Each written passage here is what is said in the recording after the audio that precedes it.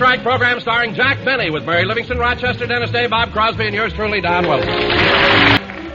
Ladies and gentlemen, while September is one of the most beautiful months of the year, there's a certain sadness about it. Yes, many sad things occur at this time of year. Children have to go back to school, vacations are over, and people have to go back to work. The flowers wilt, the leaves die, and Jack Benny comes back on the air. And here he is, Jack Benny.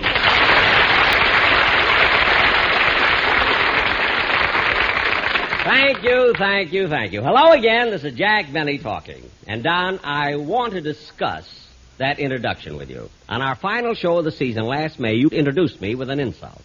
And now the first show of the new season, you do the same thing. Oh, I'm sorry, Jack. You should be. And before dropping the subject, let me remind you of the lyrics of that beautiful tune written about this particular month. The September song? Yes, remember, Don, it's a long, long time from May to December. And it seems even longer when you're not eating.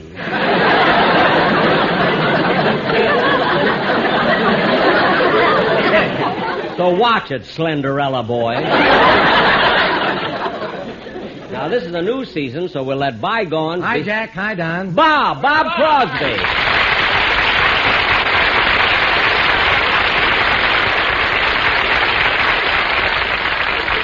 Bob, it's good to see you. You look wonderful. Well, so do you, Jack, and you too, Don. Thanks, I feel good, too. Tell me, Bob, where did you spend your vacation? Well, Don, I didn't have a real vacation. You see, my television show on CBS, it's on 5 days a week, and, I was kept very busy. Yeah, it's awful. Yeah, but it did have its compensations. I was paid every week. So you were paid every week. What good is that? A man needs a little relaxation. I mean, money isn't everything. You ought to realize that. Oh, Usher. Yes, sir? Can you tell me where Mr. Benny's broadcasting from? I must be in the wrong studio. No,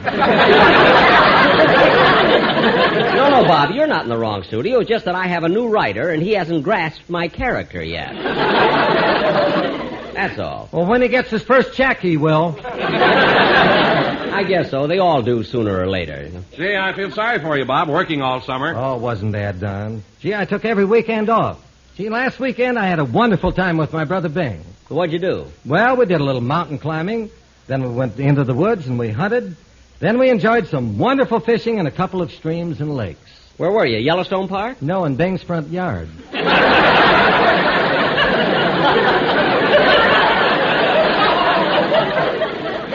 Now, wait a minute, Bob. I know Bing has a big house and ground, but it's not that big. Aren't you exaggerating a little? No, I'm not, Jack. In fact, it's an even money bet that Bing's place becomes a state before Hawaii. God!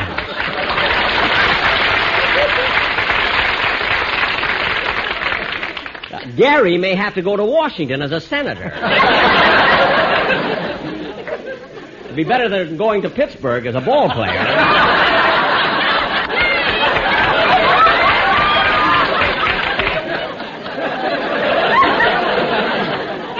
Well, I guess you're right, Bob. You can have a nice vacation just on weekends. Huh? Oh, certainly, Jack. It's amazing what you can do in just 2 days.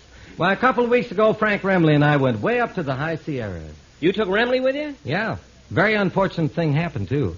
We were climbing around a narrow cliff. All of a sudden, Remley slipped and fell about 30 feet to a small ledge, and no one could reach him. That's terrible. What happened there? Well, finally, one of those St. Bernard dogs with a brandy around its neck got to him.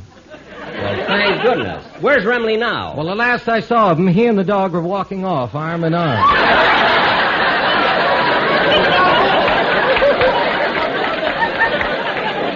Well, Remley always was an animal lover. You should see the tender way he treats an old crow.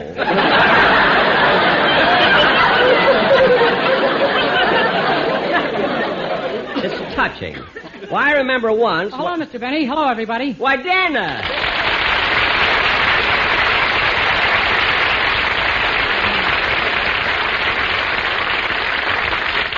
Gee, it's sure good to see all of you again. Good seeing you, Dennis. I sure miss you, kid. Yeah, even though I hate to see our vacations end, there's something nice about all of us getting together again. Yeah, that's right, Mr. Benny. Here we are starting a new series. Yes, sir. Are you looking forward to a good season? I sure am. So am I. That's good. In fact, this will be the best season I ever had. Why? I'm quitting your show.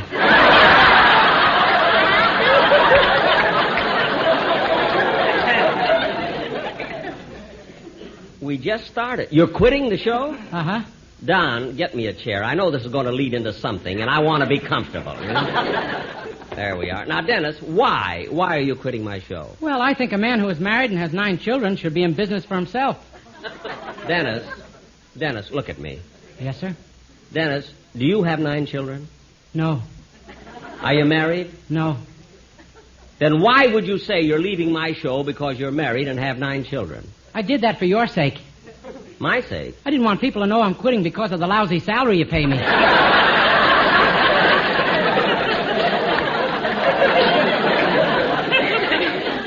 What? I grasped your character 12 years ago.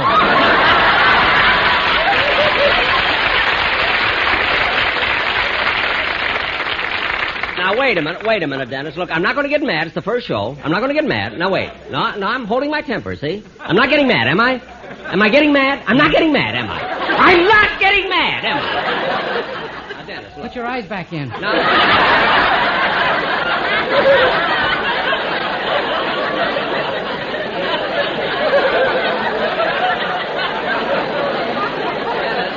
I only want to ask you something. I'm not getting mad. Do I look mad? I'm not mad, am I? I'm not. Now, I just want to ask you something. How can you say I pay you a bat? It's a darn good salary, isn't it? Yeah, when you pay it to me, but all of June, July, and August, no money at all. Well, of course I don't pay you during the summer. We're off the air those 3 months. We are? Oh, certainly. Gee, and every Sunday I came down here and sang my heart out. Well, Dennis, that's your own fault. When you came down here every Sunday and saw a completely empty studio, not a soul in it, what did you think? I thought you were slipping.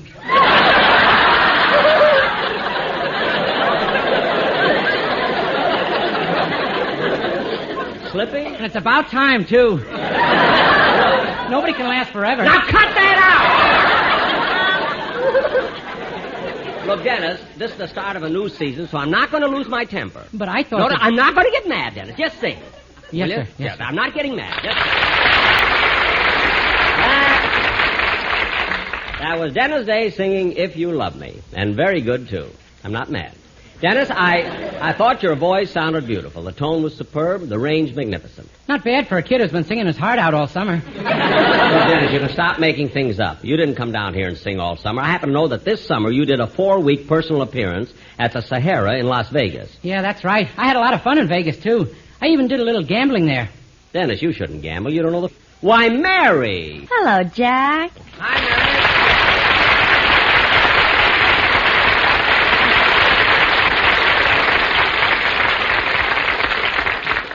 Hi, everybody. Oh, Mary. Hello, Mary. Hello, Mary. What were you fellas talking about? What a big hit I was in Las Vegas.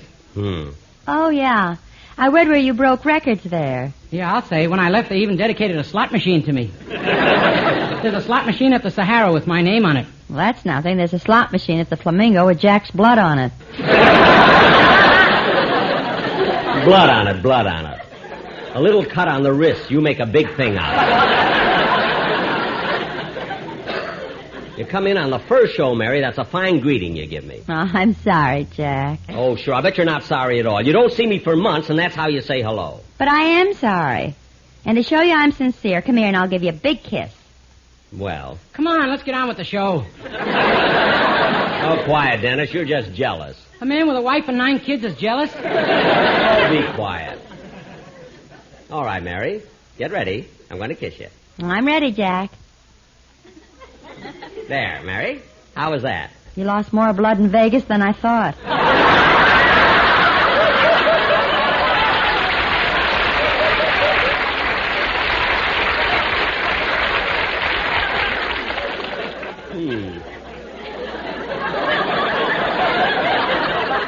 Mary, if you're going to keep on like this, I'll be sorry that you didn't stay in Plainfield when you visited your family. Well, say, Mary, were you in the East during the big heat wave they had? Mm-hmm. Oh, and it was really hot. Everybody suffered but Papa. Now, what'd your father do? Well, every night he'd fill the bathtub with ice-cold beer and get in it. Well, Mary, in a few hours, wouldn't the beer warm up? In a few hours, he didn't care.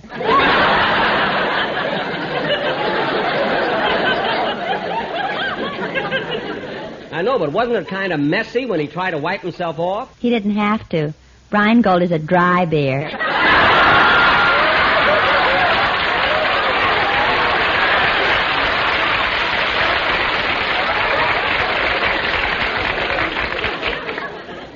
Well, I asked her, so she told me.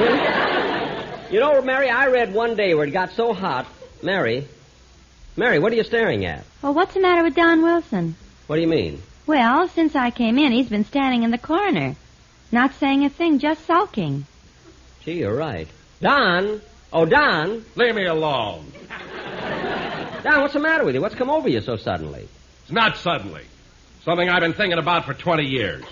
Well, if there's something wrong, for heaven's sake, tell me about it. All right, I will. Every year when we come back on the air, I start the program off by introducing you, and you come on and get applause. And then Dennis comes on and gets applause. Then Bob Crosby makes an entrance and gets applause.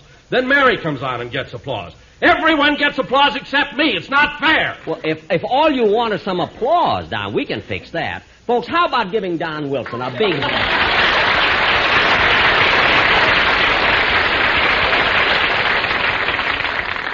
There you are, Don. How was that? Wonderful, Jack. Makes me feel great. Good. And, folks, I want to thank you for giving Don that big hand because never has so little made so much so happy so fast. So there. And now, Don, that your little heart has been lightened, would you mind getting the Sportsmen Quartet up to the microphone for the commercial? Oh, I will. Oh, Sportsman. Hold it, Don. Hold it. Hello? Hello, Mr. Benny. This is Rochester.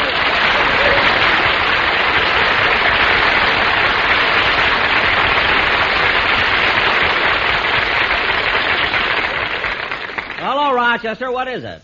Well, I thought I ought to call and tell you your trunk arrived home. My trunk? Yeah, the one you took with you when you went out on that personal appearance tour this summer. Oh, yes. Did you unpack it? Almost. And say, there's a high silk hat in there that I never saw before. Oh, yeah. Be careful with that hat. I bought it from a magician who was on the same bill with me. A magician's hat? Yes, I'm going to use it on my television show next Sunday. He taught me a trick with the hat. I put in 2 rabbits and pull out 5 of them. Well, he must have taught the trick to the rabbits, too. There's 40 of them now.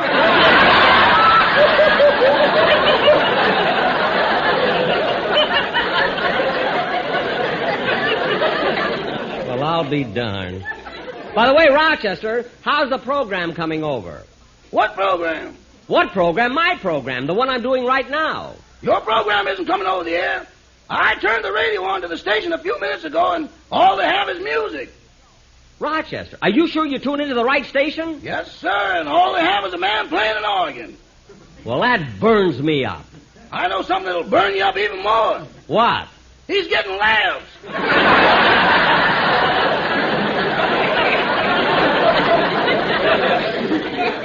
Look, Rochester, I better hang up and check into this. Just be sure and have dinner ready when I get home. By the way, what are we going to have? Rabbit, what else? All right. Goodbye. Goodbye.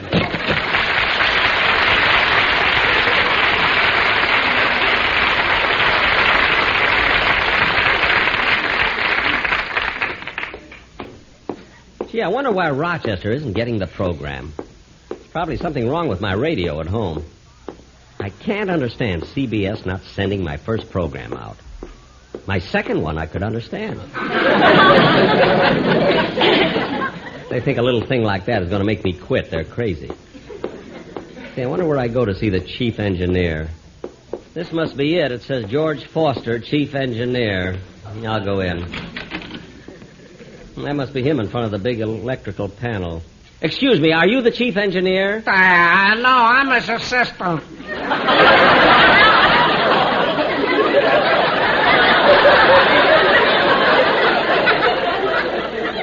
Well, I'm Jack Benny, and my radio program isn't going out on the air.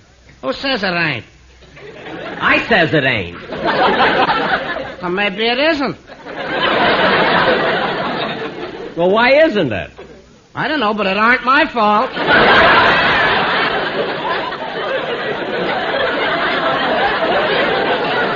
I'm not saying it am.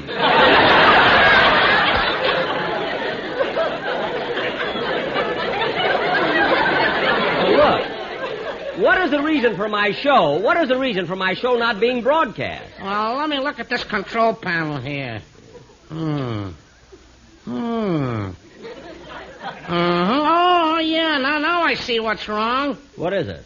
Well, you see, Mr. Benny, when you talk into the microphone, it creates a series of electronic impulses which are converted to vibrating wavelengths at varying frequencies, which are instantaneously reconverted by a series of transistors. Then it comes through here to the master control panel, then they pass through the superheterodyne condenser, and the volume is then rheostatically controlled. Oh, well, I still don't quite understand from your explanation why my program isn't coming out over the air. It ain't plugged in.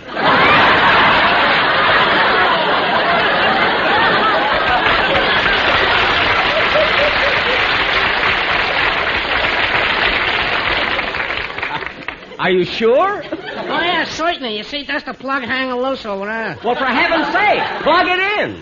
Oh, I can't. Why not? Well, look, mister, I can pick up the plug, I can inspect the plug, I can dust the plug, I can polish the plug, but the union says only the chief engineer can plug in the plug.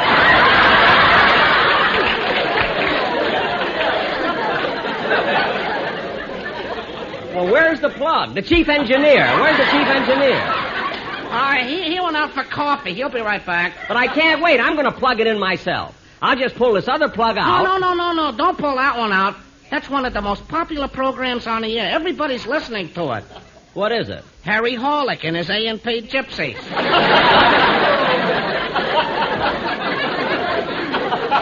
Well, of all, that program hasn't been on for years. Gee, why don't somebody come down here and tell me those things? Now, look, I've stood for... Oh, here comes Mr. Foster now. Oh, yes. Mr. Foster.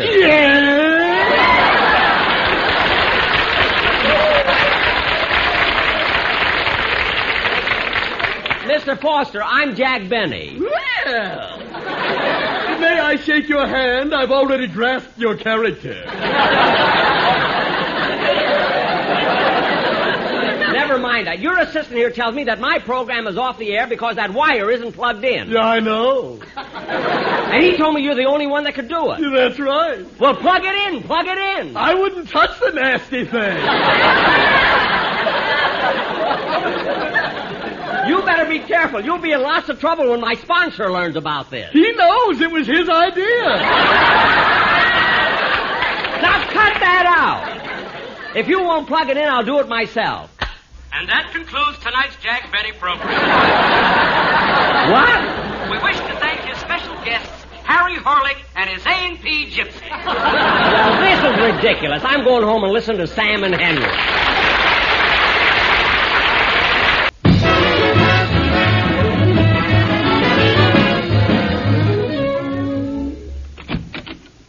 Who's that? It's only me, Rochester. Any mail or phone calls? Yeah, Mr. Frank Remley called. He wanted to tell you that he's opening at the Cine Grill at the Hollywood Roosevelt Hotel October 5th. Oh, good. I'll go down and see him. Mr. Remley said you'd enjoy it. He's got a special attraction this year. A special attraction? His vocalist is a St. Bernard. Well, what do you know? I'll sure go down and see that. Good night, folks.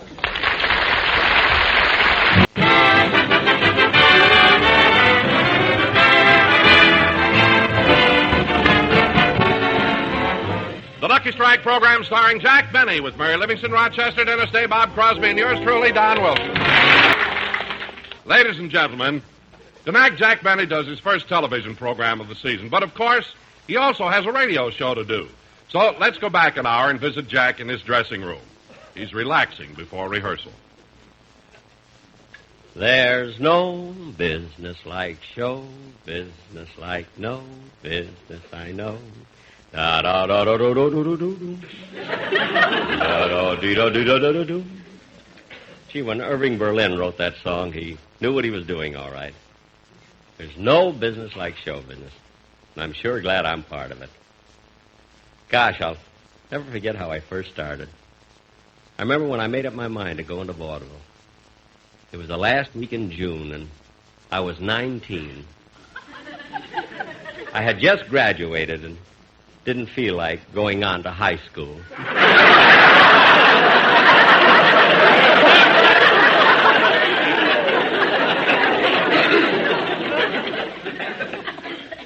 What memories those early vaudeville days bring back. Split weeks, 2 a day, New York, Broadway, and the Palace. I'll never forget who was on the same bill with me when I first played the Palace. Jimmy Durante, Georgie Jessel, Johnny Wilkes Booth.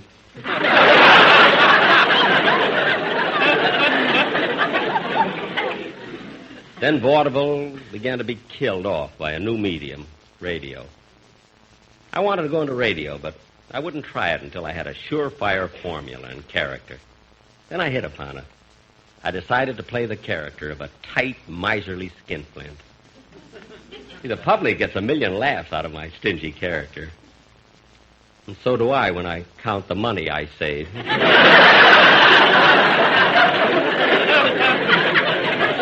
Yes, sir. There's no business like show business. Da-dum, bum, boom, ba-boom. Then when my radio program was doing all right, I moved out to Hollywood and went into the movies. See, the movie business is funny. You make good pictures year after year, and nobody thinks anything about it. But you make one stinker and you're through. Gee, I'm glad I quit before I made a bad one.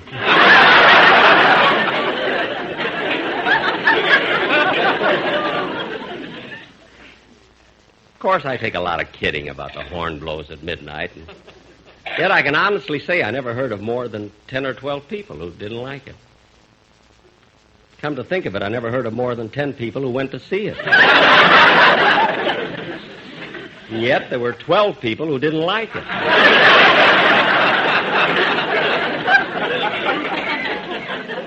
This I don't understand at all. Oh, well, you can't please all of the people all the time. Sometimes I think that... I'm back, boss. So soon? Hey, did you get the shaving cream for me, Rochester? I got the drugstore across the street. Good. Well, we haven't got much time, so come on and shave me. Okay. Now, hold your head still while I lather you up. Okay. Say, what kind of shaving cream have you got there? It smells different from the brand I usually use. Oh, it is different. It's the newest on the market. It contains 18% lanolin, 7% antiseptic, 50% soap, 9% chlorophyll, and 16% Smirnoff vodka.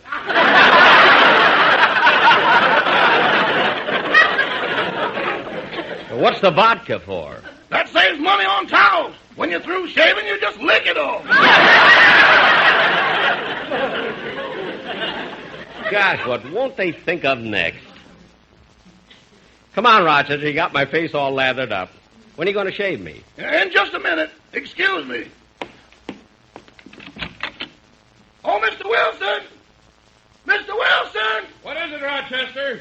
I'm going to shave Mr. Benny now. Okay, I'll tell the boys. Hey, fellas, Rochester's going to shave Mr. Benny now.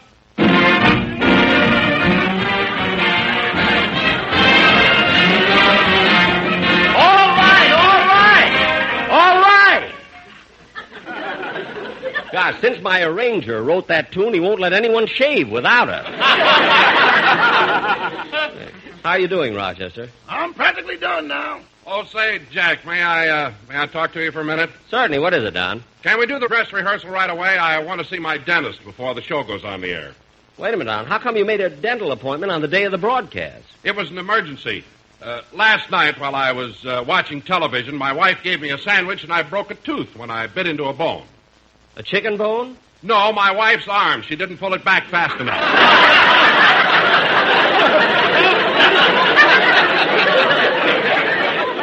Oh, Don, you're joking. Yes, I am, Jack. But I did break a tooth, and if I don't have it fixed, I'm afraid I won't be able to do the commercial properly on the program. Well, don't let that worry you. The Sportsmen Quartet, they can always do it. You know? Yeah, I know, and they're across the hall rehearsing with Malin Merrick, your arranger.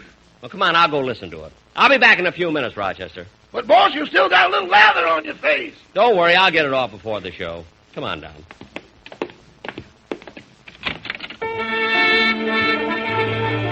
Hold it, fellas. Hold it. Where's my arranger? Oh, Malin. Yes, Jack.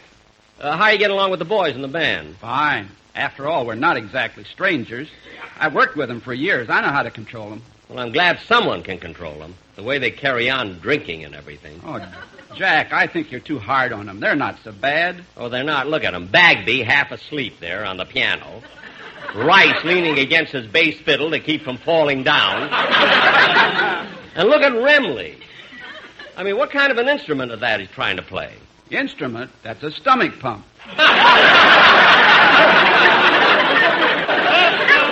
Oh, for heaven's sake. Well, Malin, the reason I'm here is I'm wondering whether you can prepare a commercial for the Sportsmen to do on today's program. Sure, I've got a real catchy tune right here. Hit it, fellas. Well, thanks very much, fellas, and I sure appreciate your dedicating that song to me. Now, Malin, I'm going back to my dressing room and see if Dennis has come in yet. Then we can get on with the... Remley, stop licking the lather off my face.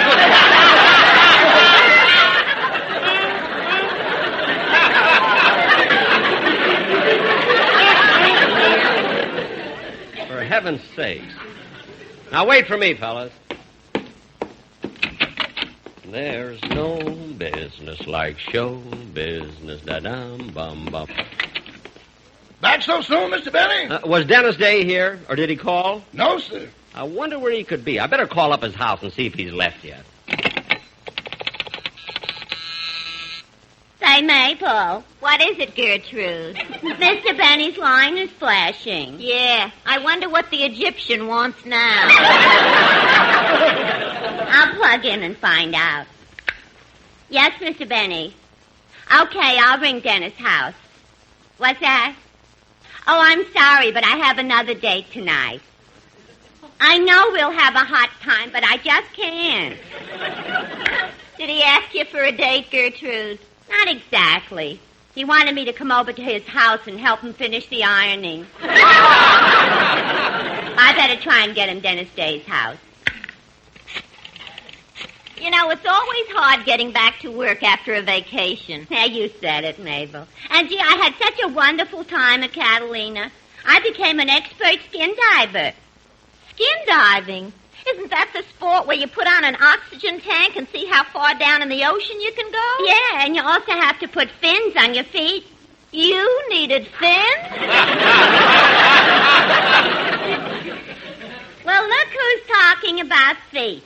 The girl who gets $20 an hour for crutching grapes.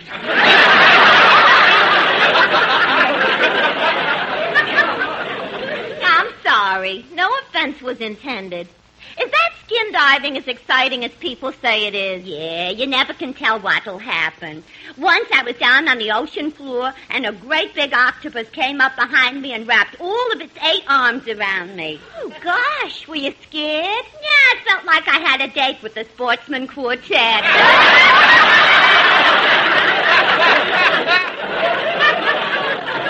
Say, you know, Mabel, Mr. Benny's so impatient. There's no answer at Dennis Day's house, Mr. Benny. What? But, Mr. Benny, I told you before I couldn't come tonight. Huh? I don't care if it is Robert Taylor Shorts. I got a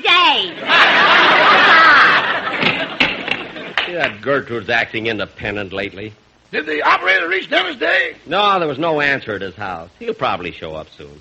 Say, Rochester, I gave you the night off. If you want to, you can leave now. I changed my mind, boss. I'm not going out. But I thought that you and your friend Roy were going to the movies. Yeah, but now he doesn't want to. He told me he decided to play Penny Ante instead. Well, that doesn't sound very exciting. You ought to see Ante. Oh. Well, anyway, Rochester, if you want to leave... Hello, Mr. Benny. Oh, Dennis. Dennis, I was just trying to get you on the phone. Oh, am I late? Not exactly, but I did want to get the rehearsal started a little earlier than usual. Well, I started out for the studio early, but on the way here I saw some people fighting, and I tried to stop them. I got socked in the eye twice. Well, that's your own fault, Dennis. You shouldn't have tried to stop them from fighting. It was none of your business. Yes, it was. They were my mother and father.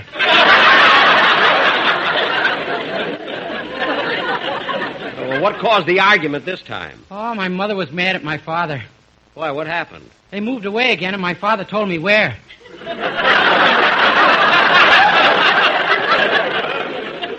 Dennis, I can't understand why your mother keeps trying to lose you. After all, she is your mother. You wouldn't dare say that to her face.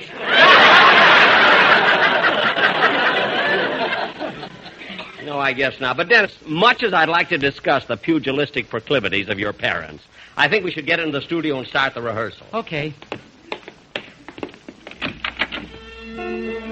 Hold it, fellas. Hold it. Yeah, hold it. Let's get on with the rehearsal, and we may as well start with the sketch. Oh, what's the sketch we're going to do? Well, we're going to do our version of that spectacular 20th Century Fox CinemaScope production, Garden of Evil, which starred Gary Cooper, Susan Hayward, and Richard Widmark. Now, I will play the Gary Cooper part, which is the leading role. Naturally. Yes, naturally. Yes. Now, Don, let's rehearse it. Set the scene. Okay, a little mood music, please, Malin.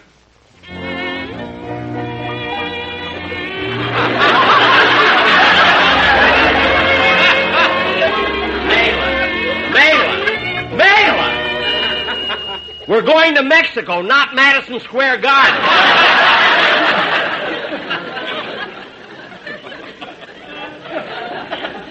Now do what Don Wilson said or he'll bite your arm. Go ahead. In the middle of the last century, hordes of Americans moved on to California seeking gold. Our play concerns two men who were bound for the gold fields by boat, but were blown off their course and landed on the coast of Lower Mexico.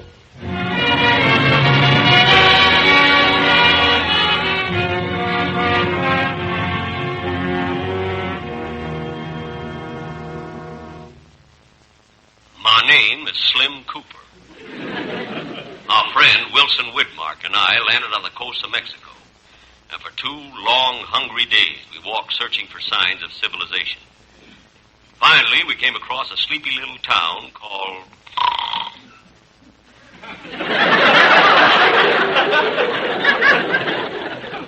Later, this name was changed to Sonora, Mexico. The town seemed deserted, but I finally took a chance and knocked on a door.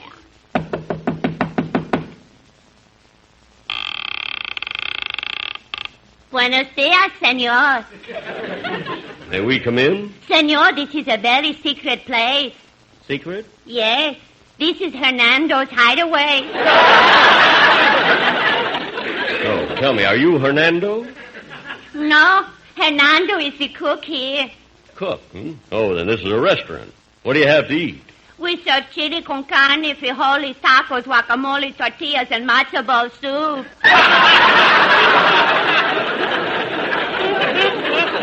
Matzo ball soup? Hernando is only his first name.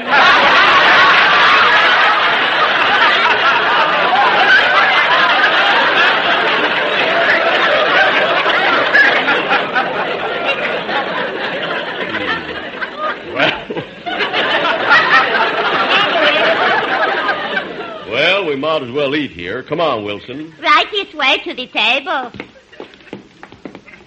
Say, look at the menu. Hey, they got everything on it. Are you hungry, Wilson? Hungry. I'm so starved I could eat a horse. Don't you get tired of the same thing every day?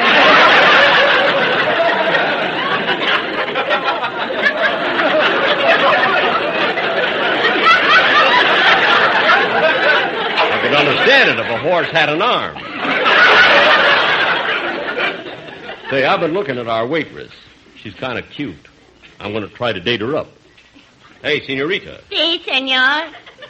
How about a date tonight? I cannot go with you, senor. I am married. The bartender over there is my husband. Your husband, eh? Going over and talk to him.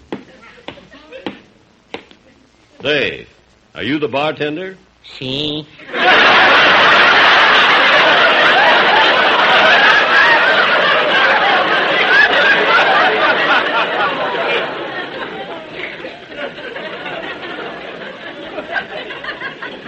And you're married? Si. That gal over there? Si.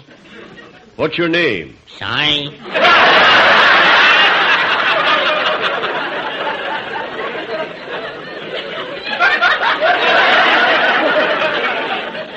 Size? Si.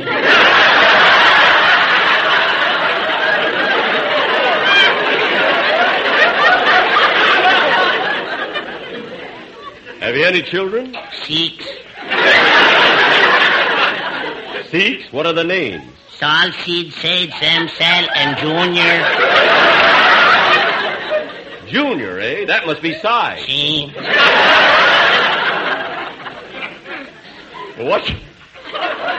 What's your wife's name? Sue.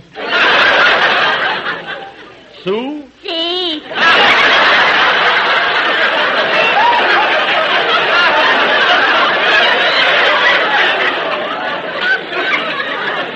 Well, she's a very nice gal. Hey, Slim, the food's in here. Okay, I'm coming. Hey, this food looks good. Yeah, but it needs salt. There ain't none on the table. No salt, eh? Well, I'll get some. Sue? See? Salt. See? Salt. See? Salt. Salt. Never mind! We'll eat it without salt. Wilson and I started eating our food in the oppressive heat of the little restaurant, when suddenly the front door opened, and she walked in.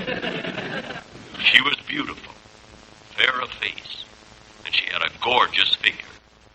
She looked like something out of Esquire. About July. I got up from my table and walked across the room to her.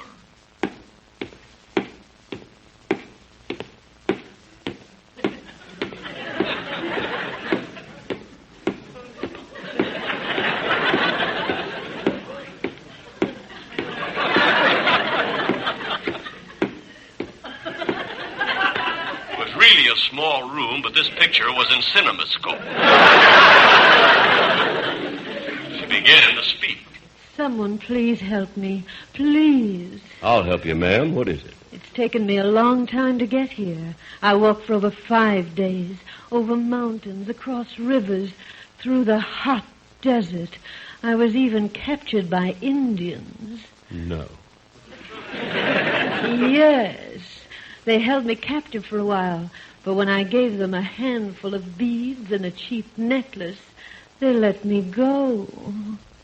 Stupid Indians.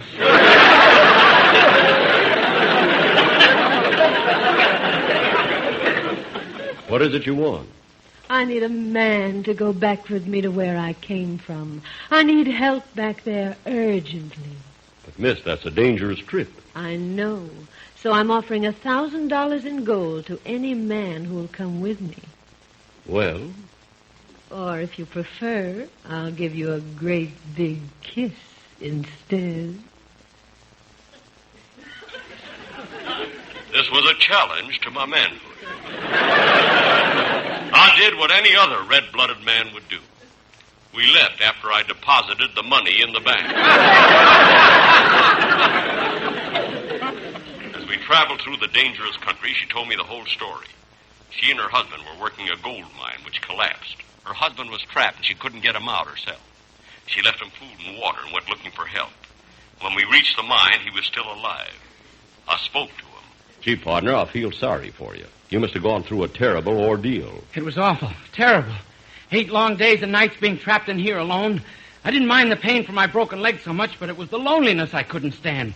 The terrible, frightening loneliness. Day after day, night after night. No one to look at, to talk to. Just being alone. Alone. Alone. And this morning, a big rattlesnake crawled in here. Oh, my goodness. What did you do? I taught him to play gin rummy. Look, take it easy, partner. You're out of your mind. I'll try to dig you out. Not right now. I want to finish this game. Gin. Ouch! Boy, what a sore loser. The snake bit you. Oh, do something. Do something. No, it's too late. I'm going fast. Darling, kiss me goodbye. Yes, dear.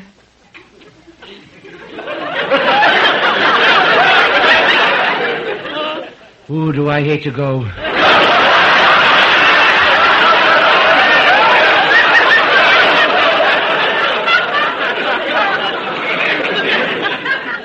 Everything is turning black. Kiss me again. Look, die already! And I had to take the leading role.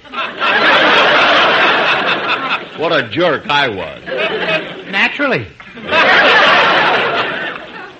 A few minutes later, he passed on. It was then that his wife said that she had fallen in love with me, so we got married. What a sneaky way for her to get her $1,000 back. Truly, this is a garden of evil.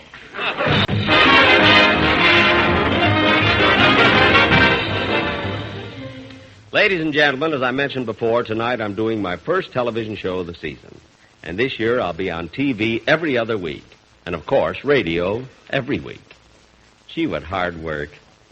If I didn't stay 39, I'd never be able to take it. Good night, folks. I'm a little old. I mean, a little late.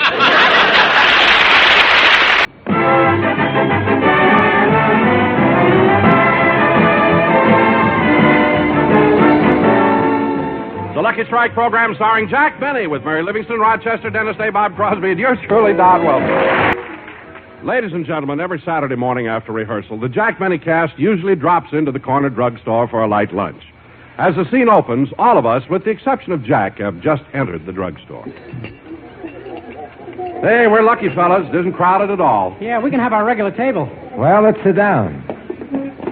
Hey, Jack must have finished his business at the studio. He's standing on the corner on the other side of the street. I wonder what the private business was he had to take care of. Well, he went up to see Mr. Ackerman, the vice president of CBS. This is the day Jack is giving the network his ultimatum. Well, what ultimatum? Either CBS gives him free parking or he's going back to NBC.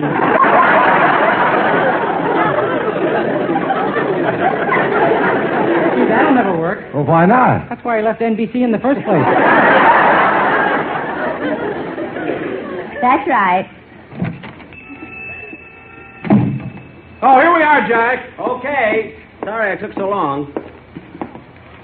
What'd you kids order? Oh, nothing. We were waiting for you. Oh, then I'll call the waitress. Oh, Miss? What do you want, Mac?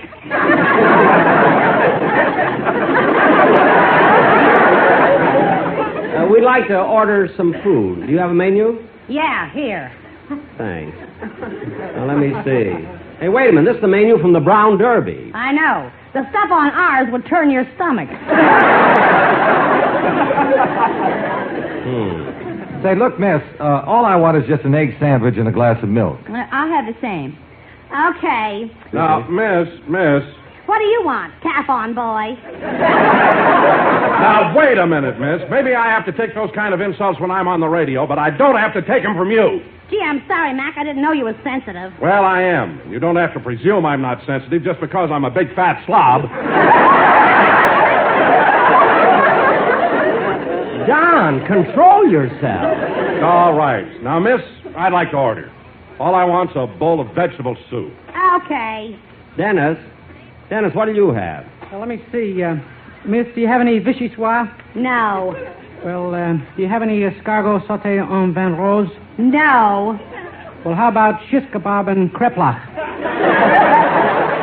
No. Dennis, this is only a drugstore. Why are you ordering things like that? I wanted to know I've been around. Stop being silly. Order something you'd get in a drugstore. Okay, I'll have a chicken sandwich. With mayonnaise? No, toothpaste. Cut that out!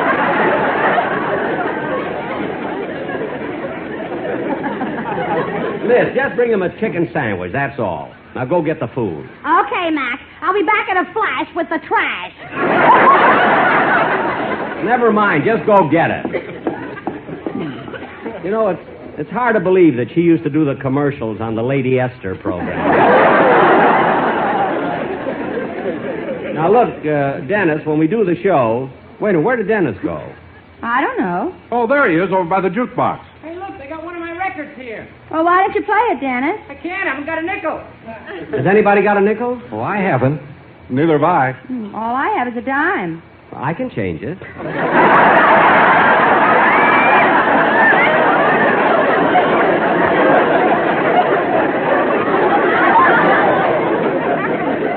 Jack Benny, All right. Here's a nickel, Dennis. Catch.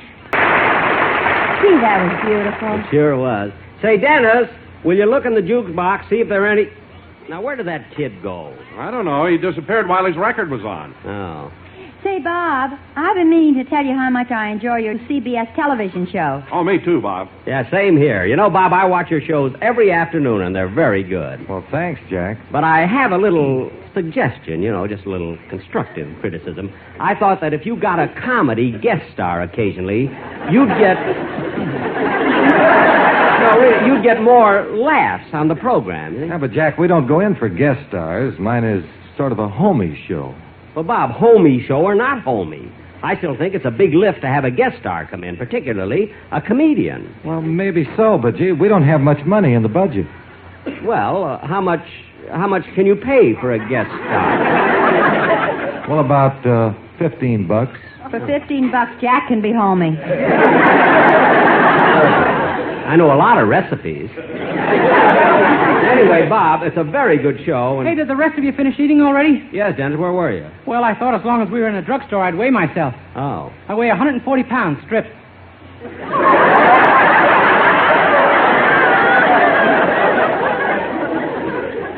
Stripped? I took the weighing machine into the phone booth.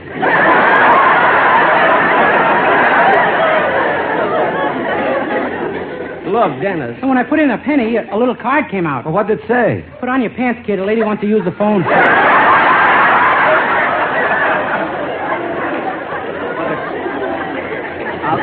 Dennis, stop already. Will you stop being silly? Oh, he's not being silly, Jack. Sometimes those things just happen by coincidence. Oh, sure. Well, that's the truth. Once I put a penny in the scale, and you ought to see the card that came out. Well, what did it say? Get off, you're hurting me. Well, that I believe. That could happen. I hate to break up this round-table discussion, but will there be anything else? Not for me. Anyone want anything? Not me. Well, I've had enough. Okay, here's the check. Oh, well, I'll take it, miss. No, Bob. Let me pay it. It's my turn today. Oh, now, wait a minute, John. You paid last time. I'll pay today. No. Bob paid last time. Now it's my turn. No, Don, you're wrong. Dennis paid the last time, and now it's my turn. Oh, for heaven's sakes, fellas. Let's all go Dutch. Mary, it's their argument. Keep out of it.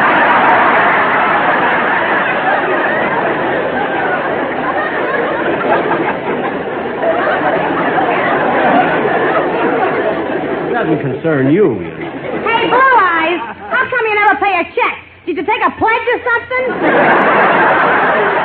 For your information, miss, it just so happens that the last time I picked up the check. You had to. You were alone. That has nothing to do with it. Oh, miss, I'll pay it. Here, keep the change. Thanks. I got a car outside. Anybody want a lift? Oh, not me. It's such a nice day. I'm going to walk. Oh, say, Don, I've got to go over and see my brother about something, and say, you pass Bing's house on your way home, don't you? Yeah, Bob. Well, would you mind dropping me off at his gate? Look, I'll drive you right up to his door. No, just drop me at the gate. I'll take a bus the rest of the way. Gee, he must have a big place. Huh? Well, so long, Mary. So long, Jack. Bye, So long. See you at the show. Yeah, so long, Don. See you later. Gee, it's still early and the weather's so nice. I think I'll go out and play 9 holes of golf. Mary, that's a wonderful idea, and I'll join you. Can you drive me by the house? I got to pick up my golf clubs. Sure, my car's right in that parking lot. Good. You get the car, meet me at the corner. I want to get a newspaper. All right, see you in a couple of minutes. Okay. Gee, that Bob Crosby is a nice guy. Imagine him giving the waitress a $1 tip. Gee, I'll bet it made her feel good. I got a thrill out of it, and I was only watching.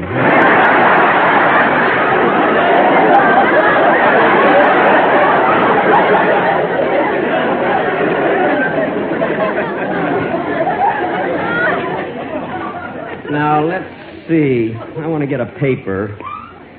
See, which paper do I want to get here? Hi, Rube. Huh? Oh, it's my friend from Calabasas.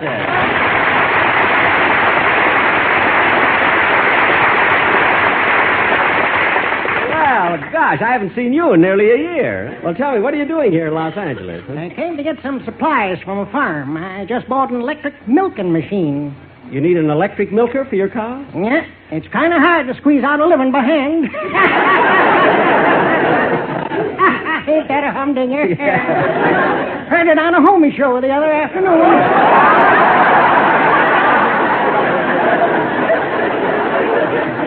Could that have been Bob's? I don't know. Is that all you have on your farm, just cows? Oh, no. Main crop is grapes. We operate our own winery. Well, that sounds like a nice, pleasant occupation. Pleasant but dangerous, Rube. Dangerous. In fact, just a short time ago, my uncle fell into one of those big vats full of wine and drowned.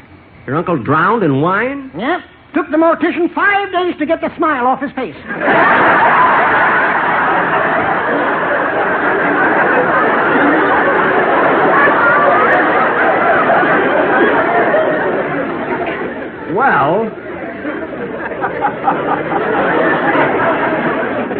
Well, I can't understand how... Oh, I'm sorry. That car is honking for me. I gotta go now. Nice running into you. Goodbye. So long, Rube. So long.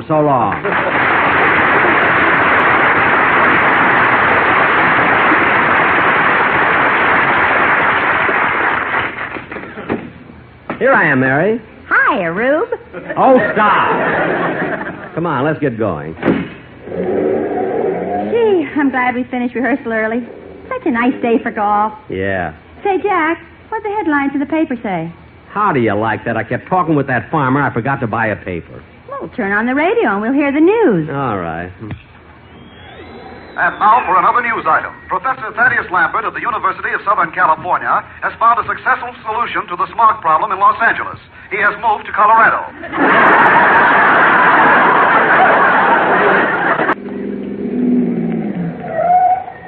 Well, here we are, Jack. Run in and get your clubs. Want to come in the house for a minute, Mary? No, I'll wait out here in the car. Okay.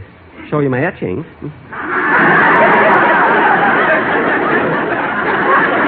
Won't take me long.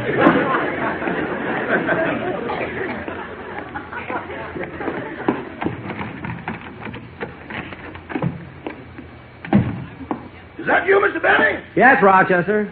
Would you like me to fix you some lunch? No, thanks. Wait a minute, Rochester. What are you doing with my violin? I'm going to put it back in the case. That violin's been lying around ever since you went off the air last June. That long? Uh-huh. In fact, it's got mold all over it. Well, did you wipe it off? No, sir. Why not? Boss, mold makes penicillin, and that thing needs all the help it can get.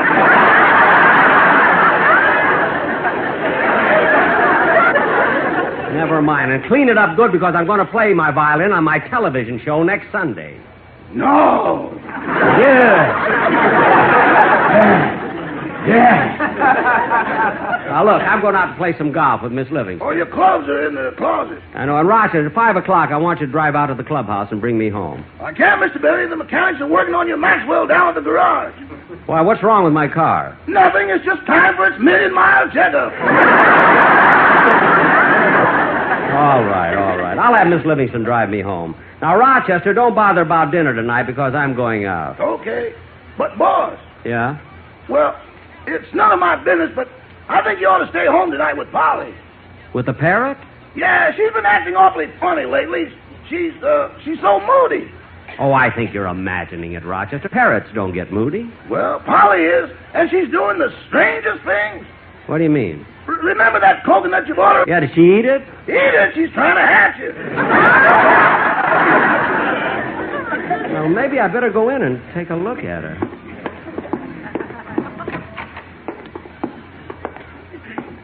Hello, Polly.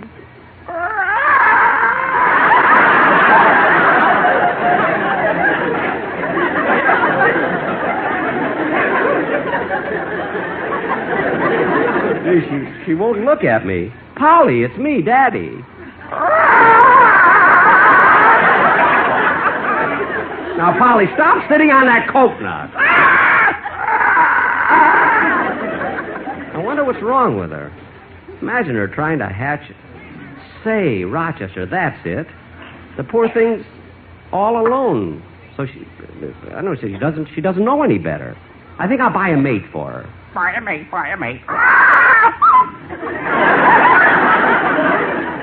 Mr. Benny. Remember the last time you bought her a mate? You had those two parrots in the same cage for over a year, and then you discovered they were both females. Yeah. I wonder how that happened. Somebody goofed.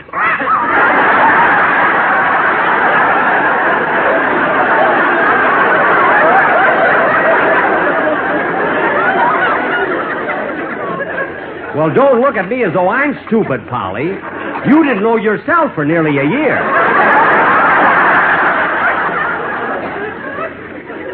Gee, Rochester, now you've got me kind of worried. For heaven's sake, Jack, what's taking you so long? I'm sorry, Mary, but Polly isn't feeling well.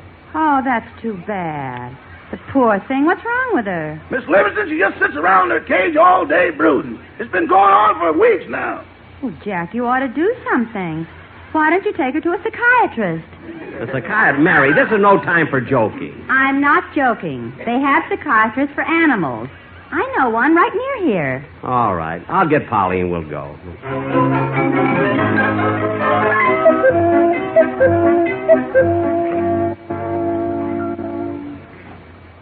Jack, here's the doctor's office. You go with Polly, and I'll wait outside in the car. Okay.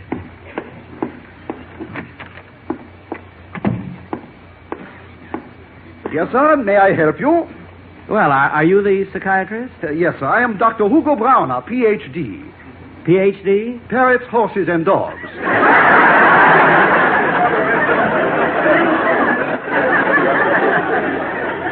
Those are my specialties, but I take care of all animals. Oh, well, I've come to see you about my parrot here. I think she has some sort of a complex. Well, what seems to be wrong with the little lady? Well, she's very melancholy lately, and today I gave her a coconut, and she tried to hatch it. Could it be possible that birds long for motherhood? Oh, certainly.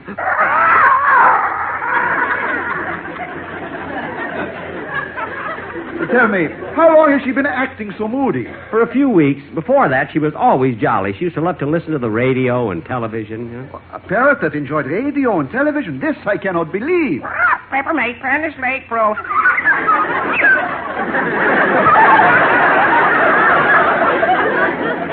I believe. Now, to help her, maybe it would be good if you told me something about yourself. What do you do? Well, I'm Jack Benny. Oh, yes, you look familiar. Well, in addition to yourself, Mr. Benny, how many people come in contact with this parrot? Well, there's my valet and my cast and my 6 writers. Uh-huh. And what is this parrot's name? Polly. It took 6 writers to think of that?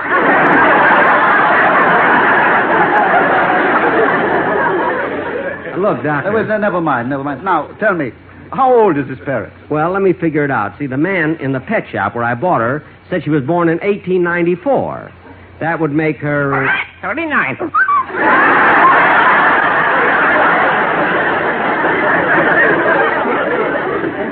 Where does she get such delusions? I'm sure I don't know.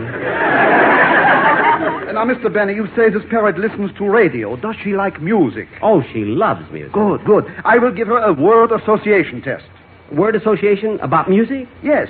I will give her a word, and by automatic reflex, she will say the first thing that comes into her mind. Oh, good. Now, Polly, listen. Piano. Liberace. Clarinet. Pretty good one. Violin. Penicillin.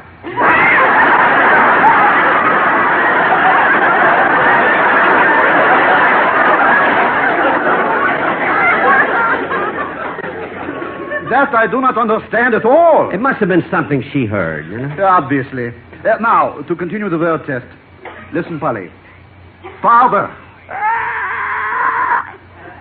Mother. Baby. Climb upon my knee, silly boy. You are only free, silly boy. You know way of knowing. You're all right. I'm for a baby. That's what I thought. To me, silly boy. Polly, be quiet. Doctor, I'll go to... Polly, please. I'll go to the pet shop and get an egg. Silly boy. Polly, control yourself. Stop crying. Polly, we'll go right to the pet shop. We know now. Mother. Polly, I'll get your name. You're from heaven. No, Polly, I'll get your name. Let's go. Polly.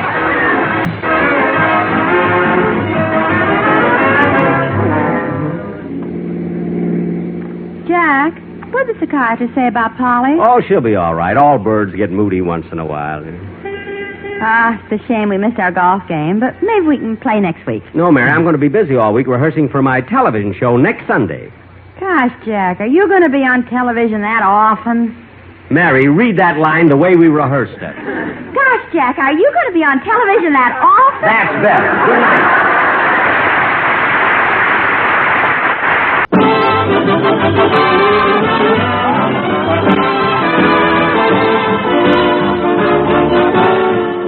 The Lucky Strike program starring Jack Benny with Mary Livingston, Rochester, Dennis Day, Bob Crosby, the Sportsmen Quartet, and yours truly, Don Wilson. Ladies and gentlemen, tonight Jack Benny does another television program.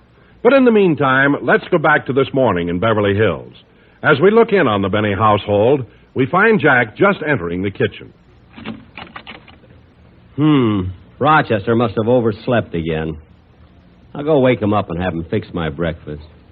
I don't know why it is, but every time I give him a day off, the next morning he oversleeps. It's the second time it's happened this year.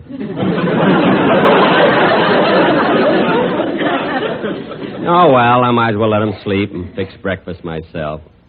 Now, let's see, where does Rochester keep the coffee? I'll try this cupboard here. No, it's filled with ideal dog food. I'll try this one. No, this one's filled with ideal dog food, too. Maybe it's in this cupboard. More ideal dog food. There's no doubt about it. I'll either have to get a dog or stop mentioning that stuff on my program.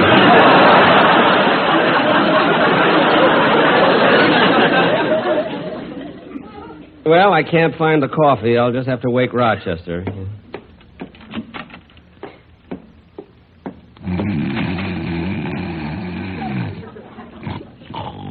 Rochester, it's time to get up. Rochester, get up.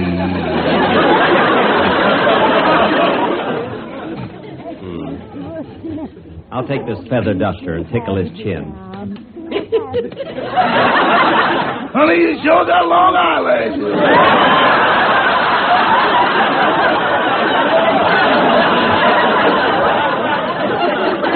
Rochester, get up! Huh? What? Oh, it's you, Mr. Benny. Yes, it's me, honey, and I want my breakfast. I'll get it. Gosh, boss, I'm sorry you woke me up when you did. I was having the most wonderful dream. I know. You were dreaming about a girl.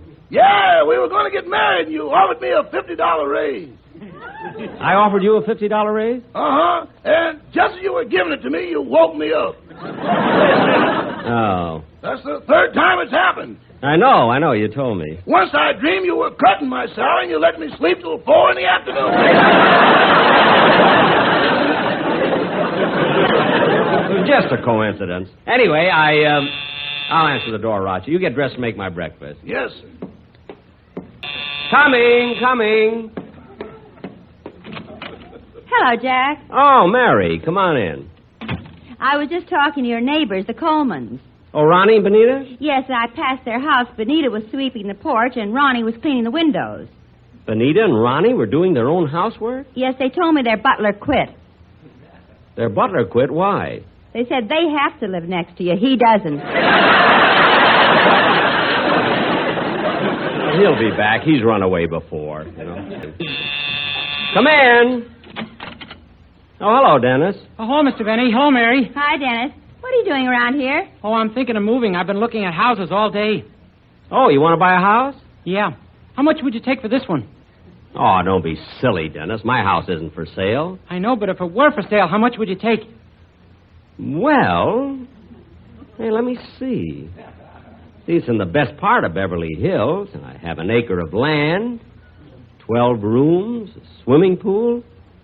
Oh, I'd ask about $100,000. I wouldn't have this dump if you gave it to me. Look, Dennis, I don't want any trouble with you. You asked me how much my house is worth. I told you $100,000. Does the price include the Venetian blinds? Yes. Also the drapes and the carpets. Anyway, Dennis, what's wrong with the house you're living in now? You just moved in. I know, but it's too inconvenient. Inconvenient? Yeah, in order to get to the bedroom, you have to go through the furnace. Well, that I don't understand at all. Dennis, what kind of a house are you looking for? Oh, it's sort of a ranch house. You know, everything on one floor. How many rooms? Well, I'd like 2 bedrooms, a den, a living room, and a kitchen. How about a bath? No, thanks. I had one this morning. Why do I always get trapped into these things? Mary talks to him, she gets a sensible answer. I ask a sensible question, what do I get? Abbott and Costello. Dennis, let me hear the song you're going to do on this week's program. Yes, sir. Very good, Dennis. I know it's going to sound beautiful when you sing it on the show. Don't be so sure. Why not? I'm having my tonsils out tonight. Tonight? Dennis, are your tonsils infected? No. Well, has your throat been sore? No. Have you been catching colds? No. Then why are you having your tonsils out? A doctor friend of mine is coming over, and I don't know how else to entertain him.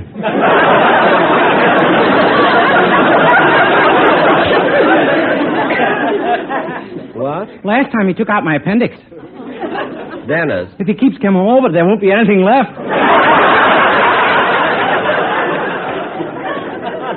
Dennis. Well, I gotta go look for a house now. Goodbye, Mary. Bye. Goodbye, Mr. Benny. Goodbye, Dennis. I got to be running along, too. I'll see you tomorrow. Okay, goodbye, Mary. Bye.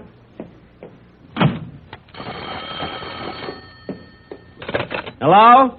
Hi, Jack. Who's this? Bob Crosby. Oh, hello, Bob. I didn't recognize your voice. What is it? Well, I'm having a few of the boys over for a friendly game of poker tonight, and I thought maybe you'd like to join us. Well, what stakes do you play for? 5 and 10. 5 and 10? Oh, Edwin, that's a little too steep for me. You know? Oh, no, Jack. Not $5 and $10, 5 and 10 cents. Well, that's what I thought you meant.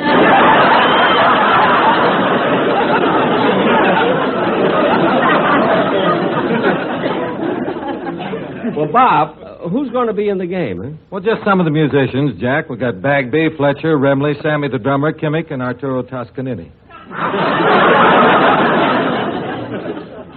Arturo Toscanini? Do you mean... Oh, no, this is another one. He slaps a bass for Wingy Minot.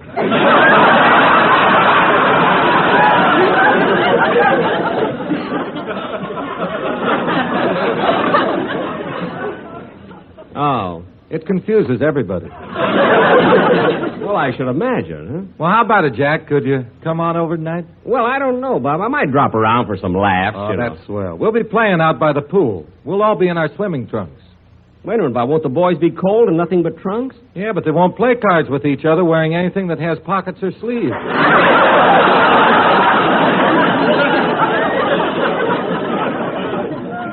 Well, Bob, maybe I'll drop over, even if it's just for a laugh. you know. Okay, I'll see you later. Bye.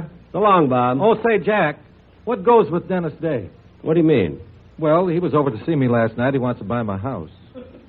Did he offer you a good price? Yeah, but I turned it down. Why? Well, he wanted me to include my Venetian blinds, drapes, and children.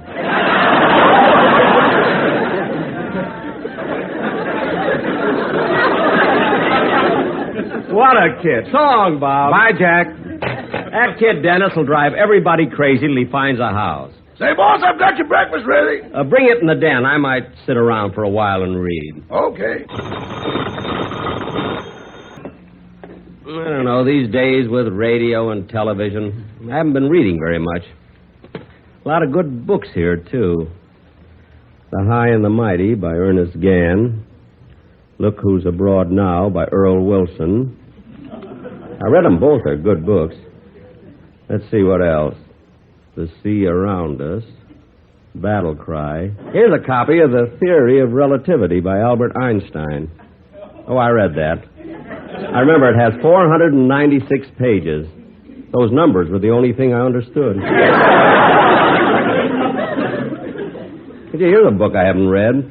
The Purple Pirate. Gee, that ought to be good. So many pirate pictures out now. I think I'll read this one. The Purple Pirate, Chapter 1.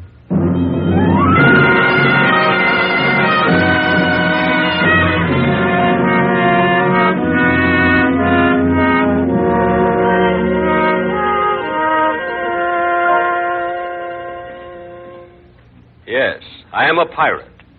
My name is Captain Morgan. As my story opens, we had been at sea almost a year. My ship had just captured a rich prize, a schooner homeward bound from the Orient and laden with cargo. We transferred her cargo to our hold, and the crew lined the rail and watched as we prepared to send the captured vessel to the bottom. All right, gunners. We're going to sink her. Fire!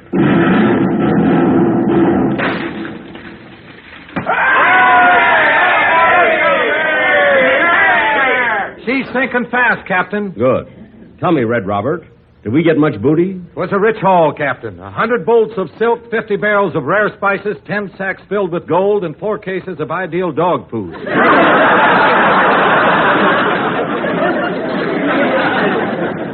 Fine. My supply was running low. That isn't all the loot, sir. We found a small sack of diamonds, some rubies, and best of all, a woman's dress. A woman's dress? What's so wonderful about that? Oh, you ought to see what's in it. You mean we've captured a woman? Yes, sir, and we also captured the captain of that ship. Good. Bring him to me. Aye, aye, sir. In a few minutes, both the captain and the girl were standing before me. I looked them over very carefully for a long time. Finally, I spoke. Which one of you is the captain?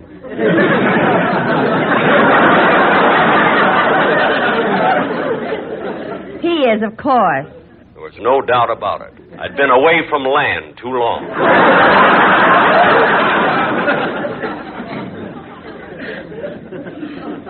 As I stood there, the schooner's gruff captain turned to me and spoke.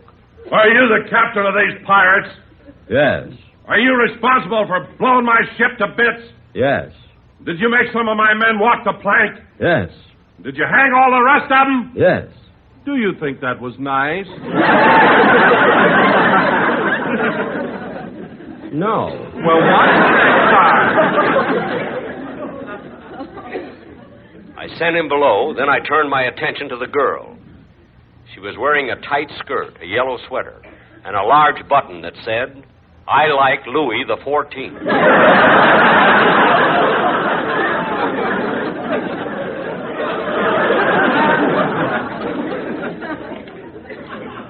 As she stood before me, I remembered the superstition of the sea.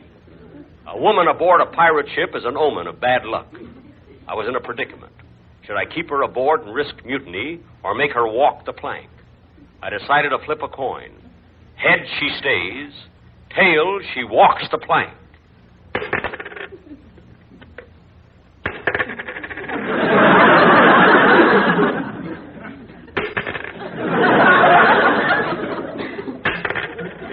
Head, she stays.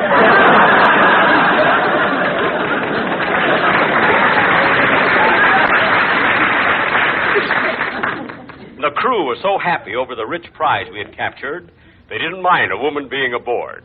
We continued scouring the sea, and then our luck went bad. We sighted no more ships. Our supplies ran low. The men were in a mutinous mood. They became surly and refused to obey orders. And then suddenly, we were attacked by the most ruthless of all French pirates, Dennis Lafitte. Red Robert, get the men to their battle station. Aye, aye, sir. Bagby, Remley, Fletcher, Kimmick, man your guns. It's no use, Captain, it's no use. The men are revolting. Would you repeat that? The men are revolting. You've caught on to these guys already, haven't you? The battle went badly, and we suffered heavy casualties. Finally, to save lives, I decided to surrender. I grabbed a white flag and started to wave it. Hey, give me those back. I'm sorry, miss, but this is no time to be doing your laundry. We were taken prisoners and immediately locked in the dark hold of the ship. For 3 days, we didn't see our cruel captor. Dennis Lafitte didn't kill his prisoners by making them walk the plank. Oh, no. He was too cruel for that. He would make you stick your head through a hole in the canvas while his crew lined up and threw baseballs at you. This wasn't so bad, but the men behind you with those darts were murdered.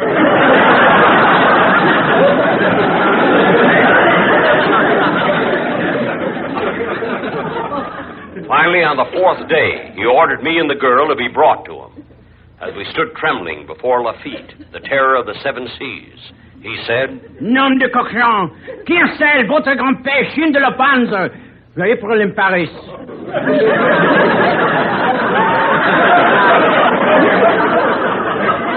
Huh? You are in the presence of the great Lafitte. Kneel, you pig. Yes, sir. Good. Now you kneel, too. Yes, sir. Ah, how I love to play the leapfrog.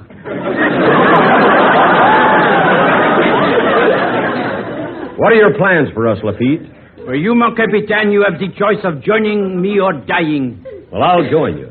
Do I still retain my rank as captain? Captain. You fool, you'll be my slave. A slave? I'd rather die first. You don't know us Englishmen very well. All right, you die. What about the girl? Are you going to kill her? You don't know us Frenchmen very well.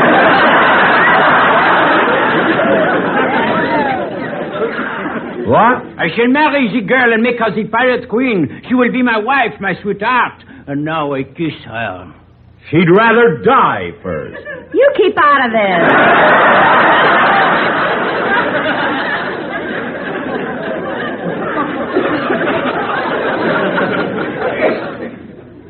I was in a predicament. Either I became Lafitte's slave, or I walked the plank. I didn't know what.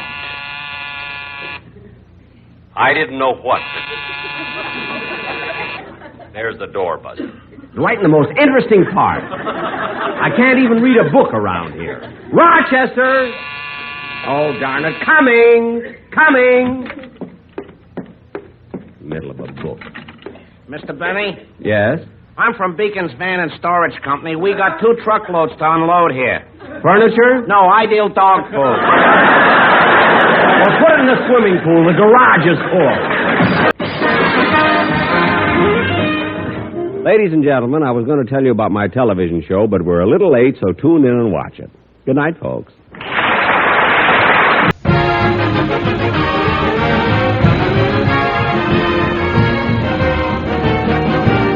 The Lucky Strike program starring Jack Benny with Mary Livingston, Rochester, Dennis Day, Bob Crosby, and yours truly, Don Wilson. As you know, ladies and gentlemen, Hollywood is the glamour capital of the world. And since Saturday night is the time your favorite stars get together for those gay parties you read about, let's go back to last night and see what's going on in Jack Benny's Beverly Hills mansion.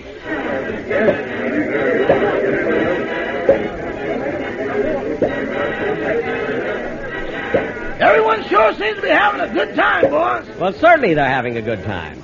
When you give your guests good food, a big orchestra, and the champagne flows like water, how can you miss? Yeah. Well, close the window, Rochester. We can't watch Ronald Coleman's party all night.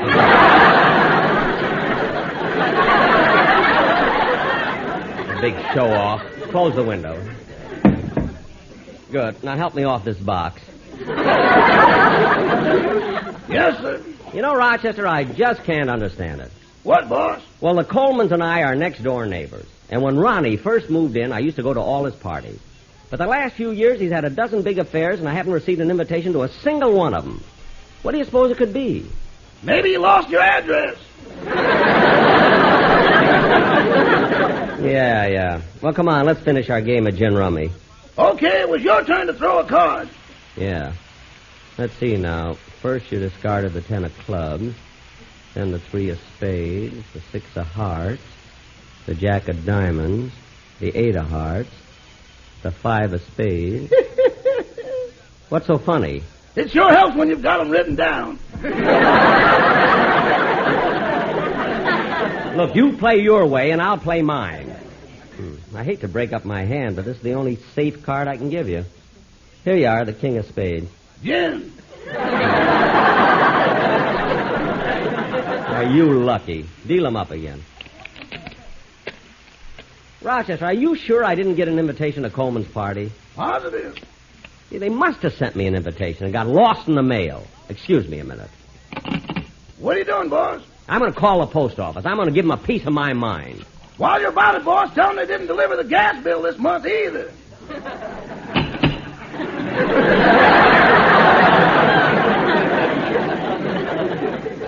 It's your play, Rochester. Gee, I got a pretty good hand this time. You'll need it. Why? I got gin.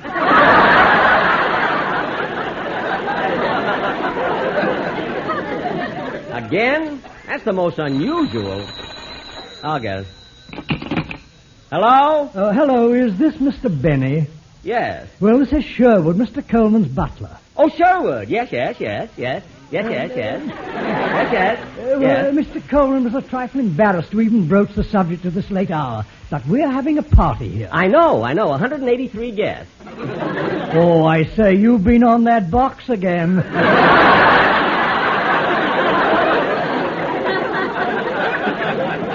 I'm such a devil, aren't I? Well, at any rate, Mr. Coleman thought you might like to slip into your tuxedo and come over. Would I? I certainly would, Sherwood. I'll be glad to come over. Good, and remember, you serve from the left and remove from the right.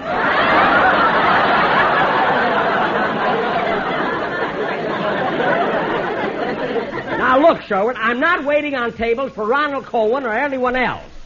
So goodbye. All the nerve. They can keep their party. I'm just as happy here at home with you, Rochester. But, boss, I'm going out tonight. Going out? Gee, I thought you were going to stay with me. Well, I'd like to, but I made plans to take the night off. But, Rochester, you were off last week. Oh, boss, you're not counting Tuesday night, are you? Well, why not? That's when I had my appendix taken out.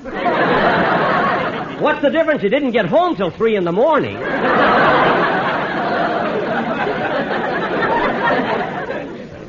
Whole night he wants for that. Well, if you want tonight off, you better get started then. Okay, I'm going upstairs and put a tie on. Everybody wants time off. Gee, what'll I do with myself all night? There's only someone I could play cards with. I wonder if Remley's home. Yeah, he cheats.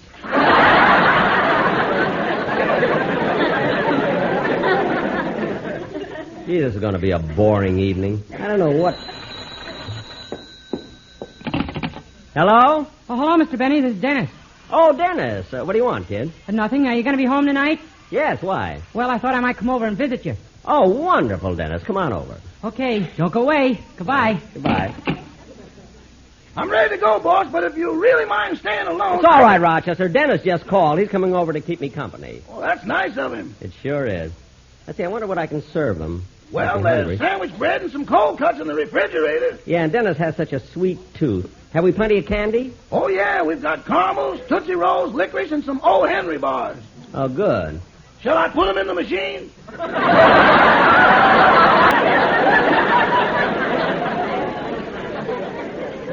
No, I can do it. You run along. Okay. Good night, boss. So long, Rochester.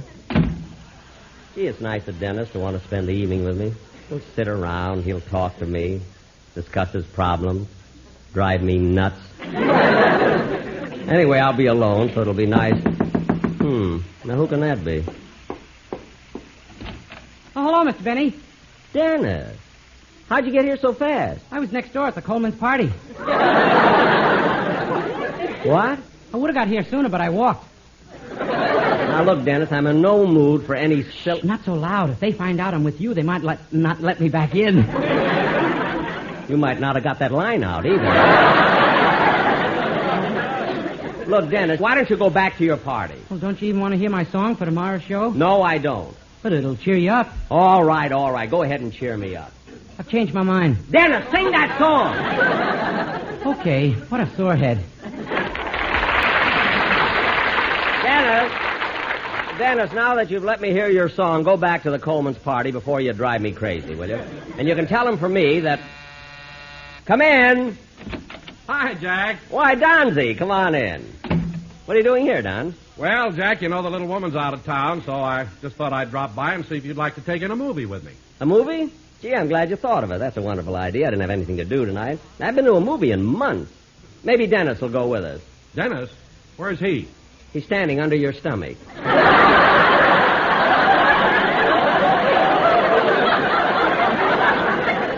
Dennis! Please don't laugh, Don. I'm too young to die.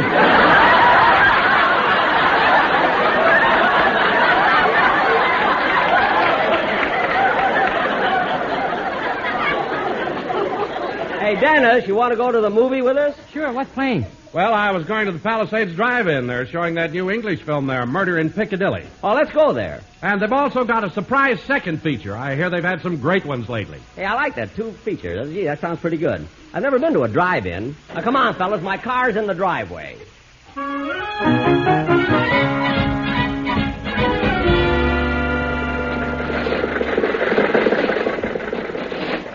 Hey, I think we're getting near the drive-in theater. There's a cowboy picture at the Strand. Dennis, you'll go where we go. You're only alone. Oh, Jack, stop. The light's changing. Okay.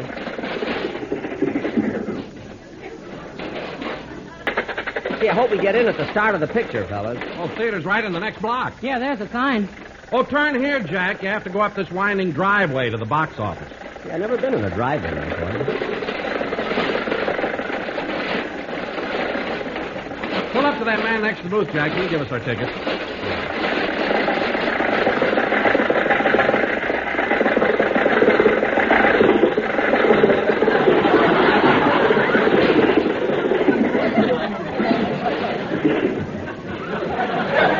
Well, congratulations. You made it.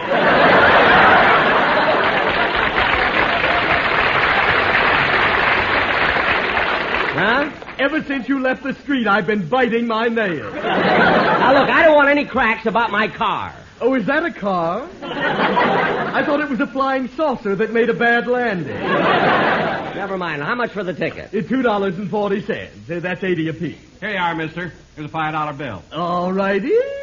$2.40 out of 5. That means $2.60. Here you are. Thank you. Come on, Jack. Drive inside. Okay. Hey, it sure is crowded here in this drive-in theater. I don't see any empty spaces. Well, why don't you follow that car in front of you? Yeah, he seems to know where he's going. Okay. You're following the wrong car. That other one turned left. He did not. I'm doing the driving.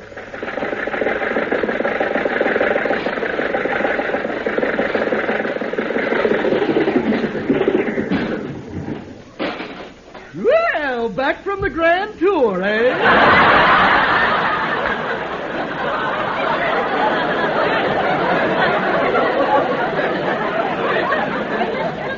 Who? Jack, you went all the way out and around the theater. Nobody listens to me. Well, hang on. I'm going back in. Not so fast. That'll be $2.40, please. What are you talking about? We paid you once. Well, don't get so huffy. It was Fatso's money. I don't care whose money it was. Instead of being so sarcastic, why don't you tell a fellow where we can park and see the show? Section H. Go there.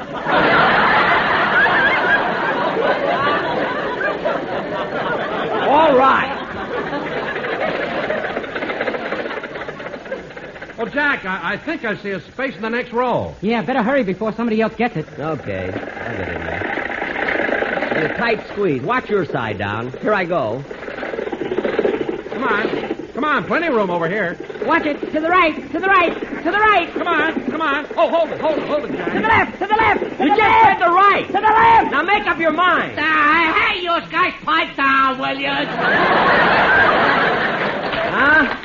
To the right, to the right, to the left, to the left. Now, Herman, don't make a scene. Oh, but why do you think they was docking to Queen Mary?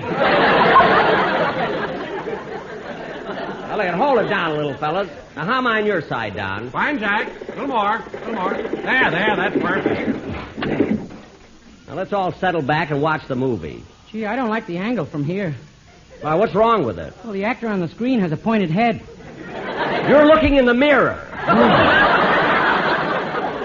Jack, I think we're a little too far to the side. Maybe we could get something more to the center. Look, I had enough trouble finding this space. I'm not moving, so forget it.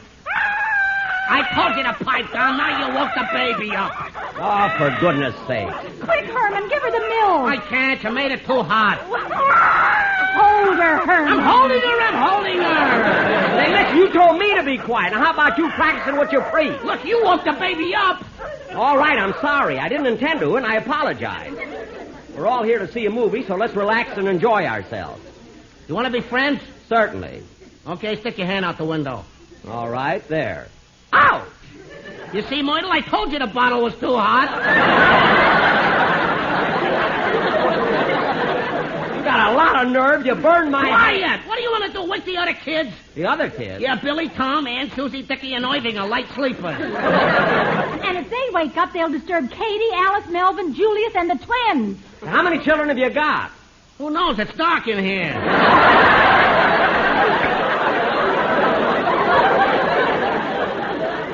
Now, come on, baby. Daddy's got you. Now, go to sleep now. We had to come to a drive-in. I want to hear the picture. Don, roll down your window and get the speaker, huh? Okay. Here, I'll just hang it over the window ledge here. Oh, Abigail. Abigail, my darling, these moments with you are like a dream. Yes, Charles. I only live when we're together. Oh, hold me closer. How I love you, Abigail. But these secret rendezvous. What if your husband catches us? Oh, that's impossible. He's away for the weekend. Don, turn the speaker up a little. It isn't on yet. That's the couple in the next car.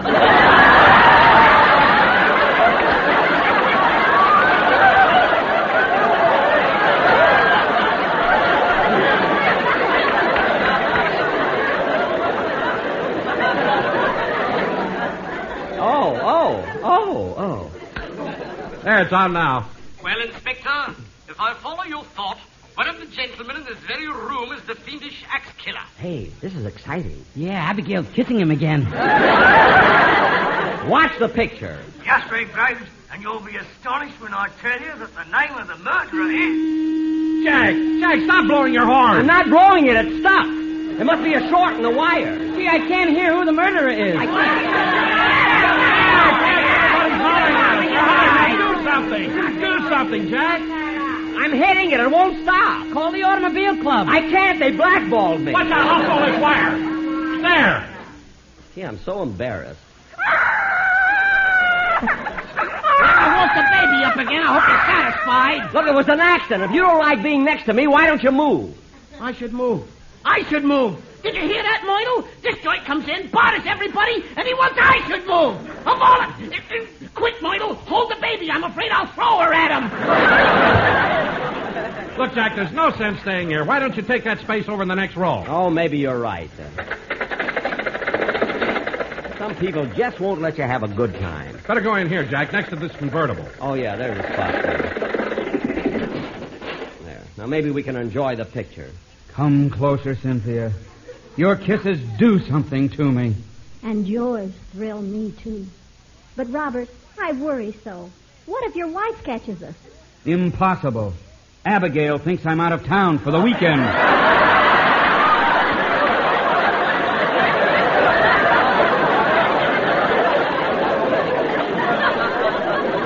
Gee, the whole family is here. I wonder if I should tell Abigail. Now, why get involved? Look, they're about to start the surprise feature. Oh, good, the second feature. Turn up the speaker, Don. And now, ladies and gentlemen, the Palisades Drive-In takes pleasure in presenting another in our Saturday night series of surprise features.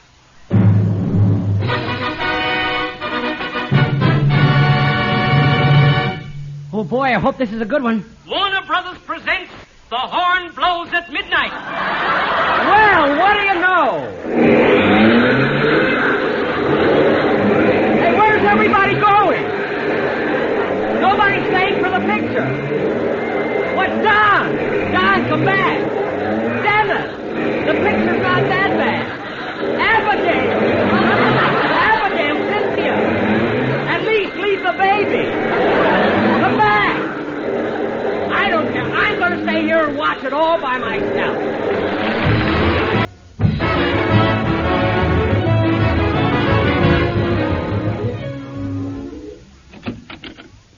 Who's that? It's me, Rochester. Boss, you're home early. Didn't they have a second feature at the drive-in? Yes, but most of the people left.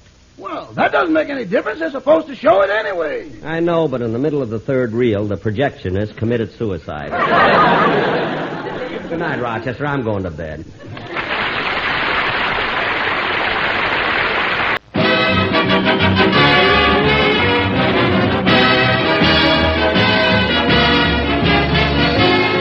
The Lucky Strike program starring Jack Benny with Mary Livingston, Rochester, Dennis Day, Bob Crosby, and yours truly, Don Wilson. Ladies and gentlemen, tonight Jack Benny does another of his regular TV shows over the CBS network. But this is the Halloween season. And Halloween is synonymous with fun, whether you live in Beverly Hills, Brooklyn, Sioux City, or Portland. So let's go back to last year, the day after Halloween, and see what went on in the Jack Benny household. Oh, Rochester, has Don Wilson come over yet? Yes, sir. He's waiting for you in the den. Good. No, I also called Dennis and told him to be over. Is he here? No, sir. He phoned and said he'd be a little late. That's funny. Dennis is always on time. I wonder what delayed him. He said that last night was Halloween and some kids took the wheels off his bicycle. Well, why didn't he take the Sunset Bus? They took the wheels off of that, too.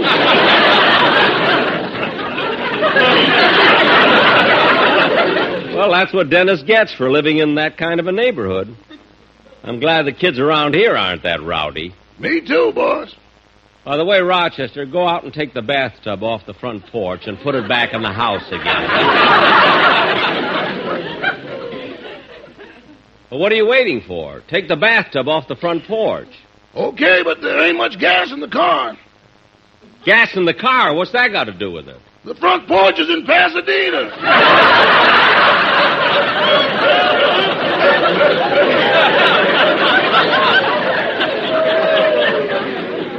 What? And Pasadena's in Pomona. Oh, stop being silly and do what I tell you. Yes, sir. I'm going to the library and talk to Don. Shine on, harvest moon, up in the sky. I ain't had... Uh-oh. I better hide those bicycle wheels. Dennis is liable to get sore.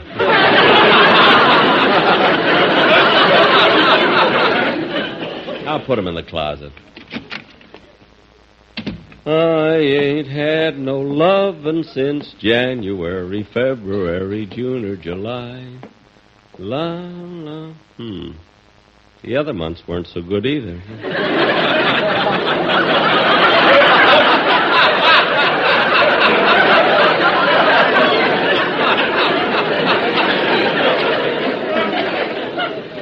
Oh, well. Hi, Don. Hello, Jack. Oh, there's the phone. I'll get it. Hello? Oh, hello, Mr. Benny. This is Dennis. Oh, Dennis, we're waiting for you. What's taking you so long? I couldn't get a taxi. Oh. So my mother's driving me over in her steamroller.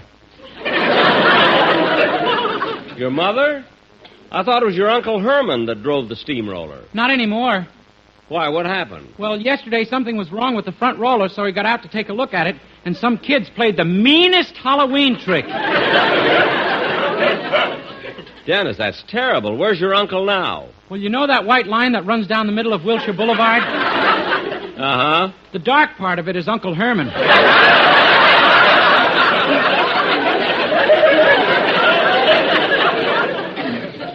Now, Dennis, will you stop making up things like that? Your uncle passed here this morning. Didn't he look thin? Oh, hang up and get over here, will you? Yes, sir. What a kid. He gets sillier every day. Rochester, will you answer the phone, please? Yes, sir. Jack Benny's residence, star, stage, screen, radio, television, and we'll sell 2 bicycle wheels at ridiculously low prices. Hello, Rochester. This is Dennis. Please tell Mr. Hey, what did you say about 2 bicycle wheels? Uh-oh, me very sorry. You have long number. Maybe you have better luck by and by. So long, Egg Foo Young. Rochester. I try talking to Rochester, and all the time I talking to Chinese boy. So sorry, no Rochester, nobody here except us chop suey. Chop, chop. Goodbye, please. Rochester, give me that telephone. Hello, who is this? Oh, hello, Mr. Benny. This is Dennis, and Rochester said you had a pair of bicycle wheels. So sorry, long nubla. Goodbye. Mr. Benny. Dennis, let's stop this kidding. Believe me, kid, if you'd only take my advice and stop talking silly all the time and just sing, you'd really go places. No, I won't. Why not? I've got no wheels on my bicycle. Oh, goodbye. You know, Don, sometimes I don't know why I waste my time talking to that kid. Oh, Dennis is okay. Oh, speaking of wasting time, Jack, I've been here now nearly a half hour, and you still haven't told me what you wanted me to come over for. Oh, yes, Don, it's about the quartet. The Sportsmen? Yes. Now, I've been thinking this over seriously for quite a long time now, and I finally made up my mind. I'm going to fire them. Fire them? But, Jack, they're one of the best singing groups in the country. I'll admit that, but they never sing what I want them to. They're always singing crazy songs and embarrassing me. They have no respect for me. The other day when I asked, I practically begged them to do a certain tune. I think the baritone called me a dirty name. You think? Yes. Who knows what means?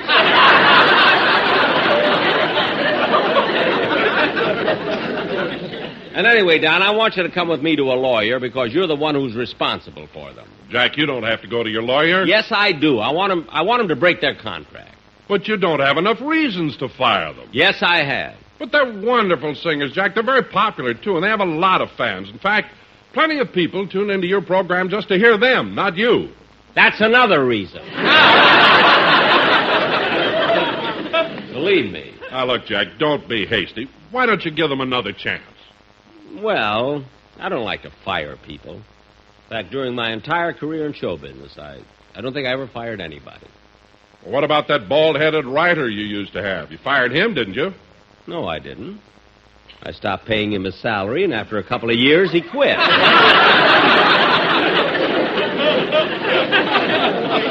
That's all that happened. Well, his partner didn't quit, and he's not with you anymore. Well, he starved to death. But, Don, if I give the Sportsmen another chance, do you think they'll mend their ways? They'll I'm do sure something of it, Jack. instead of those silly, crazy songs? I'm just sure of it, Jack. In fact, I'll talk to them myself. Well, all right. Well, let's forget about it. Jack, I'm just as positive as I can be you won't regret this. Well, I'm going to be running along. Oh, where are you going, Don? Oh, nowhere in particular. I'll probably drop into the drugstore for some lunch. Say, I'm kind of hungry, too. Oh, Rochester! Yes, Mr. Benny? Look, Mr. Wilson and I are going to have lunch at the drugstore. Come on, Don. Okay, Jack.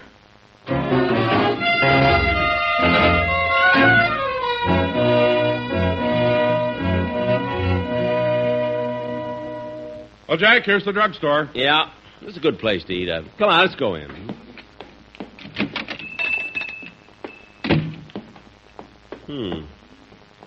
All the tables seem to be taken. Let's get those 2 stools at the end of the counter. But there are 2 right here, Jack. Oh, yes. I'll see if we can have them. Oh, waitress. Waitress.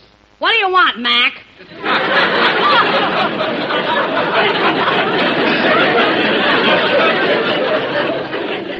Are these 2 stools available? No, they're reserved for the Duke and Duchess of Windsor.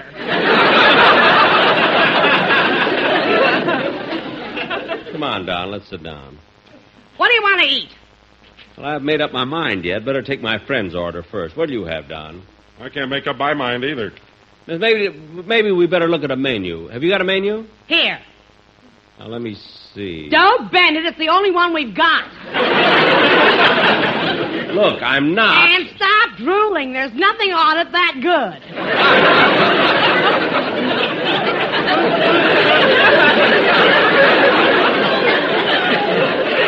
Look, miss, all I want is a chicken sandwich. I'll have the same.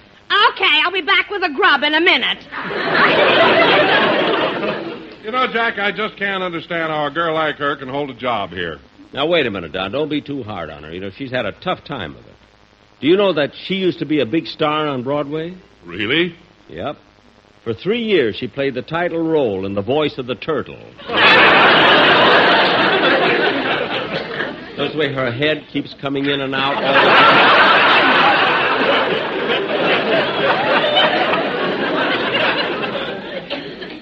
What'll you have, Mac? You know?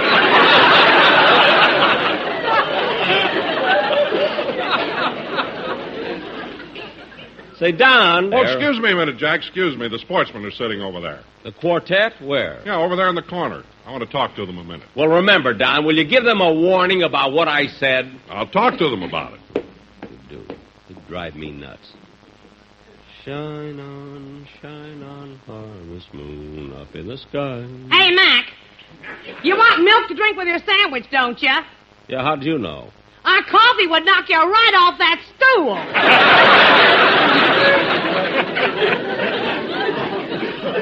All right. Just bring the milk. No, I was a nice guy. I gave them another chance. Jack, now, if you'd only... I don't want to hear any more about it. I'm going to call a lawyer right now. We'll go over there and see if I can break my contract with that quartet. Now, come on, Don. Kaboom.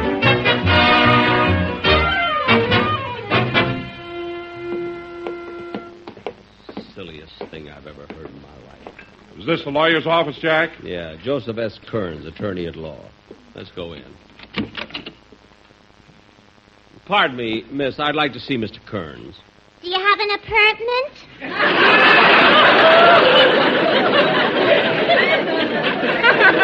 I was better off with Shaboom.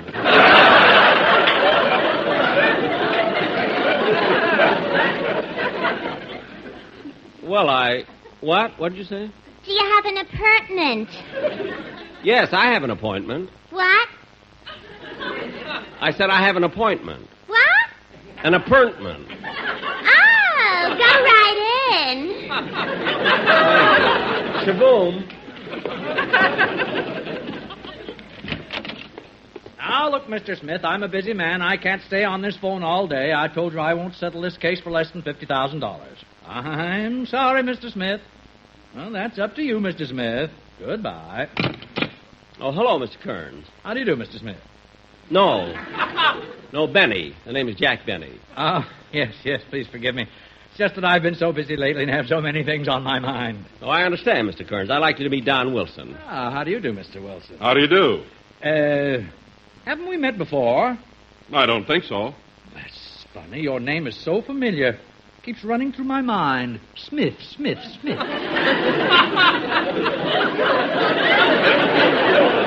No, his name is Wilson. Oh, yes, how stupid of me. Your name is Smith. No, look, Smith was on the telephone, is it? What happened to Benny?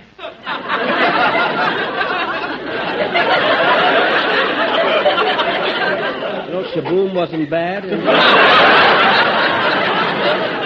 Look, I'm Benny. It's my Jack Benny. Oh, yes. Now, what can I do for you? Well, Mr. Kearns, what I came to see you about... Pardon me. Yeah.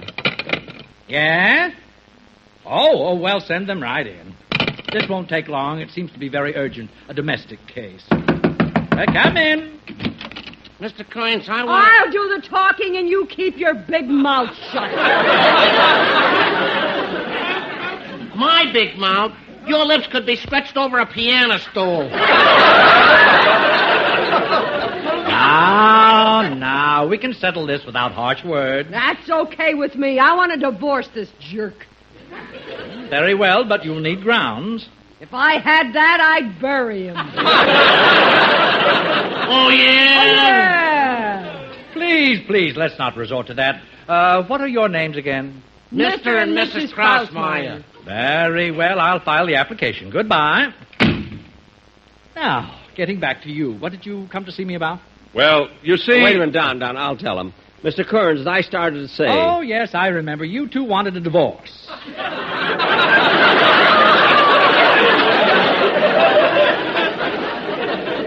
No, that's Krausmeyer. Of course. I had you confused with Mr. and Mrs. Wilson, who just left. I'm Mr. Wilson. Oh, yes, then you're Mr. Krausmeyer. No, I'm Smith. I mean Benny. I'm Benny. Oh, yes, Benny Wilson. Maybe. Now, what's on your mind? Well, I've got a quartet on my radio program, and I'd like to break their contract. Now, here it is. Would you just look over it? Yes, it looks like an ironclad agreement. But Oh, excuse me. Yes? Huh? Oh, good. Send them in. It's that couple who were just in here for a divorce, Mr. and Mrs. Kearns. No, your name is Kearns. I mean Mr. and Mrs. Wilson. Their name is Krausmeyer. Oh, yes. Thank you, Mr. Smith. Jack, isn't this the lawyer who pleaded the case and got the jury so confused that they sent the judge up for 20 years?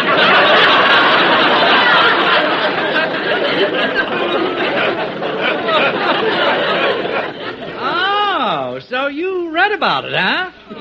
Read about it? I thought he made up a joke. For heaven's sakes. Come in. Come, dollface, carry me over the threshold. No, lover, you carry me. You're stronger. Okay. Upsy-daisy. Oops, not so high. I'll get a nosebleed.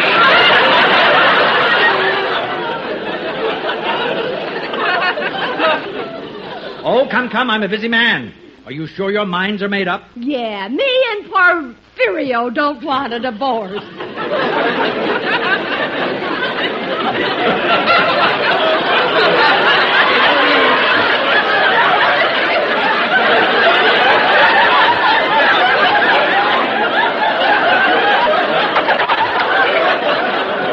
Should we go back to Shaboom and start over again? Somebody has a line in here somewhere.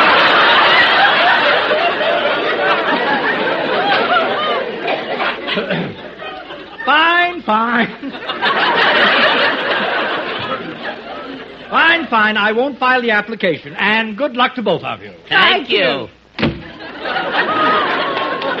Now, where were we? Now, please. Well, please, let's not waste any more time. Benny is the name, Jack Benny. This is Mr. Wilson. Mr. and Mrs. Krausmeyer just left. You're Kearns, and Smith was on the phone. Now, tell me, Mr. Kearns, you said you knew how to break the contract with my quartet. Now, how are you going to do it? Now, let's see. Since you're suing them for $50,000, we can... I'm not suing them for $50,000. Oh, yes, that was Krausmeyer. Oh, that was Smith on the phone. Well, what are you doing here? All I know is I had an appointment.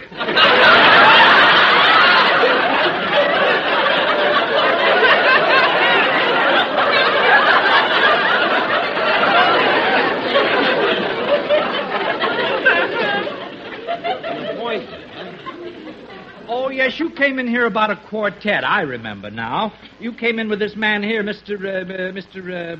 Eagle Bottom.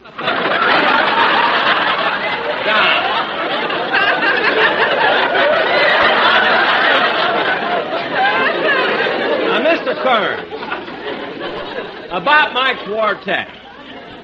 Mr. Kearns, about my quartet, you've got to break that contract. Now, here it is on your desk. Oh, that one.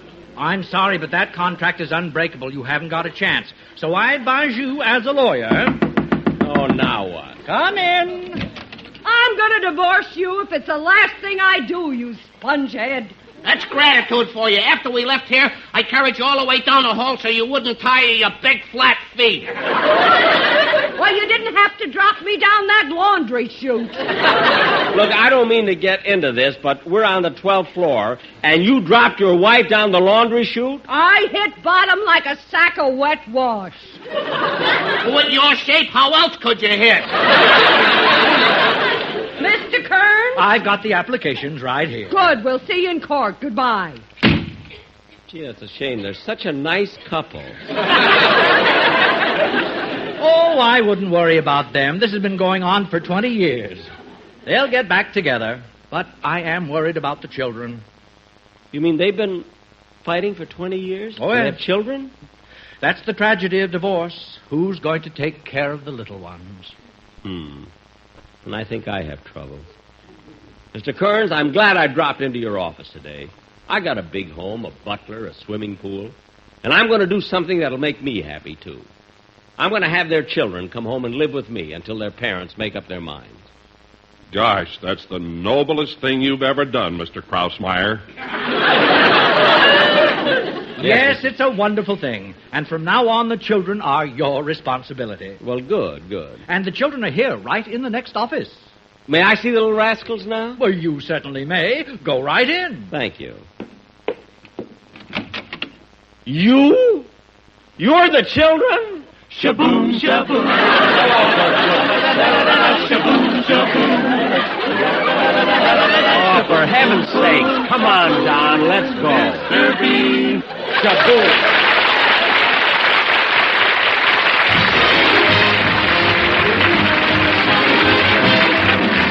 Ladies and gentlemen, I was going to tell you about my television show, but we're a little late, so tune in and watch it.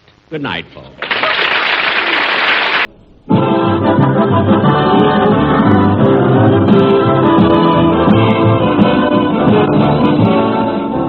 Strike program starring Jack Benny with Mary Livingston, Rochester, Dennis Day, Bob Crosby, and yours truly, Don Wilson. Ladies and gentlemen, let's go back to yesterday, a half hour before rehearsal.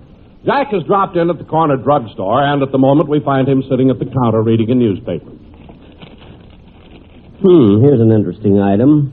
According to a national survey, in 20 years, California will be the number one state. Los Angeles will be the number one city. This anticipation of industrial growth has made the city of Los Angeles very smug. Look at the way they spell smug. S-M-O-G. No, they did spell it S-M-U-G. Wonder what makes my eyes water like that.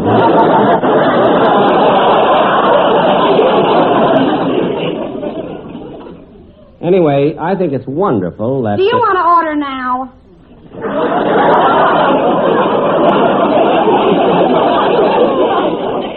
Huh? You've been sitting on that stool for 10 minutes. Well, I'm waiting for someone. Well, don't wrinkle up that newspaper or we'll never be able to sell it. I won't. I wonder how... Here's an article that's hard to believe. A famous scientist claims that it won't be long before people will be living on the moon. Hey, that gives me an idea for a joke for my radio program. If people live on the moon, prices will be sky high.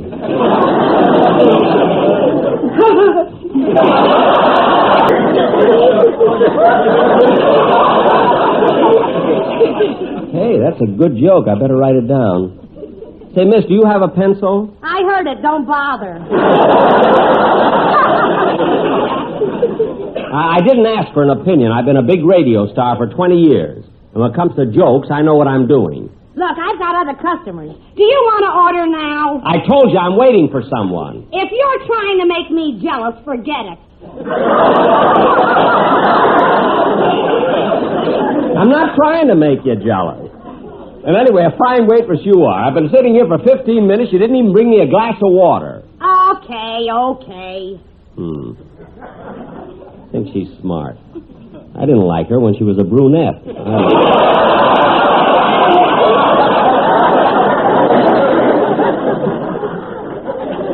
I don't know why. She always has to pick on me. Hello, Jack. Oh, Bob. Hey, Bob Crosby. I've been waiting for you. Sit down. Well, thank you. Do you want to order now? Oh, yeah. Now, look, miss. I'll have a club sandwich. And here's the way I want it made. I want it on white bread, slightly toasted. I want the bacon and tomato in the lower half, and the chicken and the lettuce in the upper half. Trim the crust, cut it in 3 parts, and put a slice of pickle on the top. Okay. 1 club sandwich for an architect.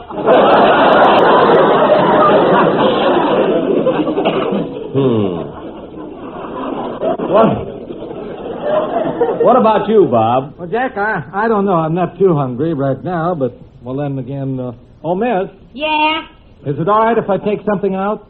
Are you kidding? I'll go get my hat and coat. He didn't mean that. Look, Bob, while you're deciding on what you want, I'm going over to the drug counter to get some razor blades. Okay, Jack. Well, let me see. Maybe I should eat something here, then I wouldn't be so hungry. Oh, hello, Bob. Well, Mary, sit down. I thought Jack was here. Oh, he is. He went over to the drug counter to buy some razor blades. What are you laughing at, Mary? Jack is the only man I know who has a single-edge razor and buys double-edge blades.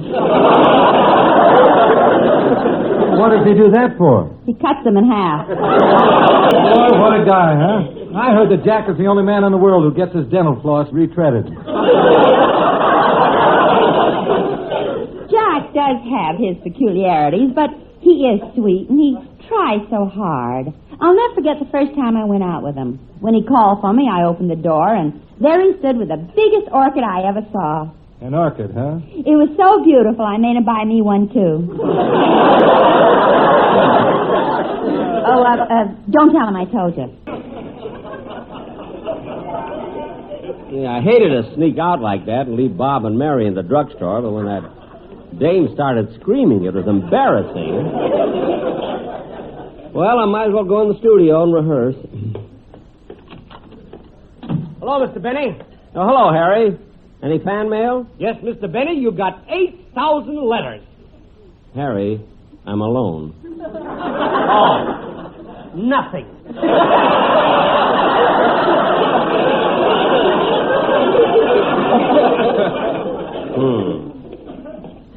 Botch me and botch you.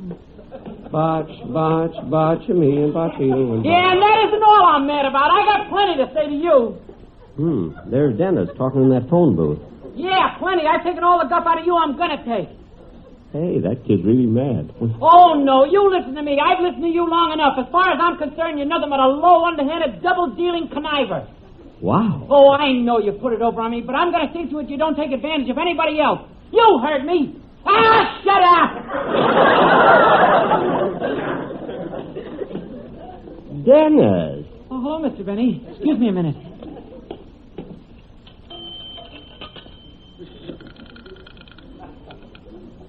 Operator, Mr. Benny is standing right here. You must have given me the wrong number.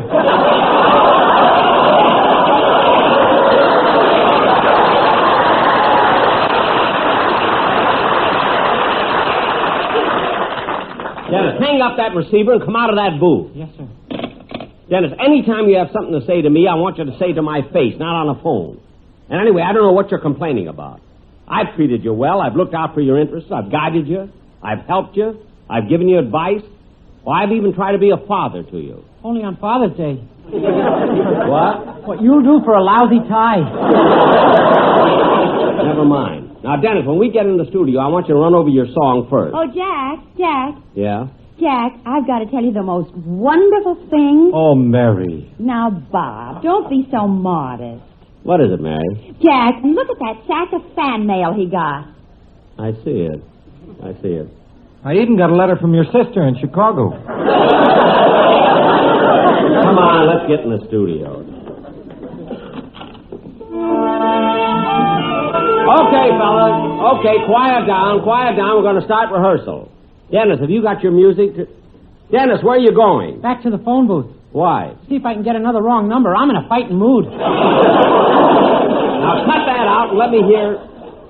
that clock on the wall. Is that the right time? Yes, it's 1:30. Why? Well, for heaven's sake, I thought I'd have time to finish rehearsal before I go to my doctor's office. What do you have to go to your doctor's for? Well, I had a checkup a few days ago, and everything is fine, but I want to see my x-ray pictures, and the doctor wants to give me a couple of vitamin shots. It'll only take a little while. Well, you want me to drive you over? Well, Rochester has the car in the parking lot, so he'll drive me down. Okay, I'll go with you. Oh, thanks, Mary. Dennis, you rehearse your song. We'll be back soon.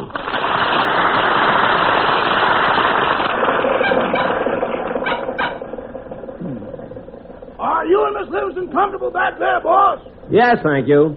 But, Rochester, this back seat seems to be higher than usual, and we keep sliding forward. Why is that? Well, I put some big truck tires on the rear wheels and small tires on the front wheels. What's that for? To encourage the motor. It thinks we're coasting downhill.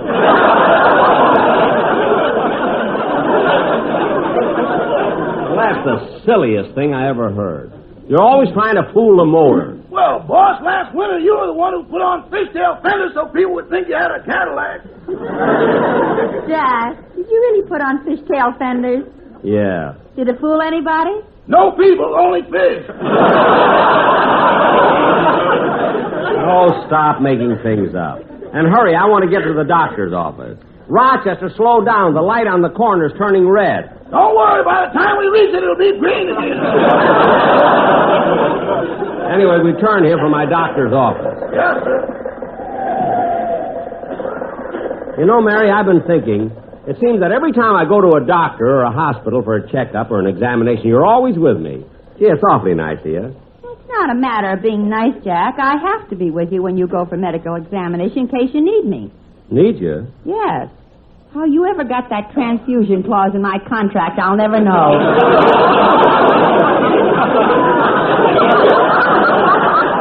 My agent thinks of everything. Anyway, this time I'm only going to get a vitamin shot. Here you are, Mr. Benny. Thank you, Rochester. Watch your step, Mary. Mr. Benny, while you're in the doctor's office, I'll go to the market and do the shopping. Oh, fine. I made out the list, and the groceries amount to $17.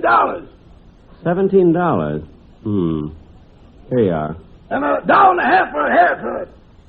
$1.50? Wait a minute, Roger. I'm not supposed to pay for your haircuts. This was for you. I got it in the glove compartment.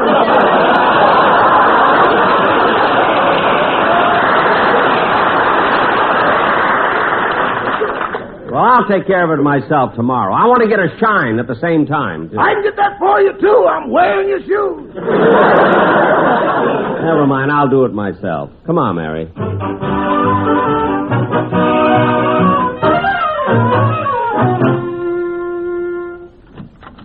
Yes? Oh, nurse, I have an appointment with Dr. Stevens. Yes, sir, in just a few minutes.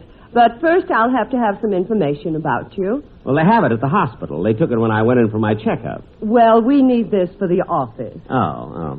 Well, my name is... Just a second, sir. I have to write this down. I want to get a pencil. There. Now, your name? Jack Benny. Occupation? Radio comedian. Are you currently employed? Yes, I am. How tall are you? 5'11". Your weight? 165. Your age? 39. 39. Now, Mr. Benny, have you Just a minute, nurse. I happen to notice on your desk you have another chart, and the age is also marked 39. Yes. Whose chart is that? Grandma Moses.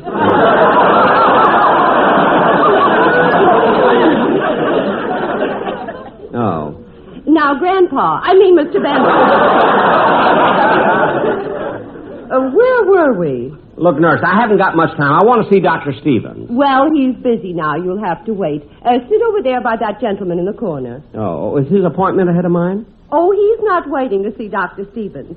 He has an appointment with our psychiatrist. Psychiatrist? He isn't violent, is he? Oh, far from it. In fact, he's very gentle. He thinks he's a rabbit. Come on, Mary, let's sit down. Jack, what are you so mad about? That smart aleck nurse trying to kid me, a rabbit. The man looks just as normal as I do. Jack, there isn't room for both of us to sit on the sofa. Yes, there is, Mary. I'll ask him to move over. Pardon me, sir. What's up, Doc?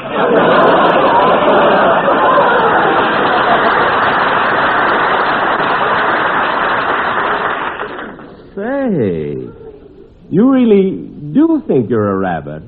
Yeah. Where do you live? Oh, I have a nice little hutch in Brentwood. Mary, move over. Tell me, mister, did you always think you were a rabbit? No. Up until last week, I thought I was a turkey. Up until last week, huh? What made you stop being a turkey? Well, it's so close to Thanksgiving, they turned me down for life insurance.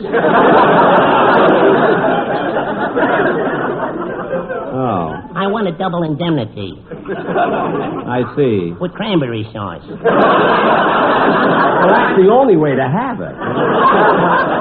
Anyway, maybe you're better off being a rabbit. Yeah. Well, I can't wait any longer for that psychiatrist. Bye, Doc.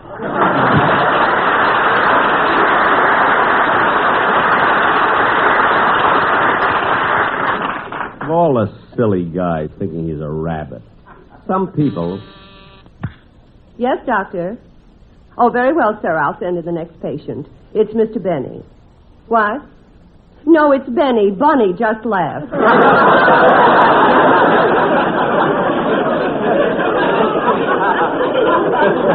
Yes, sir.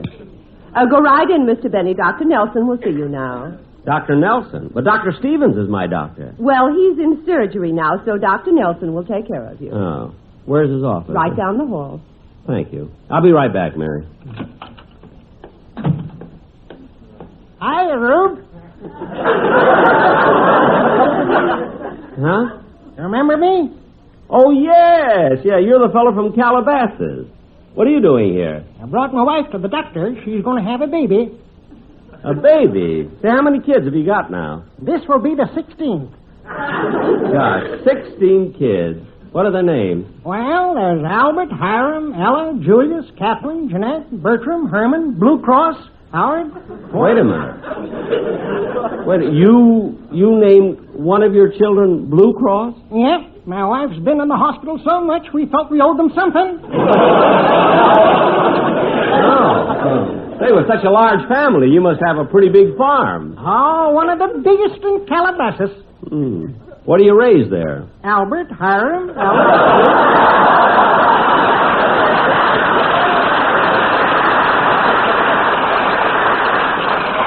I mean, besides them, what kind of crop do you grow on your farm? Huh? Well, the whole place is a big vineyard. We grow nothing but grapes. Grapes, huh? That's right, Rube. I press my own wine, too. Got the happiest feet in town. Well, I better be getting back in the waiting room. So long, Rube. So long. So long, so long.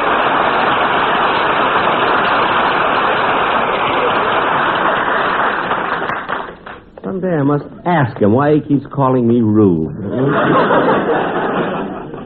Oh, here's Dr. Nelson's office. Oh, Doctor. Doctor.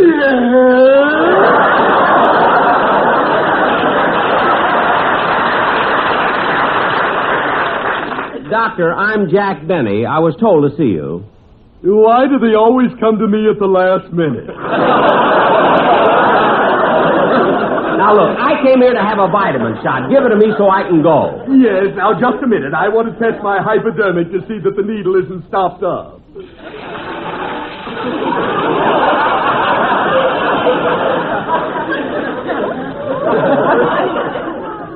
Now I'm ready for you. Wait a minute, Doctor. You're not going to give me a shot with that needle. Why have you got such a big one anyway? Well, I'm nearsighted and I don't want to miss. Now, just a second, Doctor. Oh, stop being such a baby. Roll up your sleeve and I'll give you the shot. It won't hurt a bit, I promise. Well, all right. There, my sleeve's up. Okay. Here goes. There you are. Ouch! Ooh. Doctor, it did hurt when you... But wait a minute. I do feel better already. Say, Doctor, what vitamins did you inject me with? D-O-F-R-B.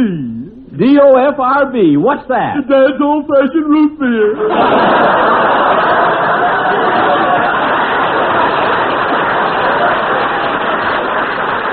What? I'm sorry it hurt, but the ice cream got stuck in the needle. Well, that's the most ridiculous thing I've ever heard. I'll come back tomorrow when my regular doctor is there.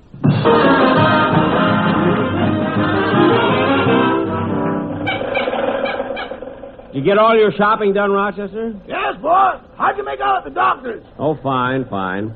Rochester, maybe on the way home we should... Look out! Gee, fella, I'm sorry we ran into you. Are you hurt? No, but you knocked the carrot out of my hand. What? So long, Doc. Good night, folks.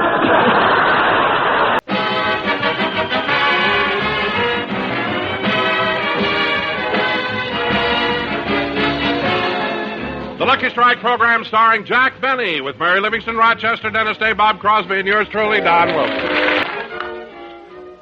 Ladies and gentlemen, tonight Jack Benny does another TV show, but meanwhile, we have a radio program to do. And in presenting the star of our show, it is with deepest respect that I give you the Dean of American Comedy. Well. A man who, like the tide, keeps rolling along month after month, year in and year out. Who, despite the wearing of the elements and the ravages of time... Don, I'm fit as a fiddle. Who, like an antiquated Stradivarius, only gains in quality through the centuries. Don, I'm young at heart. And who, although failing in memory, manages to find his way here every week. And here he is, Jack Benny. Thank you. Hello again. This is Methuselah Benny talking. And, Don, what got into you? After an introduction like that, the people won't know whether to expect jokes or organ music. So watch it from now on, will you? Well, Jack, you have been around for quite a while. That's true, but it so happens that I started in radio in 1932. I was still in my teens. What are you talking about? I knew you then, and you had gray hair. I was born with gray hair. I was worried about the doctor bill. And, Don, here's an amazing coincidence. If you read it in a story, you wouldn't believe it. After all these years, who do you think is sitting in the audience this very moment? The doctor? No, his lawyer. The case comes up in court Wednesday. Anyway, Don, we've got a show to do, so from now on, forget about my age. I feel fine, I got lots of pep, and I have all my faculties. Oh, hello, Mary. I'm Bob. Oh, Bob. Bob Crosby. What made me think you were Mary? I don't know. You got your glasses on. Both pair. Now, Bob, don't you start in, too. I was only kidding, Jack. Really, I meant to ask you at rehearsal today. Do you have a ticket for next week's broadcast? For next Sunday? Well, it's not for me. It's for my brother, Bing. Oh, Bing wants to come to the show? Well, no, but I'd just like to give him a ticket. Why? Well, it's his birthday, and he's got everything else.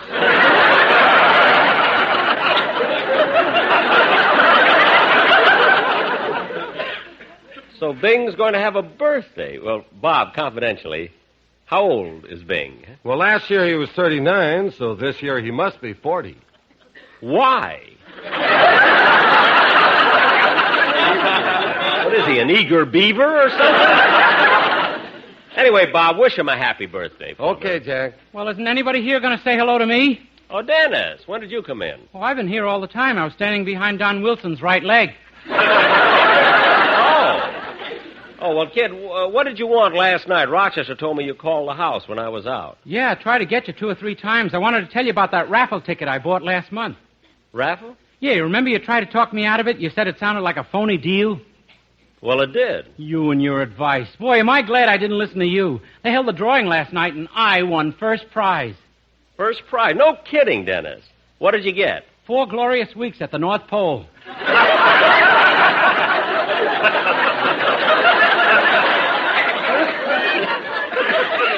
What? And all the blubber I can eat. Dennis. And my igloo painted inside and out. Dennis, who goes to the North Pole? You'll be all alone there. Not if I can find last year's winner. Dennis, look at me, will you? Will you look me in the eye? Yes, sir. Now tell me, how could you possibly fall for a thing like this?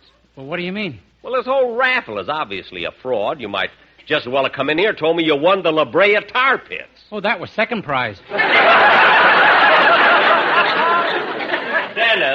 Dennis. Can I stop looking at you now? Yes. You can stop talking to me, too.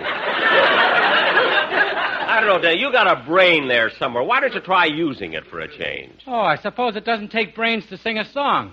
Well, not necessarily. Crickets can sing. They don't have any brains. Oh, pardon me, Jack. Crickets don't exactly sing. Their song comes from rubbing their hind legs together. Oh. Hey, I'll have to try that sometime. Do that, Dennis, and let me know how it comes out, will you? Meanwhile, let's have your song in the old-fashioned way. Okay. Now, hold it a second, Dennis. Hello? What? You've got a slight hangover and you'll be a little late getting here for the broadcast? But, Phil, you've been off my show for years.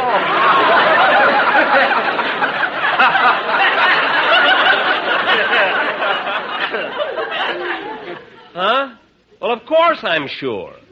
Look, if you don't believe me, ask Alice. Alice, she's your wife.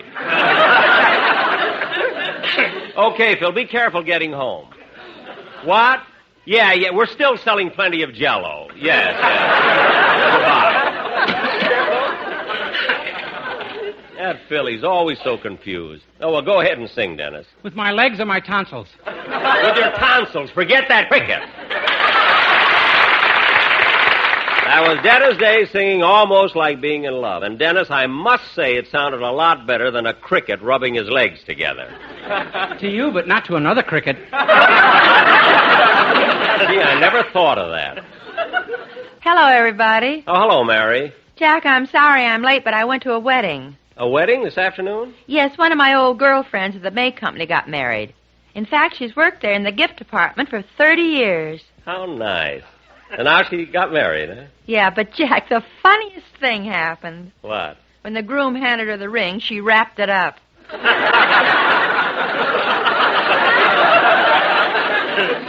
No.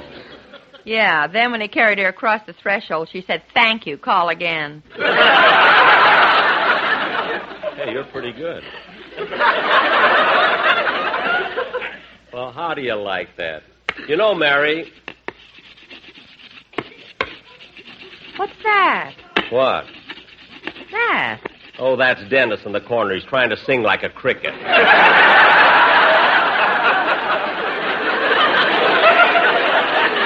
What? It's a long story. You wouldn't understand. And if you did understand it, you wouldn't like it. And if you did like it, I wouldn't like you. All right, all right. Say, Don, I saw you and your wife at the Coconut Grove Thursday night. Was that your anniversary? Yes, Mary, so I thought it'd be sort of nice for the little woman and me to celebrate with a dinner and a show. Well, you certainly made a lovely couple. And, Don, you were simply beaming. I've never seen you look happier. Yeah, that steak was 4 inches thick. Well, I'm glad you reminded me, Mary, because I wanted to thank all of you for the gifts you sent us.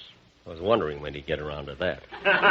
Mary, that Lazy Susan you sent made a big hit with the little woman. Well, I'm glad she liked it, Don. And Bob and Dennis, that Hoover vacuum cleaner, is just what we needed.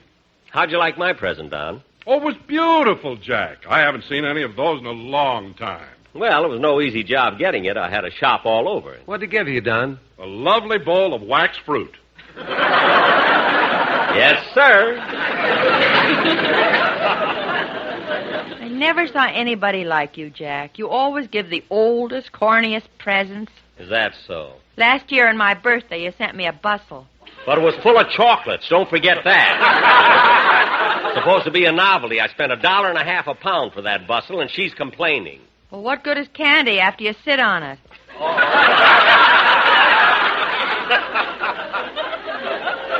You weren't supposed to sit on it. It's your fault. Hard centers yet.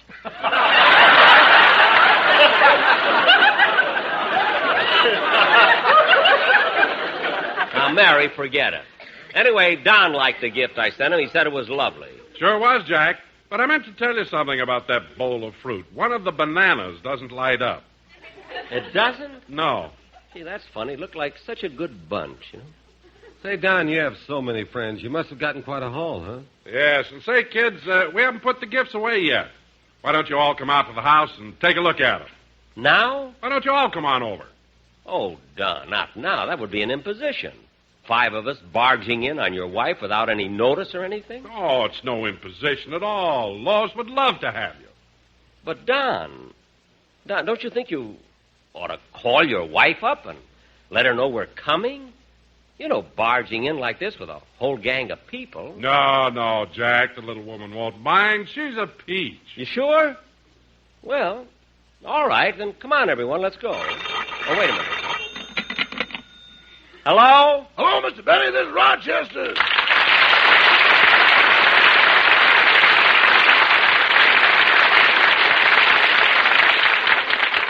Rochester, I haven't got time to talk to you now. We're on our way to the valley. Well, I just wanted to discuss my duties for today.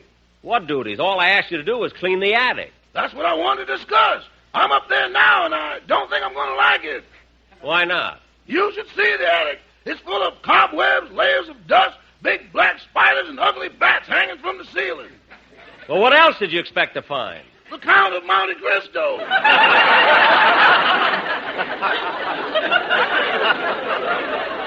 No, it's not that bad. Now get to work. But, boss, this attic is loaded with mice. So what? A little mouse couldn't hurt you. Little. One of them's got a saddle on it.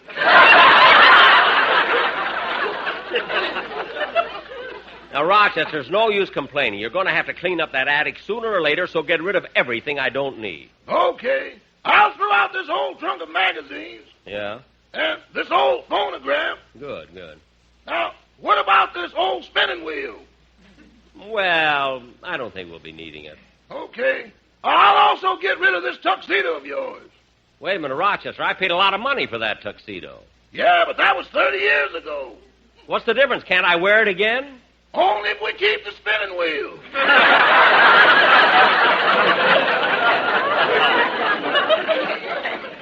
Oh, well, all right. You can throw the tuxedo out, too. But make sure I didn't leave any money in the pockets. Oh, boss, calm down. Well, look, Rochester, I got to get going, so just use your judgment. Yes, sir. Uh-oh. What's the matter? Boss, we must have had prowlers. Why? Well, something you kept up here for years is missing. What's missing? That old bowl of fruit with the bananas that light up.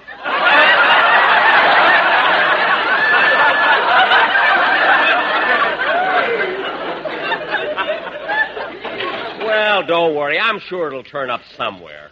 So long, Rochester. Goodbye. That Rochester has to call about every little thing. Hey, come on, Jack. We're keeping Don waiting. Yeah, while you were on the phone, I got a cab. Hey, that's swell. Don, I'm still worried. Are you sure your wife won't mind our barging in? Oh, she'll be delighted to have you. Am I too heavy on your lap, Mr. Benny? Yeah. Don, open the door. Maybe he'll fall out. Jack. I don't care. I just had my pants pressed. Well, here we are. Driver, pull up that little white cottage there behind that car that just drove away. Okay. Well, this is it, fellas. How much is that, driver? $2.35. Mm-hmm. Here you are. Now, wait a minute, Don. This is on me. Oh, no. I want to pay it. Gee, you've certainly got a cute house, Don.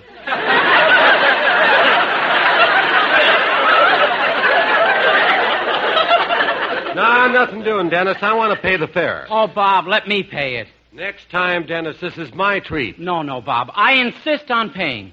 Has rose bushes around the door and everything. She is beautiful. Oh, Jack, pay for the cab and let's go in. Pay for it? I'm not even in the argument. Oh, all right. How much did you say that was, driver? $2.35. $2.35. Here's $2.50. Keep the change. Oh, goody! Now I can send my son to old Heidelberg.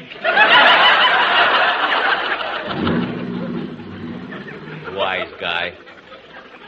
Well, let's go in, Don, huh? Oh, wait a minute.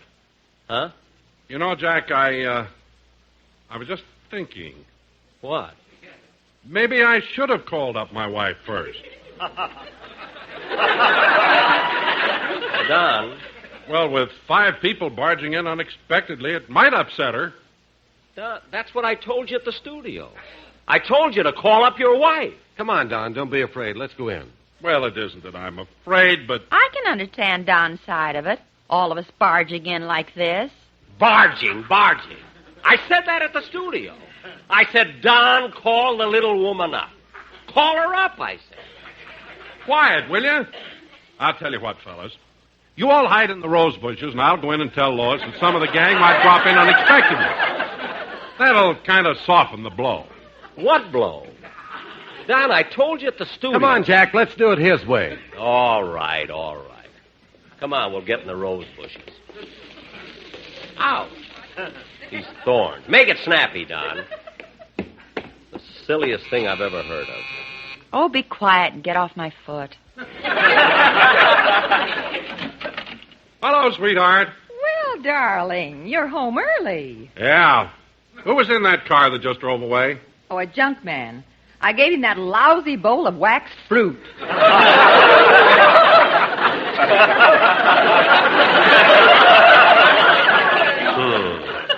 See, I'm hungry, dear. We got something good for supper? Oh, I'm sorry, darling. I didn't have a chance to do any shopping, so I'll just open a can of tuna fish. Oh, that's swell, dearest.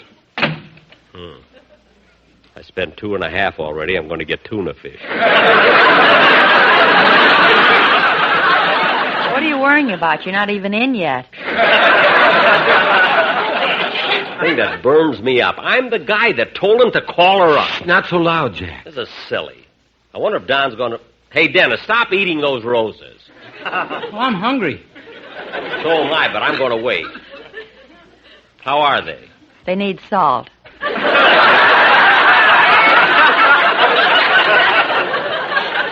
Oh, stop. Hey, fellas, the porch light just went on. Hey, fellas, you still there? Yeah. Well, I just told Lois I saw Bob and Mary pulling up in a car, so you two better come in first. What about me? You weren't in the car. Well, for Pete's sake, I could be. You made the whole thing up.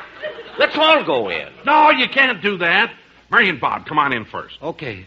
See you later, Jack. It's the darndest mess I ever got into. Yeah. I told him at the studio, I told him 5 times. Call her up, Don. Call up your wife. But no, he had to be a wise guy. Top of that, looks like it's going to rain. It'll be wonderful for the roses.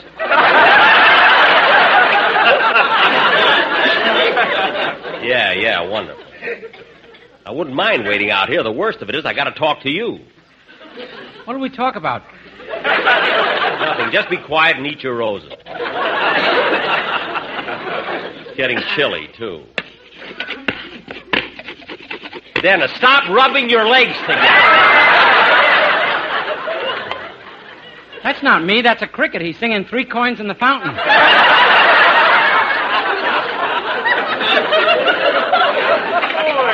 Dennis, why do you have to be... Here comes Don again. Hey, Dennis, come on in. Dennis? Yeah, I told my wife I just saw him riding up on his bicycle. Well, as long as you're dreaming things up, why didn't you see me on the handlebar? I mean, use your fat head. I'm sorry, Jack. By the way, how's the tuna fish holding out? Oh, there'll be plenty. Now, don't worry, Jack. You're next. Well, look who's here, darling. Dennis Day. Look who's here, darling. Dennis Day. I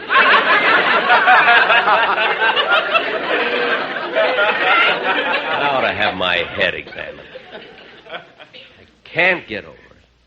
If I told him once at the studio, I told him 5 times. I said, call up your wife. Let's not barge in on the little woman.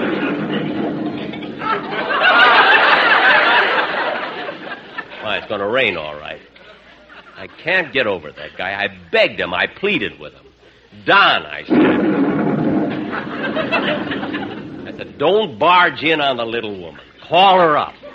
Let her know we're coming. I knew it. Well, here it comes. I'm going to get soaked. Oh, the heck with Wilson. I'm going to walk right in that house, ready or not. If he thinks I'm going to stand... Stick him up, buddy.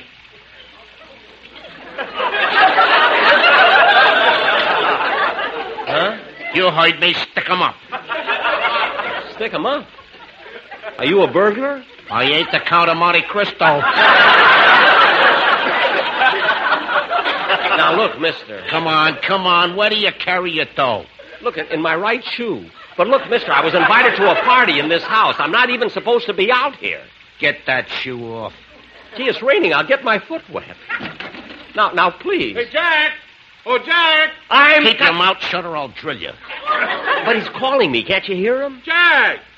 Jack, where are you? Come on in. Not a peep out of you, buddy, or I'll drill you. But, mister, the tuna fish will be all gone. I don't like roast. There's nobody out there, darling. You must have been mistaken. I guess I was, dear. Oh, my goodness. All right, buddy. Off with that shoe. Look, mister, if I take this shoe off, I'll never get it back on again. I haven't got my button hook with me. Now, please, go away, will you? Come on, give me your toe. But listen, buddy, this isn't fair. I wouldn't have been here at all if Don Wilson had taken my advice. What are you talking about? I'll tell you what I'm talking about. If I told him once, I told him 1,000 times. Call up your wife, Don. 5 people barging in on the little woman. It's an imposition. Call her up. Call her up. But what do you listen to? No. He had to be a wise guy, a smart ass. 1,000 times, I said. Call up the little woman. Call her up.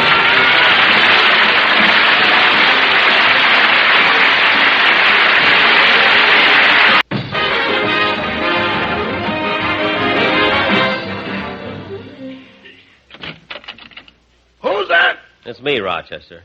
Boss, what are you doing home? You're supposed to be down at CBS doing your television show. Oh, my goodness, that's right. Get the car out and drive me down. I can't do that, boss. The car's out of gas. Well, how in the world am I going to get down there? I thought of that, and I've got it all fixed.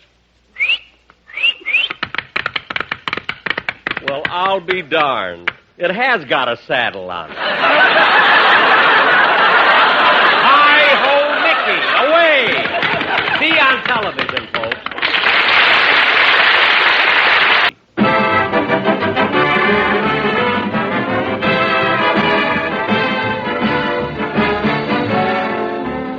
Lucky Strike program starring Jack Benny with Mary Livingston, Rochester, Dennis Day, Bob Crosby, and yours truly, Don Wilson. Ladies and gentlemen, Jack Benny has been confined to his bed for the past week with a severe cold due to an unfortunate occurrence at my house last Sunday.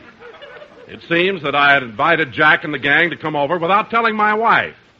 Then, when we all got there, I thought it might be wise to break it to her gently by having them come in one at a time. And, well, while Jack was waiting outside, it started to rain, and as he... Whole week flat on my back in bed. And for what? I ought to have my head examined. I told Don once. I told him 1,000 times.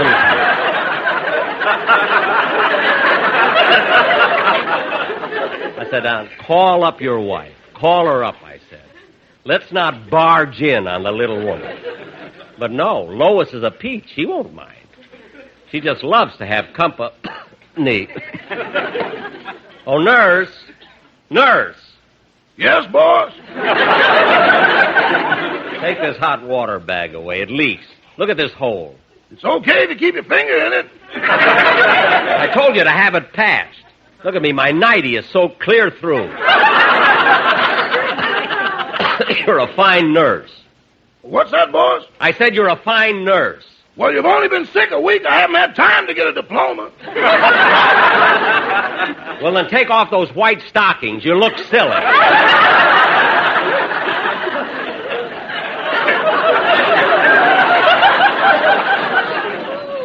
All I'm asking for is a little help. If you'd only try and answer the phone, will you? Hello? Yes, he's feeling much better, Miss Lamar. Well. Yes, ma'am. I'll tell him, Miss Lamar. Thanks for calling. That was sweet. Who was that, Rochester? Hetty Lamar? No, Dorothy. Oh, you mean Dorothy Lamour? No, Dorothy Lamar. She's the cook next door.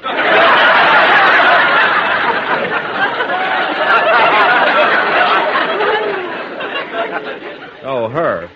Well, she works for Ronald Coleman. Ronnie probably wants to know how I'm getting along. You'll make something out of it, won't you, boy? Well, that's undoubtedly what it was. Mary, I told you not to fuss around the kitchen. Now, Jack, you've got to eat this omelet I made for you. It'll do you good. I don't want an omelet. Well, you've got to have something. Here. Oh, all right. Can't taste anything with this darn cold. Rochester, did Mr. Benny sleep well last night? No, Miss Livingston, he tossed and turned and kept talking in his sleep all the time. Well, what'd he say? Said he was going to give me a raise. Well, I'm not. You mumble again tonight, and I'm going to stick a checkbook in your hand.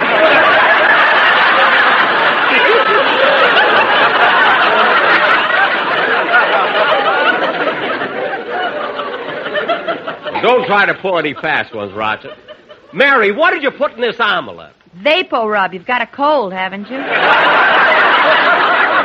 Vapo rub? That stuff is to rub on. It's supposed to be taken externally. All right, put the omelet on your chest and leave me alone. You leave me alone. I never saw anybody so cranky. It's your own fault that you've got a cold. My fault? I suppose it was my fault that Don Wilson invited us to his house and everybody got in but me. I suppose it was my fault it started to rain and I got soaked. Well, for heaven's sake, you don't expect him to bring home a whole gang of people without calling up his wife first.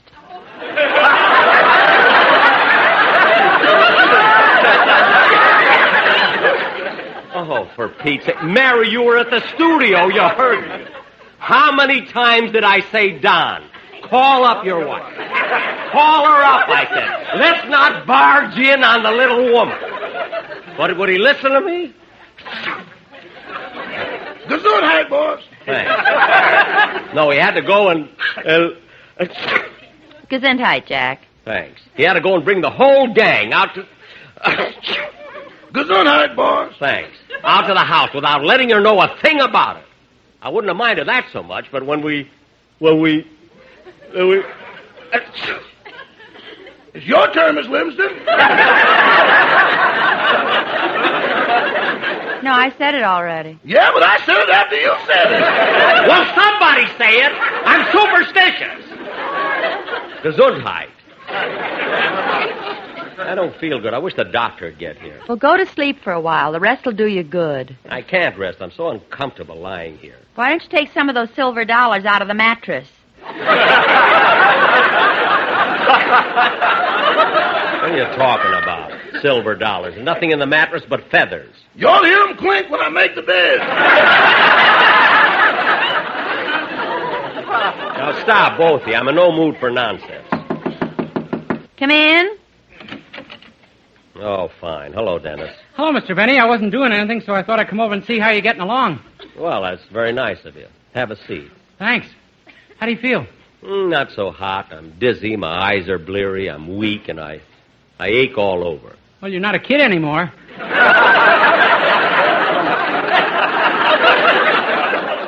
Now, wait a minute. There's only one thing the matter with me, Dennis. I've got a cold. A cold, he says.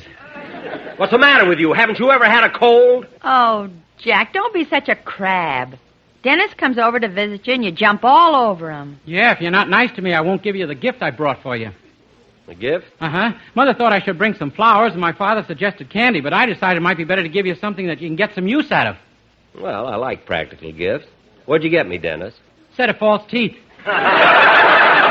False teeth? Watch the way they grab your finger. Ow! Now get those things away from me. I've never used false teeth. I don't need false teeth, and I don't want them. Gee, then I guess I better take them back. Certainly you'll take them back. In the first place, who brings people false teeth for a gift? In the second place, Dennis, when someone needs false teeth, they have to go to a dentist. An impression has to be made. Fittings have to be taken. And you have to wait till the gums are set so the jaw won't recede. And even then you may have to go back 3 or 4 times if the palate is irritated or the bite overlaps. Gee, for someone who doesn't wear them, you're sure an expert.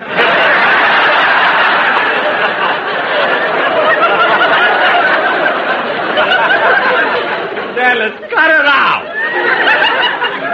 Look, if you just came here to aggravate me, you can go home now. Oh, don't mind him, Dennis. Whenever he's sick, he gets touchy like this. Oh, that's all right, Mary. Hey, what's that on your chest, Mr. Benny? An omelet. There's vapor rub in it. That was Mary's brilliant idea. When I wouldn't eat it, she said, put it on your chest. I only told you to put it on your chest for a gag. Well, it feels wonderful, so the laugh's on you. As far as I'm concerned, you can all leave me alone. Oh, Jack, why don't you take a nap and rest for a while? I told you I can't sleep. I'm too nervous. Well, close your eyes and relax. You'll be all right. Okay, my eyes are closed. Am I asleep? No. I tell you, I'm too restless. You want me to sing you to sleep? Oh, fine. That's all I need. You know I'm very soothing. All right. Sing me to sleep. Hope it's Rockabye Baby in the Treetop. That always gets me. I think I was 6 months old or something. Go ahead. Sing, Dennis. Okay. Darn, this mattress is so lumpy, I think I'll take it to the bank Monday.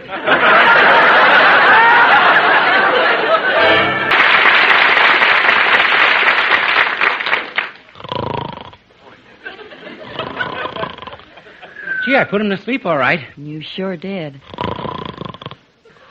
Look at him lying there. Doesn't he look like a baby? Yeah, all he needs is a rattle and a ton of makeup. Huh?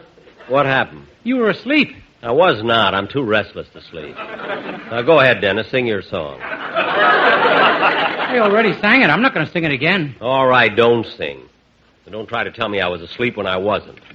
Everybody tries to make out. Well, look who's here. It's your piano player, Charlie Bagby. Hello, Mary. Hiya, Jack. How's the invalid? Not so good, Charlie. I got a cold. Say, Charlie, how is it Frankie Remley didn't come with you? Well, he couldn't make it, but he wanted me to give this to Jack. It's a painting. A painting? Remley sent me a painting? Well, he did this himself, and he's very proud of it. Let me see. So Remley painted this, huh? Yeah, I think it's quite unusual. But it's just a it's just a drunk lying on the curb. I mean, what's so unusual about that? It's a self-portrait. Oh. I'll say, that is Remley. So hard to tell with that dog licking his face.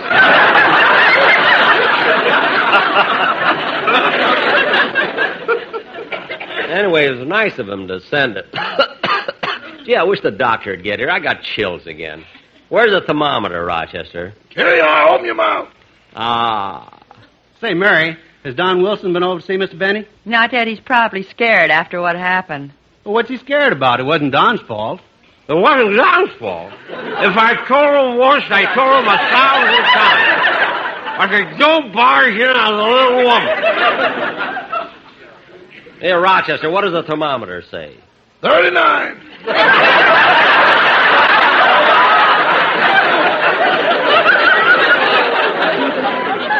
39? You made that up. You made it up. I'm just going along with the game. All right. I wonder what's keeping that doctor. That must be him now. Come in. It's Don Wilson. Hello, everybody. Oh, hello, Don. Got nerve coming here. Hello, Jack. I'm awfully sorry about what happened last week, and I came over to apologize. How do you feel?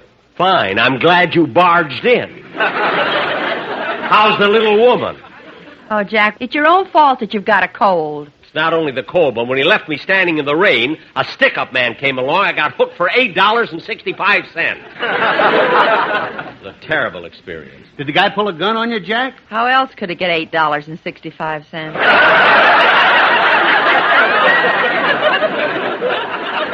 I hope you're happy, Mr. Wilson, for everything you achoo. Gesundheit. Keep it.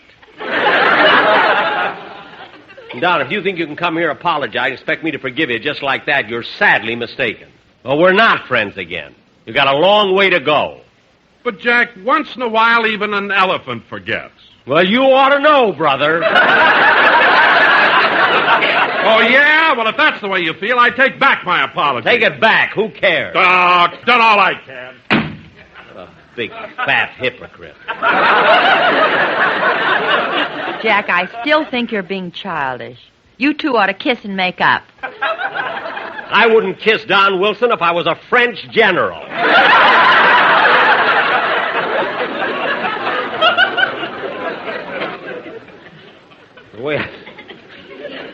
The way I feel now, I just about... The doctor's here, boss. Oh, well, it's about time. Well, how's my little man this bright and cheery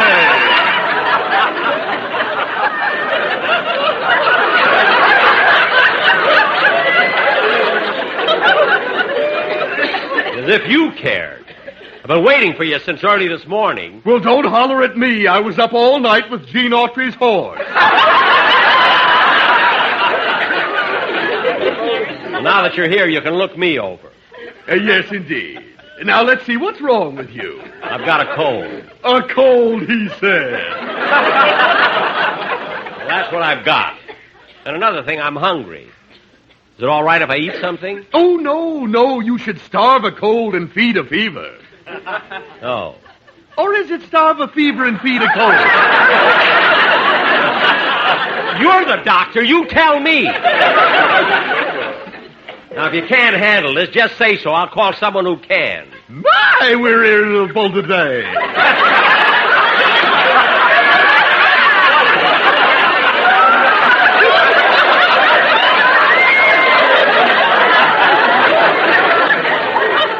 Hey, let's see. I better test your reflexes. My reflexes?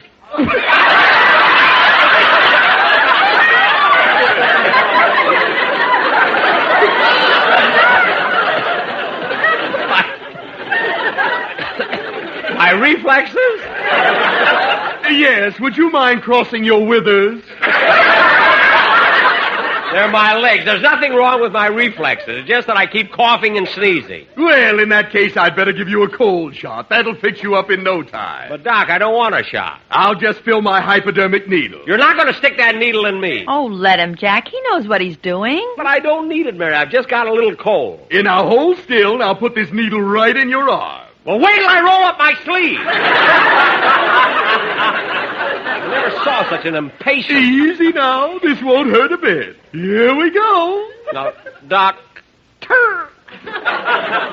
Ooh, my arm. There. Now, that wasn't so bad, was it? It was, too. My arm hurts like anything. Should I kiss it for you? Don't bother. Now, I want you to get all the sleep you can. I'll leave a box of these pills. Take one before retiring. Okay. Why don't you take one now, Jack, so you can rest for a while? Yeah, I think I will. Well, I'll run along now, Mr. Benny. See you tomorrow. Goodbye. Goodbye. Now, if you kids will all leave me. Excuse me. Now what? I forgot to take the needle out of your arm.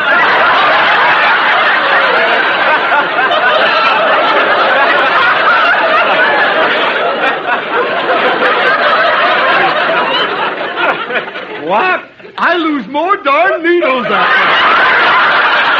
Well, for heaven's sake, pull it out! there. All right, now hold still.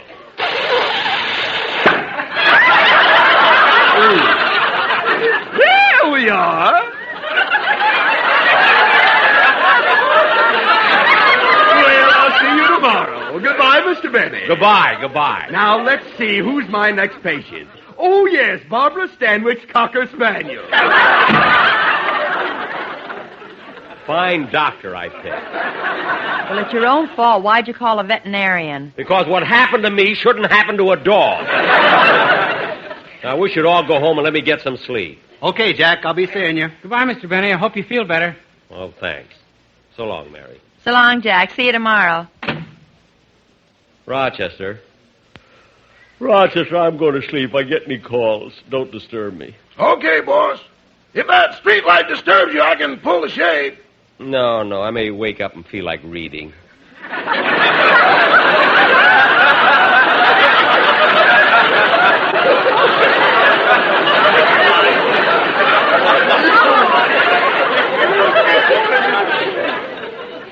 Good night, Rochester. Good night. Oh, by the way, wake me up in time to watch the General Electric Theater on television. I'm on it tonight. Okay, boss. Yeah, I hope I can get a good night's rest. This pill does make you kind of drowsy at that. Wilson had a lot of nerve coming over here tonight. I can't get over that guy. All this trouble I'm having for no reason at all. I told him once. I told him 1,000 times, call up the little woman, I said. So he won't be barging in. No, he had to be a wise guy.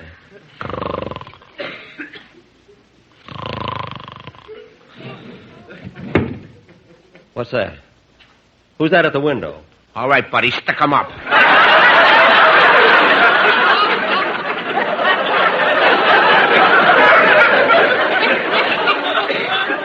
What? Come on, give me your dough.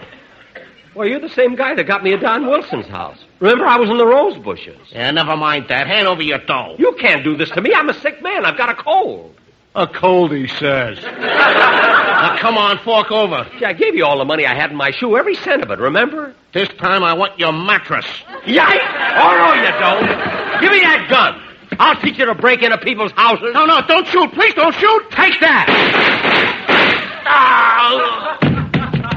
Oh, my goodness. What have I done? I've killed him. Boss, what's the matter? Call the police, Rochester.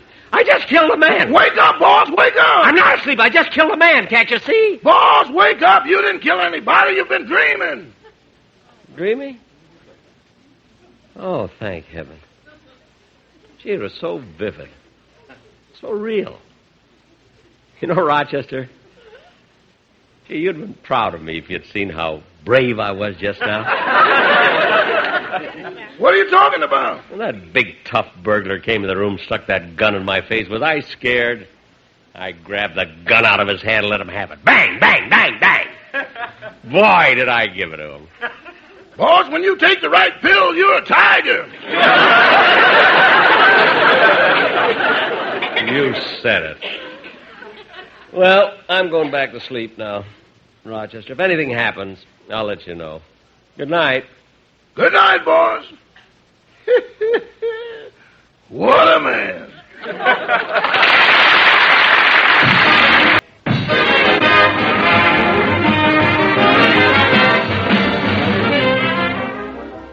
I told him once. I told him 1,000 times. Call the little woman. No, he had to be a wise guy. I said, Don, let's not barge in on her. Call her up, I said. I begged her. Good night, folks.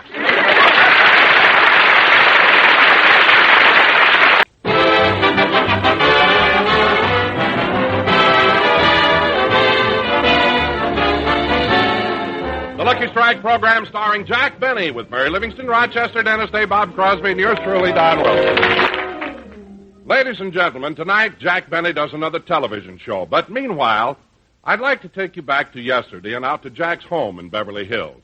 It's a typical morning in the Benny household, and as we look in, Rochester is busy in the kitchen. Well, I better finish squeezing these oranges. Gee, that looks good. Orange juice is so wonderful when it's fresh. There's something about it when the oranges have been picked right from the tree. We sure are lucky the Colemans have one.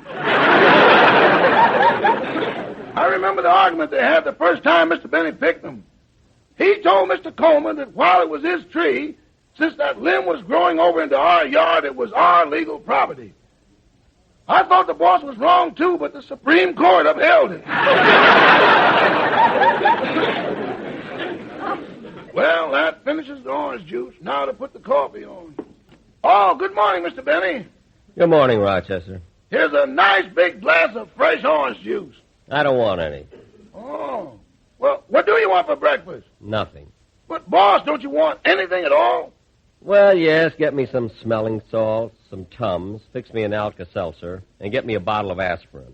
What's the matter? Are you sick? No, Dennis Day is coming over. I couldn't talk him out of it. You shouldn't let him upset you like that. I shouldn't, eh? That stupid kid called me up at 3 o'clock this morning to ask me how I felt. Well, why would he call you at 3 in the morning? He said he thought my line wouldn't be busy then. I can't understand that kid. Anyway, he told me he was coming over today to let me hear his song. Isn't that the reason he usually comes over? Yeah, but when he starts that silly talk, he drives me nuts. But he won't do it today. I won't give him a chance to do anything but sing. A man can stand just so much, and then... Was there any mail, Rochester? It didn't come yet, but you did have one important phone call. Hillard Marks, your producer, called from CBS to tell you that the time of tomorrow's rehearsal has been changed. Well, I better call up and find out.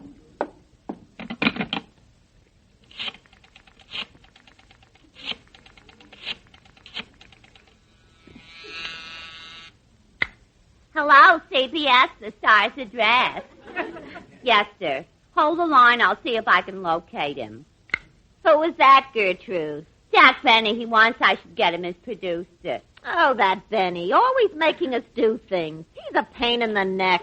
Not to me. I like him and he likes me. Really? Yeah. If I tell you a secret, will you promise to keep it a secret? Oh, sure. I swear on my picture of Pinky Lee. Okay, I'll tell you. Last June, Jack Benny and I nearly got married. We got into a cab and rode over to the Justice of the Peace, and he started reading the ceremony. Yeah. Well, when he got to the part that says, with all my worldly goods I thee endow, Jack ran out so fast he broke the sound barrier. I've never so embarrassed in my life. I can imagine. Now I wouldn't marry Jack if he was the last man on earth. Say, the way he keeps going on, he's liable to be. Yeah.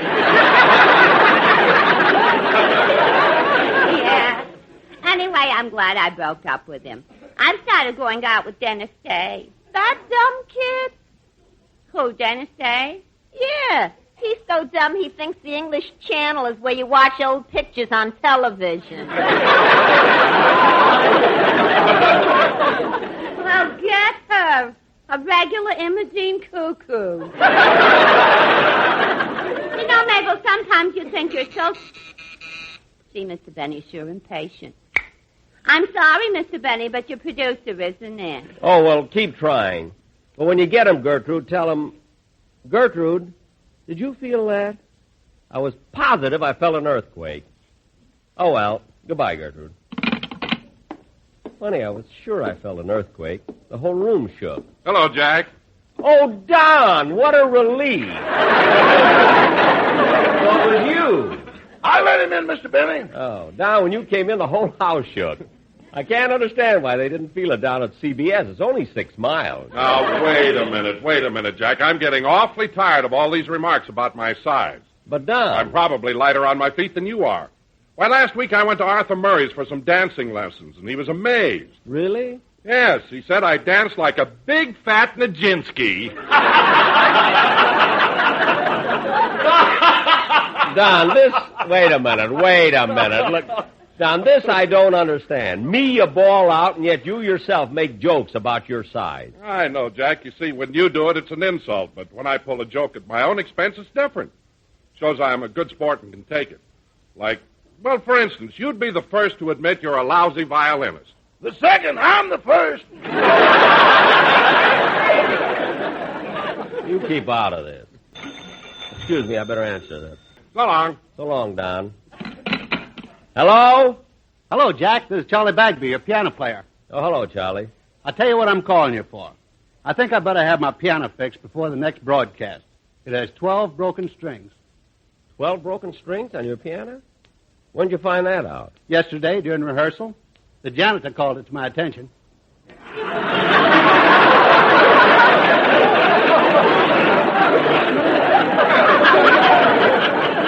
Charlie, do whatever you want to, will you? Okay, and another thing. You're going to have to do something about Remley. Frankie Remley?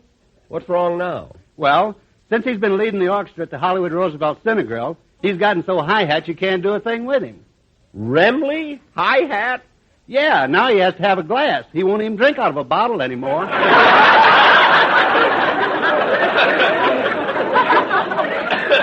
No. It's demoralizing. Glasses is for water. Yeah. Well, look at Charlie. I'll talk to him when he gets to the broadcast. I wish you would. Goodbye. So long, Charlie. Imagine Bagby, of all people, criticizing Remley. That's a case of the pot calling the pot potted. Those musicians really... Hey, boss, the mail just came. Oh, good. Give it to me. There's nothing much, just this letter. Let's see. Oh, it's from the California Bank. It's about the mortgage. How long have you had the mortgage on that bank?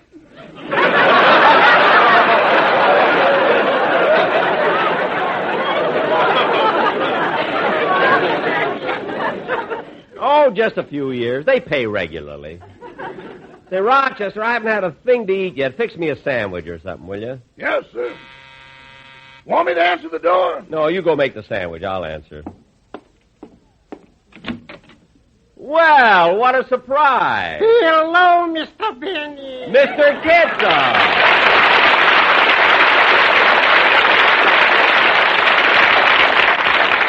Well, it's nice seeing you, Mr. Kitzel. You too. But I dropped in to ask you a favor. A favor? Yeah. From now on, when you're driving to the radio studio, could you possibly give me a lift? A lift? Certainly, but why? Well, I'm working there as an usher. It's only a part-time job, but I got to raise a little money.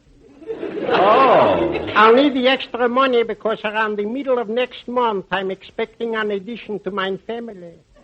Oh, an addition to your family. Isn't that nice? What do you want, Mr. Kitzel? A boy or a girl? Either one would be delightful. Yeah. But unfortunately, it's my mother-in-law who's coming for a visit. Oh, the way you put it, I thought you were expecting a bundle from heaven. A bundle she is, but from heaven this is doubtful. Oh, well, since you had to take another job, I suppose you like it, the studio. Oh, yes, it's very pleasant, especially for me. I love to be around show people. So exciting. You know, actors, musicians, and singers, especially singers. Oh, you like good singing, huh? Definitely. On this subject, I'm a connoisseur. I collect records and everything. Really? Well, tell me, who's your favorite singer? Nat King Cole. No, Mr. Kitzel. No, it's not King Cole. It's King Cole. Cole. Cool. He's real gone.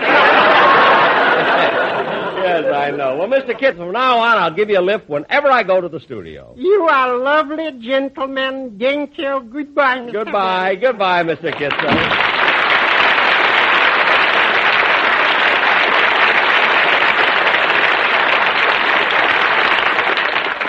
Is my sandwich ready, Rochester? In a minute. Was that Dennis Day at the door? No, it was Mr. Kitso. Oh, well, remember what you said. When Mr. Day does come, don't let him get you into any conversations. Just make him sing. Don't worry, I'll do it. Oh, Rochester, instead of coffee, I'll have tea today. Yes, sir. Want me to get it? No, that must be Dennis. I'll answer it. Okay, boss. And remember what you... I'll remember. Hello, Mr. Benny. Sing your song, Dennis. Hey, Mr. Benny, do you know that... Dennis, sing your song. I will, but I want to tell you that... Don't talk, just sing.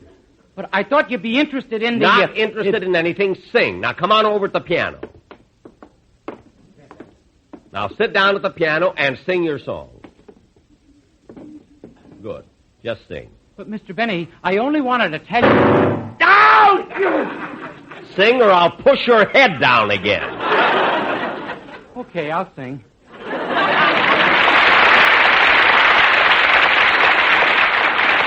Mr. Benny, now that I'm finished my song, I think I ought to tell you... Don't tell me a thing. You came over to sing your song, you sang it. Now, I'll walk you to the door and you can go home. But, Mr. Benny... No buts. You sang, now go. Here's the door.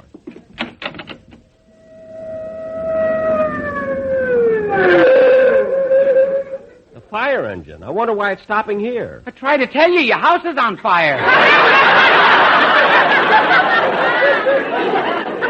Well, of all the... I tried to tell him, but all he said was, sing your song. Don't talk, just sing. Not interested, sing or I'll push your face down again. Nobody ever listens to me. Oh, be quiet. Don't get excited, mister. We got everything under control. You sure, Chief? Yeah, it was just a small rubbish fire. It's all out. No damage at all. Oh, good. Thanks a lot. You're welcome. So long. Dennis, I want to tell you something. Yes, sir? I'll admit it was my fault for not letting you talk. Uh-huh. But if you can sit there and calmly sing a song in a house that you think is on fire, then I know there's something wrong with you, and I'm going to do something about it. Yeah, what are you going to do? Never mind. Just come with me. We're going downtown. Okay. Come on. Okay, don't push.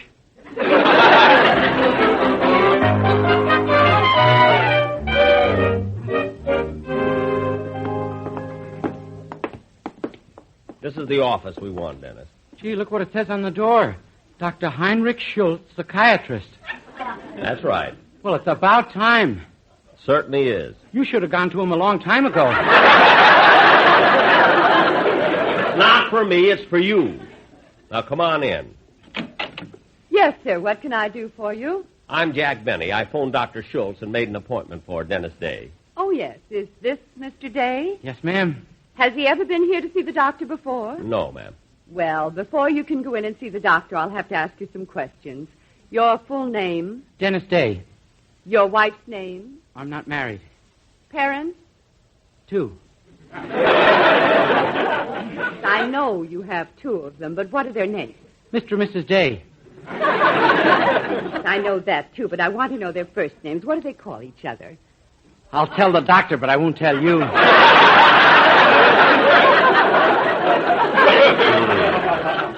I'll tell the doctor you're here. Yes, Miss Roberts? Dennis Day, your new patient, is here. I sent him right in.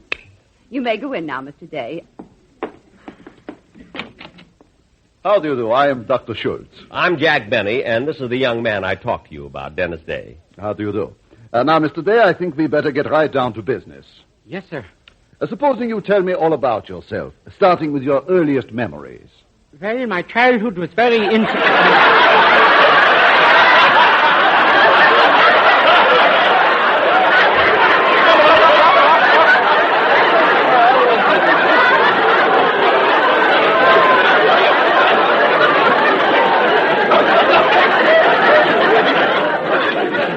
My childhood was very insecure. You see, I was born in New York, but when I was 5 months old, my parents moved to Buffalo. Then 6 months later, they moved to Chicago, and 2 months later, they moved to Cleveland, and a half a year later, they moved to Pittsburgh. They moved to Pittsburgh, eh? Yeah, that's where I finally caught up with them. Well, now, Wait a moment. Mr. Benny, he must be exaggerating. His parents couldn't have deserted him that often. They couldn't, eh? Dr. Dennis has been left on more doorsteps than the Los Angeles Times. That's very interesting, very interesting. Well, I hope you can help him, Doctor. He's been with me for years now, and his silly behavior has made me gray before my time. Really? How old are you, Mr. Benny? 39. Well, one case at a time.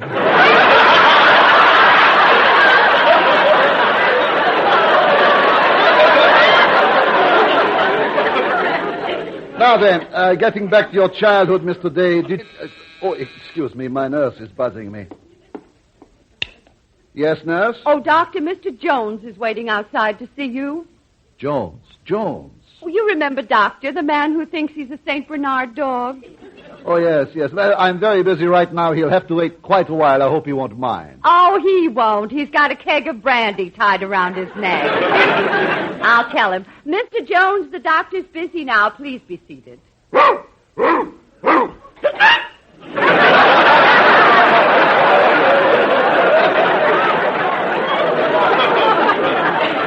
Now, Mr. Dave, I'm going to give you the word association test. Word association? Yeah, that's right. I'll say one word, and you immediately say the first word that comes to your mind. Uh-huh. For instance, rain. Snow. Black. White. Red. Blue. Green. Money.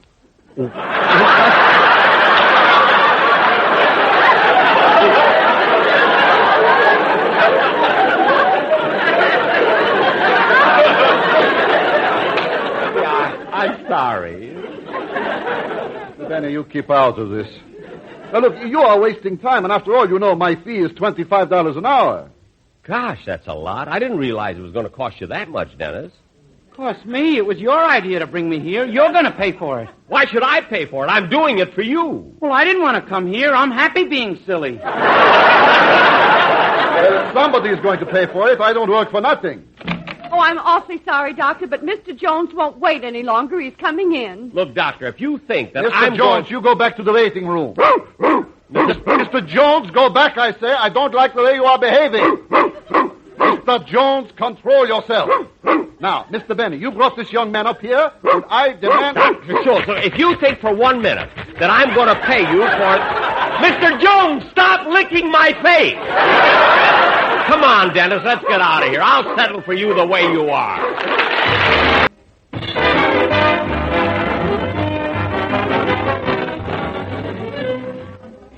Boss, you better hurry up and get changed. You got to do a television show tonight. Yes, I better hurry. Shall I fix something to eat for you and Mr. Day? No, we're not hungry. Where were you so long? I took Dennis to a psychiatrist, and he's cured. Really? Yeah, from now on, he'll never say anything stupid. Will you, Dennis? Oh, quiet! Quiet!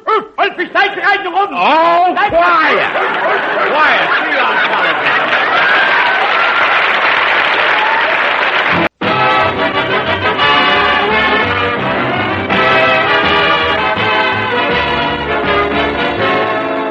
The Lucky Strike program starring Jack Benny with Mary Livingston, Rochester, Dennis Day, Bob Crosby, and yours truly, Don Wilson. Ladies and gentlemen, this is the middle of the Christmas shopping season, and as usual, Jack is going to his favorite department store to purchase gifts for his gang. But before we go Christmas shopping, I'd like to take you to a modest little home in the suburbs of Los Angeles. The home belongs to a department store salesman and his wife. It's 5 o'clock in the morning.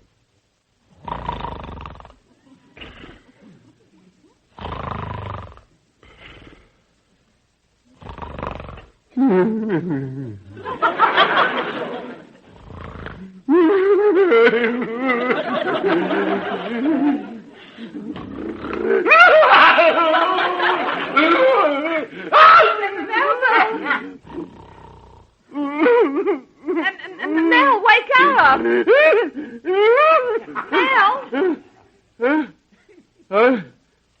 What? You were having a bad dream. Oh, yeah. That same nightmare. I always have it this time of year, Beatrice. About that blue-eyed old man that comes to the store for his Christmas shopping? Yeah. Only this dream was worse. I looked at his hands, and instead of fingers, he had shoelaces. On one hand, the fingernails were plastic tips, and on the other hand was metal tips. Why do I always have to dream about him? Now, Mel, control yourself. Maybe he won't come into the store this year. Oh, he'll come. He's been coming in and driving me nuts for over 15 years. Well, don't worry about it. Maybe he's mellowed. Maybe he'll be kinder now that he's getting old. He was old 15 years ago.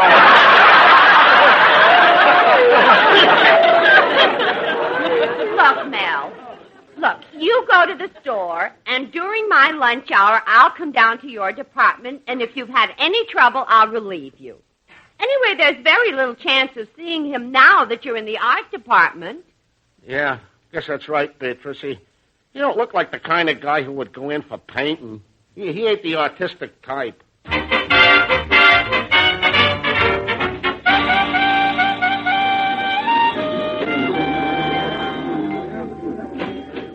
Mr. Benny, you've still got quite a few more names on your Christmas list. Yeah, I still have to get something from my producer and Miss Livingston now, so you can do your personal shopping. Thank you. And will it be all right if I charge my things to your account? Charge it? What happened to the Christmas bonus I gave you? I lost it. Lost your bonus? Gambling? Oh, no. I had a hole in my pocket and it rolled down the sewer.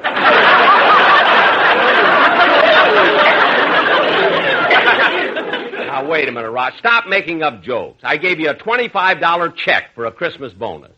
I know, Mr. Benny, but I can't cash that check until after next Monday. Why not? Me and the check are appearing on You Asked For It. Oh, yes. We'll show 'em. I'll meet you here later, Rochester. Okay. See, I still haven't gotten anything from Mary. I know what I'll do. I'll buy her a negligee. Now, where's the negligee department? Oh, that must be the floor walker over there, that man in striped trousers and the cutaway coat. Oh, mister! Mister!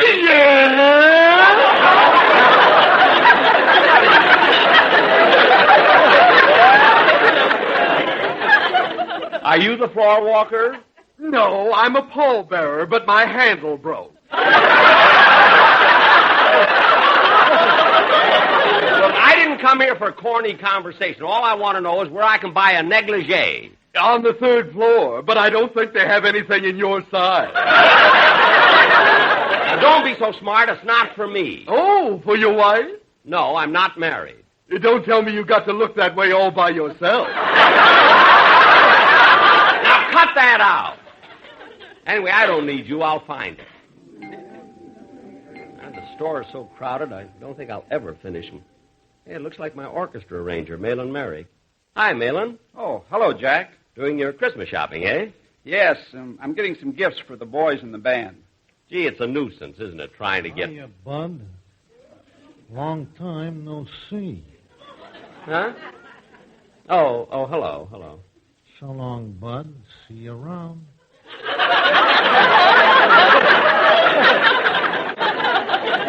Yeah. Goodbye. Jack, who is that fella? Oh, he's a racetrack tout. He's always trying to talk me out of everything. I got to finish my shopping. So long, Malin. Oh, just a minute, Jack. Yes? I'm having a big party on New Year's Eve. I know. You've already invited me. Yes, and I thought that since you've given so many parties, you could help me out a bit. You see, I've already hired a caterer, and I thought you might recommend a good bartender. Well, now, that's the silliest thing, Mal, spending good money on a bartender. Why don't you get one of the boys in your band? I mean, get Frank Remley. Nobody knows more about drinks than he does. No, I wouldn't try that again, Jack. He was the bartender at the last party I gave. Well, what happened? Well, the first guest to arrive walked up and ordered a scotch and soda. Uh-huh. Remley bent down, got the scotch, never came up again.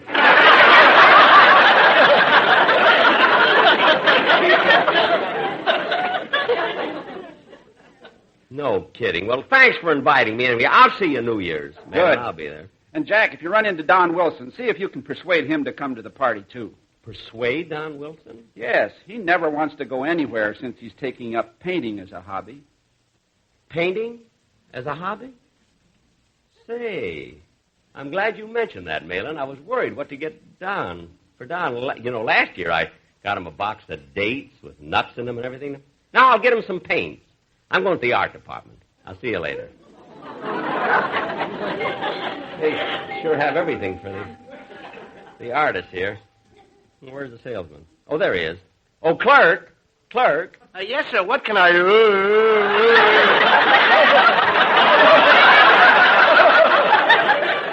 It's you again. Huh? How do you find me every year? You got radar or something? What are you talking about? Gee, he doesn't recognize me. Maybe everything's going to be okay. What are you mumbling about, clerk? Oh, nothing. What can I do for you, sir? Well, a friend of mine has taken up painting as a hobby, and I'd like to get him a nice set of paints. Oh, very good, sir. Now here's a set that's very popular and reasonable, too. It's only $9.95. Well, gee, those tubes of paint seem very small.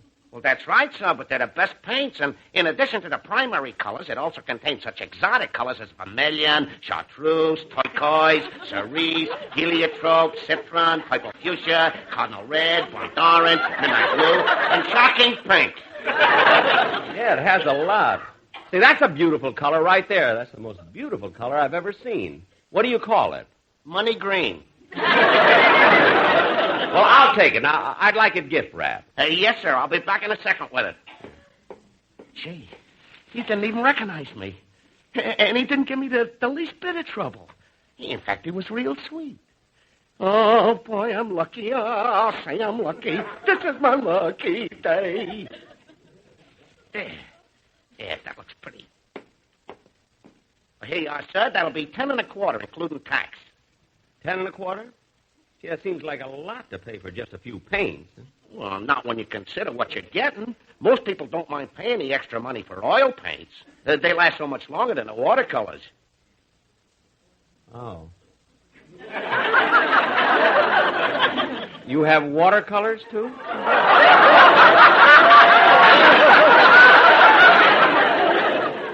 Me and my big stupid mouth.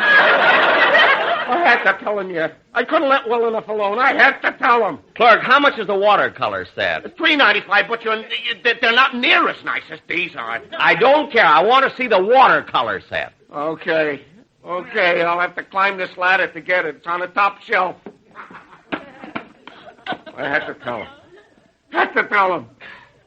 Wish I could paint red spots on my face so he'd think I had smallpox and he'd go away. I wish I had smallpox. It wouldn't do any good. This guy's lived so long he must be immune to everything. But it's my own fault. Here's the watercolor set, mister. Look at it. Say, this looks okay. But it's only got 5 colors, gray, blue, black, red, and 30 brown.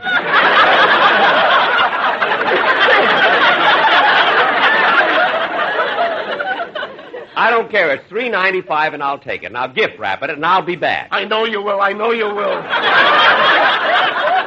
on. Now, let's see. What else do I have to get? Gee, I still haven't gone to the lingerie department for Mary's gift. Yes? What can I do for you, young man? I'd like to buy a Christmas gift for my mother. Well, a negligee is always a very suitable gift. Now, here's a lovely one that I'm sure would please your mother. No, she wouldn't like that one. She never wears anything with a low neckline. Oh, is she modest? No, she's tattooed.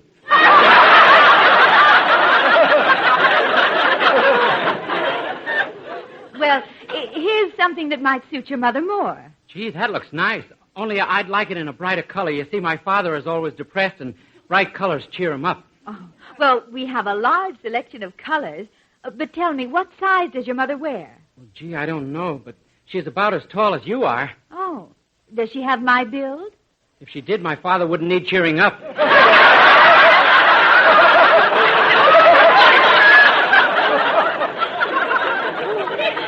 Well, now, how does this one seem? Oh, that looks about the right size. I think she'll like it very much. Will you wrap it up and charge it, please? Yes, sir. Now, who shall I charge this to? To me. My name is Dennis Day. Dennis Day? Uh-huh. The singer? Yes, ma'am. Oh, gee, Mr. Day, I'm one of your most ardent fans. I buy all your records and everything. Why, when I hear you sing, I just quiver and shake all over. 3 coins in the font. There they lie in the font. fountain? Which one will the fountain? Mr. Day! I'm not joking. No, I'm really a great admirer of yours. Oh, well, thanks. Thanks a lot. Dennis! Oh, Dennis. Huh? Oh, hello, Mr. Benny. Yeah, I heard you singing. I was way on the other side of the store, but I thought it was a record. Maybe that's because I've got a hole in my head.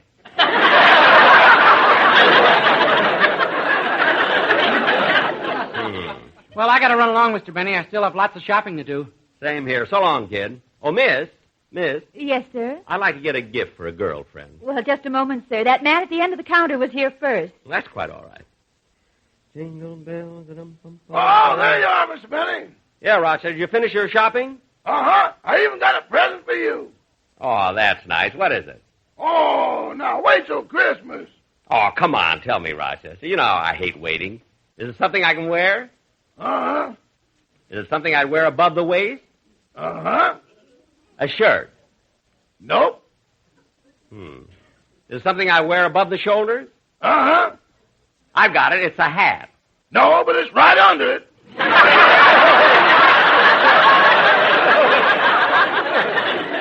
Well, that's a strange gift to give me. Why should you get me that? Well, I ruined one of your good ones. I threw it in the Bendix and all the curls came out of it. Well, don't throw it away. Save it in case I ever get the part of an Indian in a picture. Okay.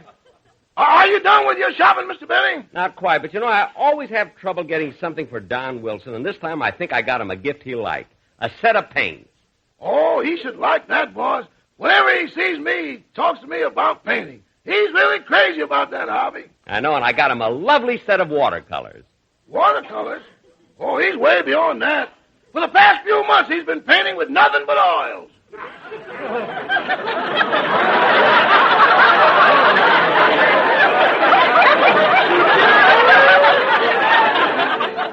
Oil? Are you sure? I'm positive. So Don only uses oil paints. Excuse me, Rochester. I'll see you later.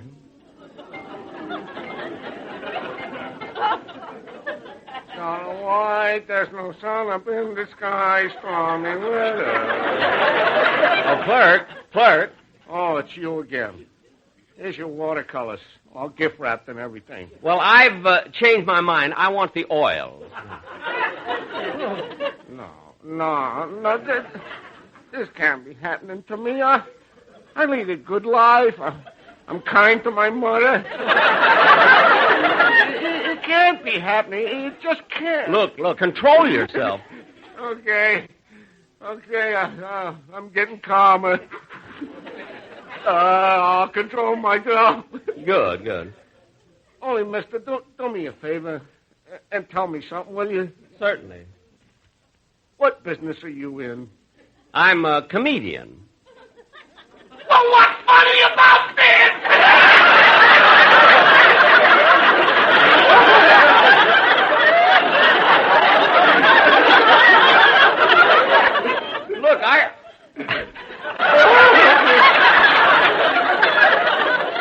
Look, I don't know what you're talking about. I'm not trying to be funny. I just made a simple request. I want the watercolors changed to oils. Now, please gift wrap them, and I'll be back to pick them up later. Here you are, sir. And I assure you, it's a lovely gift. Thank you. And I hope you have a wonderful Christmas. And do come back again. I don't even know if I'm going to leave. You know, you're one of the most attractive salesmen. Miss, can you please... Oh, hello, Don. Well, hi, Jack. Hey, I'll bet I know something you don't know. What's that? I ran into Bagby, the piano player, and now I know what the boys in the band are going to give you for Christmas. What? Beautiful set of golf clubs. Oh, isn't that wonderful? I can use a new set. I can hardly wait till Christmas. Well, you may even get them before Christmas if the paint dries. Paint? What paint? Where they scratched off the owner's name. Well, they should have left the name on. I'd know who not to play with. What characters they are. By the way, Don, how's your wife? Oh, she's fine now. Now? Yeah, just a few weeks ago, she broke out in hives, and her eyes were always watering, and the doctors didn't know what it was until they found out she had an allergy. Gosh, what was she allergic to? The oil in oil paints.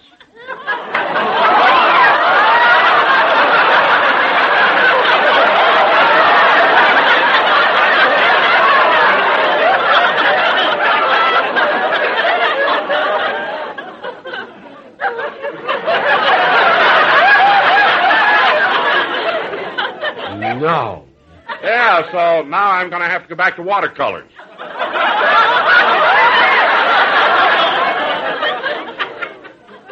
You use only watercolors now, Don? That's right.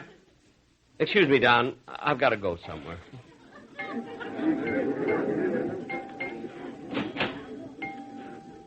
Now, Melville, control yourself. I can't control myself, Beatrice.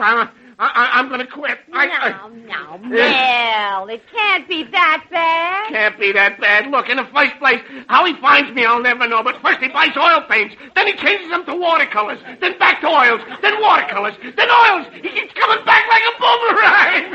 Me, I'm going to the office right now and quit. Now, look, Mel, I'll tell you what to do. You go and take a nice long lunch hour and lie down, and I'll take your place at the counter. Well, okay. Okay, when he comes, that's his package of oil paints right there. All right. I'll see you later. Poor Mel. Gets upset so easily. I can't let him quit now. It'll ruin all our plans. We worked in the store together so long. We met in the store. He even proposed to me in the store. And now we're married.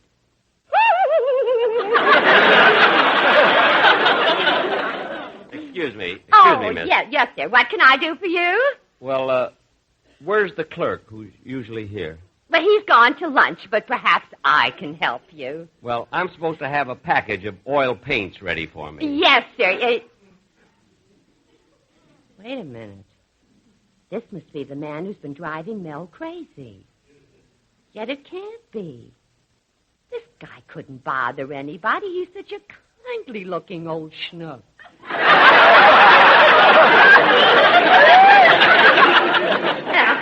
Here you are, sir, a package of gift-wrapped oil paints. $10.25, sir. Look, miss, I changed my mind. I'd like to get a box of watercolors instead. But, sir, you... All right, I'll gift-wrap the watercolors. The customer's always right. I'll get some watercolors and wrap them, and I'll be right back. While she's gone, I'd better write out a card for Don. Let's see, I want it to be something clever. Oh, I've got it. To Don Wilson. Here's lots of colors for portraits to paint. But don't paint yourself, 'cause that much there ain't.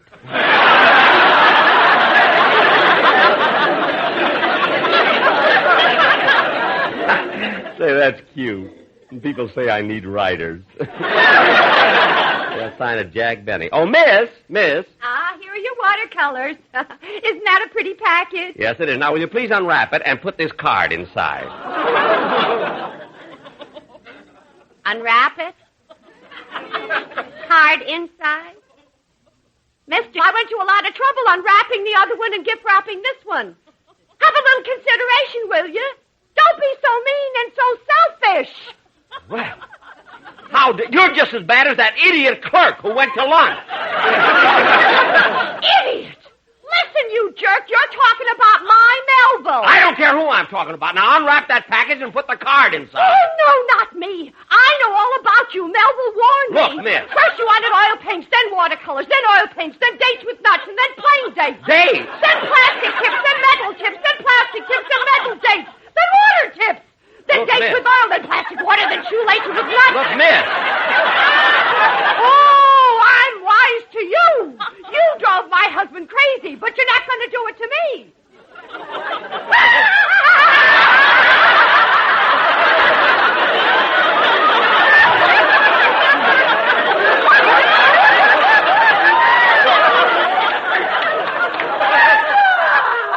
Oh, for heaven's sake, I'll just send Don a card this year. Never...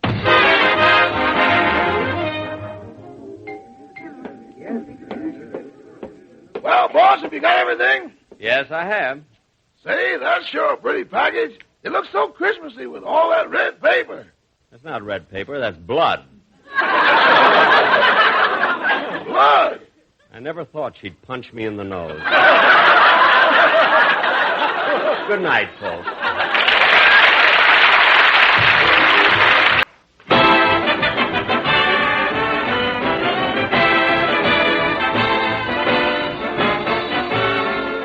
The Lucky Strike program starring Jack Benny with Mary Livingston, Rochester, Dennis Day, Bob Crosby, and yours truly, Don Wilson. Ladies and gentlemen, tonight Jack Benny does another television show. But first, let's go out to Jack's house in Beverly Hills.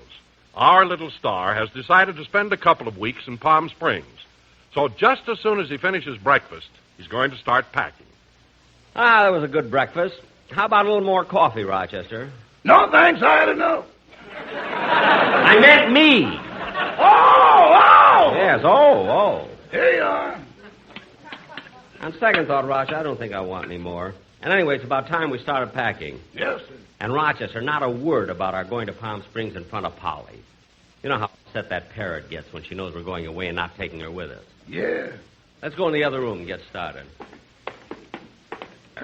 Come on, Rochester, we better go in my room and start packing. Yes, sir. Now, Rochester, take my blue suit, my gray suit, my tweed out of the closet. Huh? But, boss, a tweed suit is much too heavy. Well, okay, never mind the tweed. By the way, boss, are you going to stay at the same place you did last time? Certainly. Then I better keep these things together. Bathrobe, slippers, and flashlight.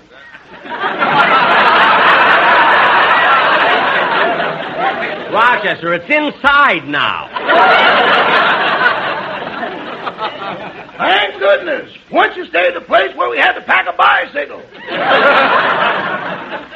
Rochester, for your information, they don't have any more places like that. Hello? Hello, Jack. This is Mary. Oh, what is it, Mary? Jack, on your way over to pick me up, would you stop off at the store and get me a bottle of suntan oil?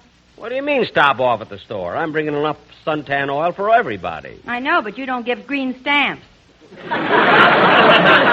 wasn't going to charge you for the oil. I was going to give it to you. When I bought it, the company guaranteed its quality. I know, Jack, but after it's been in your crankcase for 10,000 miles, it loses something.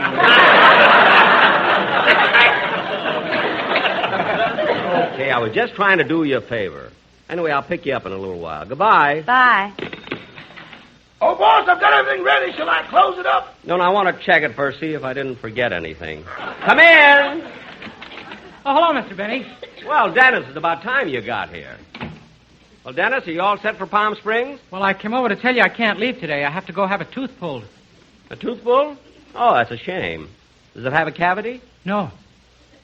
Well, does it ache? No. Let me see. Which tooth is it? The one on my watch chain. I got thrown out of the Elks.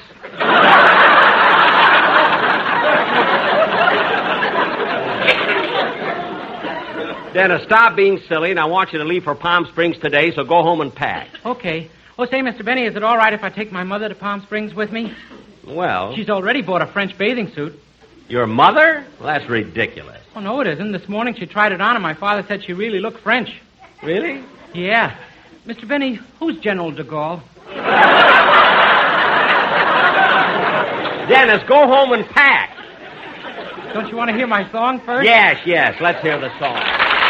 That was very good, Dennis. You know, they'll love it in Palm Springs. Thank you. Now, Dennis, when you go there, be sure to stay on Highway 99 so you won't get lost. Is it? Oh, I'm not driving down. Oh. You're taking the bus? No. The train? No. Are you flying? No. Well, goodbye, Dennis. Goodbye.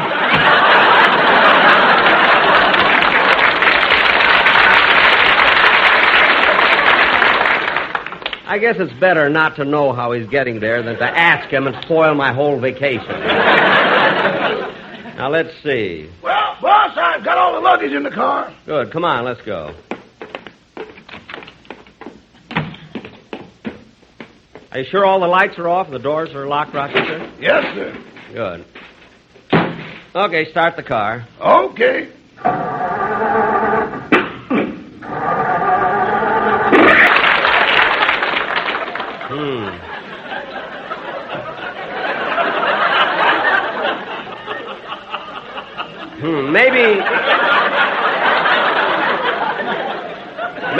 Maybe we got a little water in the gasoline. I'd sell it if we had a little gasoline in the water.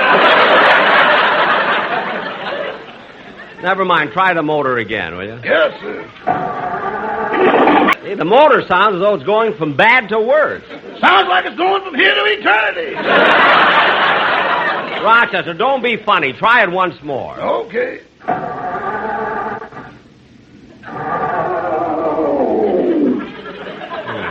The motor's not even catching. Maybe the battery's dead. Can't be that, Mr. Benny. I put a new battery in yesterday. A new battery? How much did it cost? Nothing. I got it out of your flashlight.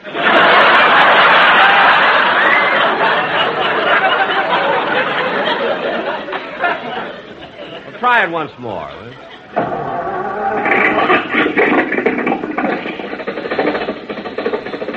There you are, Rochester. The motor's going. Back the car out of the garage. Wait till that crowd gets out of the way. All right, folks, break it up. Break it up. Beat it, beat it. Why do they always gather when we try to start the car? You can go, Rochester. They've gone now.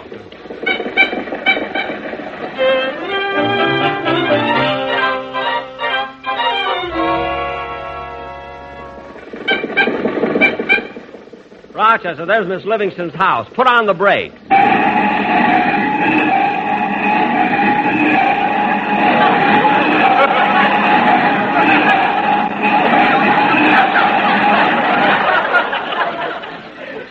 That's good, Rochester. You stopped right in front of the house. Yeah, and it only took us once around the block to do it.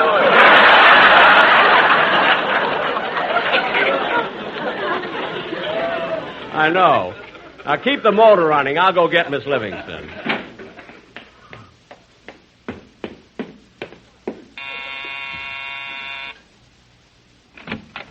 Hello, Jack. I'm all ready. Good, Mary. I'll help you with your bags. Thank you. Here they are. Say, Mary, what beautiful luggage. Where'd you get it? I bought it. Last week I got $200 on a quiz program.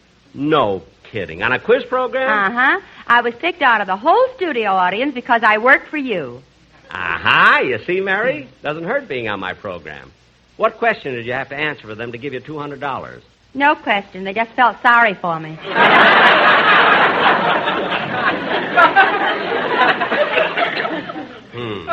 The Heartline called with food for a month. Oh, don't be so funny. Now, come on, Mary. Let's go. Okay. Let me lock the door, will you? Rochester, put Miss Livingston's bags in the car, will you? Yes, sir. Now, let's see. Where can I put them?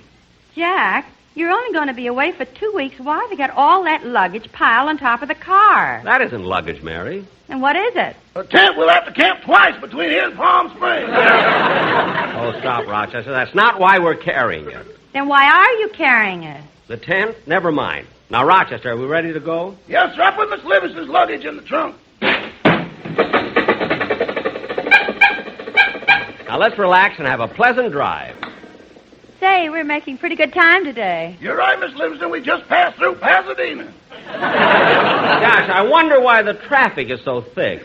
It's people still coming home from last year's Rose Bowl game. Last year's Rose Bowl game. You know, Mary, sometimes I think Excuse me, Mr. Benny. What is it, Rochester? We're getting kind of low on gas. We are? Well, pull in that gas station on the corner there. Okay. Yes, sir. Can I help you? Yes, we'd like some gas. Yes, sir. Would you like regular or Ethel? Let me see. I wonder what would be best for this car. Blood. Mary, please. I'll take the regular. Fill it up? Well, no. Put in about 3 gallons. For heaven's sake, Jack, why don't you fill it up? Mary, 3 is enough. But you'll have to stop at another gas station for more. Now, why don't you fill it up? Well, all right. Fill it up, mister. Oh, boy, wait till I tell the boys at the lodge about this. Never mind, Rochester. Go ahead and fill the tank, mister. Yes, sir. Jack, what do you plan on doing in Palm Springs? Well, I think I'll just rest, relax, and, 1, have a good time. I'm going to take a dip in the 2 swimming pool every morning, and then play a round of 3 golf afterwards. That way I'll get plenty of 4 sun, and in the afternoons I'll just relax, and 5, rest till dinner time. There's so many good places to 6, eat in Palm Springs, like the Dunes Dollhouse, and down the beach, 7 Comers, and lots of others. Some nights I may go on 8 and... For heaven's sakes, that's enough gas! Stop already!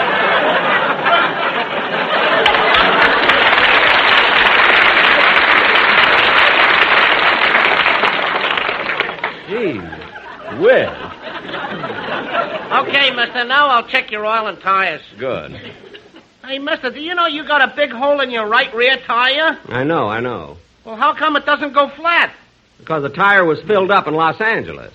Well, what's that got to do with it? The smog is too thick to leak out. Yeah. Hey, mister, I can sell you a new set of tires, very reasonable. Not right now. You see, they're making so many improvements in tires these days. I'll wait a little while longer. Well, I've got the latest thing right here, tubeless tires. We're way ahead of that. We got tireless, too.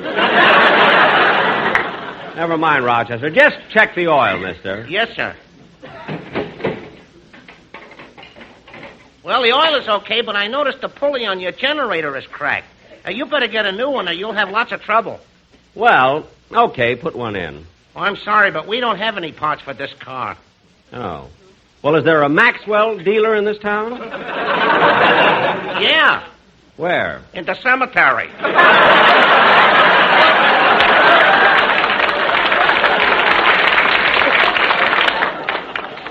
Well, it'll be all right. Now, how much do I owe?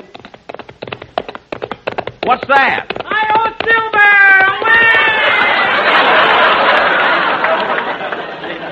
Hey, that's how Dennis is going to Palm Springs. Well, what do you know? Say, mister, how much do I owe you? That's $2.50. Okay, I'll... Oh, excuse me. Here comes another customer. Yes, sir. What can I do for you? Fill it up. Well, Bob! Why, Jack, hi. Hello, Mary. Hi, Rod. Hello, Bob. Hello, Mr. Crosby. Excuse me, mister. You want regular or Ethel? Ethel, please. Gosh, Bob, isn't it a coincidence? We're all on our way to Palm Springs, and we needed the same gas to say... Jack! Stop counting. It's Bob's car. Oh, yes.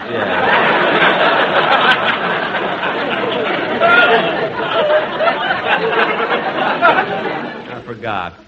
Gee, Bob, it's a shame that you have to make the drive all alone. I'm not alone. Huh? Oh, look in the back, don't you see? Remley, Kimmick, and Bagby, they're laying there. Oh. Bob, you only mentioned Remley, Kimmick, and Bagby. Isn't Sammy, the drummer, coming to Palm Springs? Well, Sammy's coming, sure, but not until just before we do our broadcast there. See, he hates the sun. Why? Well, you know how bald Sammy is, and he doesn't like his scalp to get sunburned. Well, can he wear a hat? Oh, no. If he covered his head, he'd lose the $50 a week a distillery pays him. A distillery pays him $50 a week not to cover his head? Yeah. They've got Don't Be Vague, Say Haig and Haig painted up there.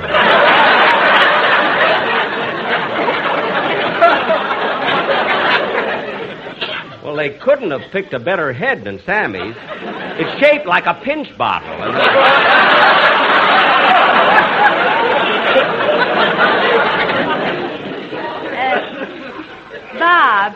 Bob, you know, this is none of my business, really, but if the boys in the band are such a bunch of hoodlums, why don't you get rid of them?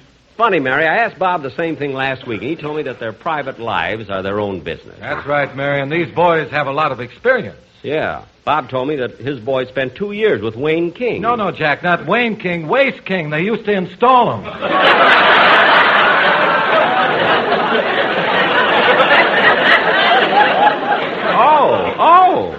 Oh. By the way, Bob, how come your wife isn't coming to the Springs with you? Oh, she'll be up for the weekend, Mary. She's bringing the kids. All 5 of them? Yeah, all 5, and the maid and the cook, too. But won't it be hard finding hotel reservations for that many people? Oh, I don't have to worry about that. Jack's renting me a tent. All right, Mary, now you know. Are you happy? Come on, Rochester, let's go. Yes, sir. See you in Palm Springs, Bob. Bye, Mary. Bye, Bob. Rochester, make this right turn here. But, Mr. Bentley, we should go straight ahead. Rochester's right, Jack. This isn't the way to Palm Springs. Look, Mary, I know a shortcut. Rochester, turn here. Yes, sir.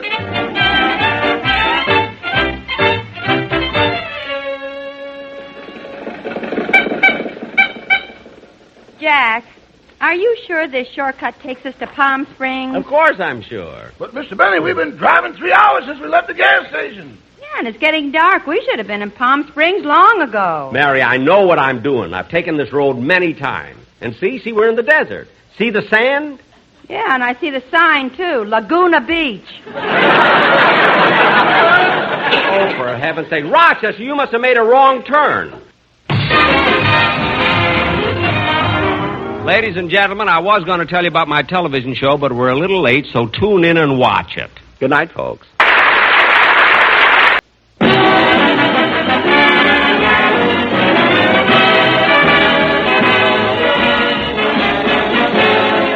From Palm Springs, California, the Lucky Strike program, starring Jack Benny with Mary Livingston, Rochester, Dennis Day, Bob Crosby, and yours truly, Tom. Ladies and gentlemen, as always at the height of the tourist season here, Palm Springs is just full of celebrities.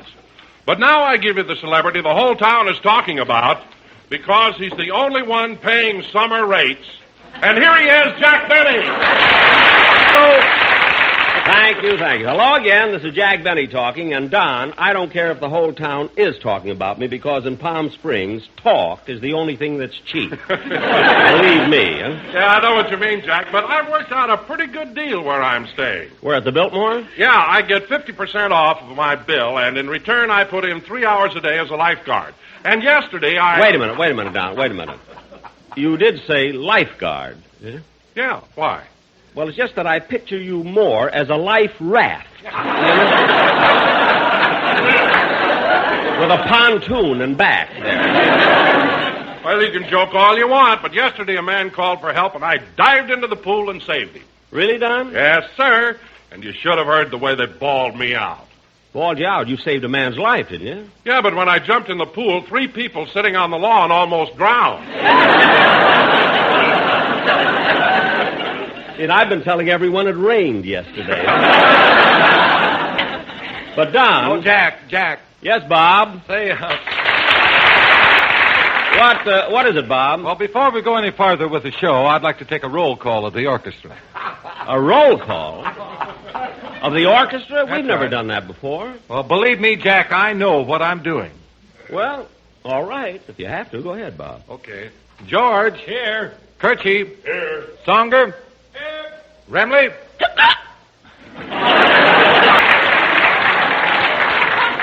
Bob, I want to ask you, Bob, why do you have to go through this roll call? Oh, I always do when we're out of town. But why? Why? Oh, I have to. I'm responsible to their Los Angeles parole board. Oh, I see. Well, don't let me stand in the way of the law. Hardy. Here. Tackleberry. Wait a minute. Tackleberry's one of my writers. He's on parole, too. That's right. He keeps talking about the pen. I thought he meant paper mate.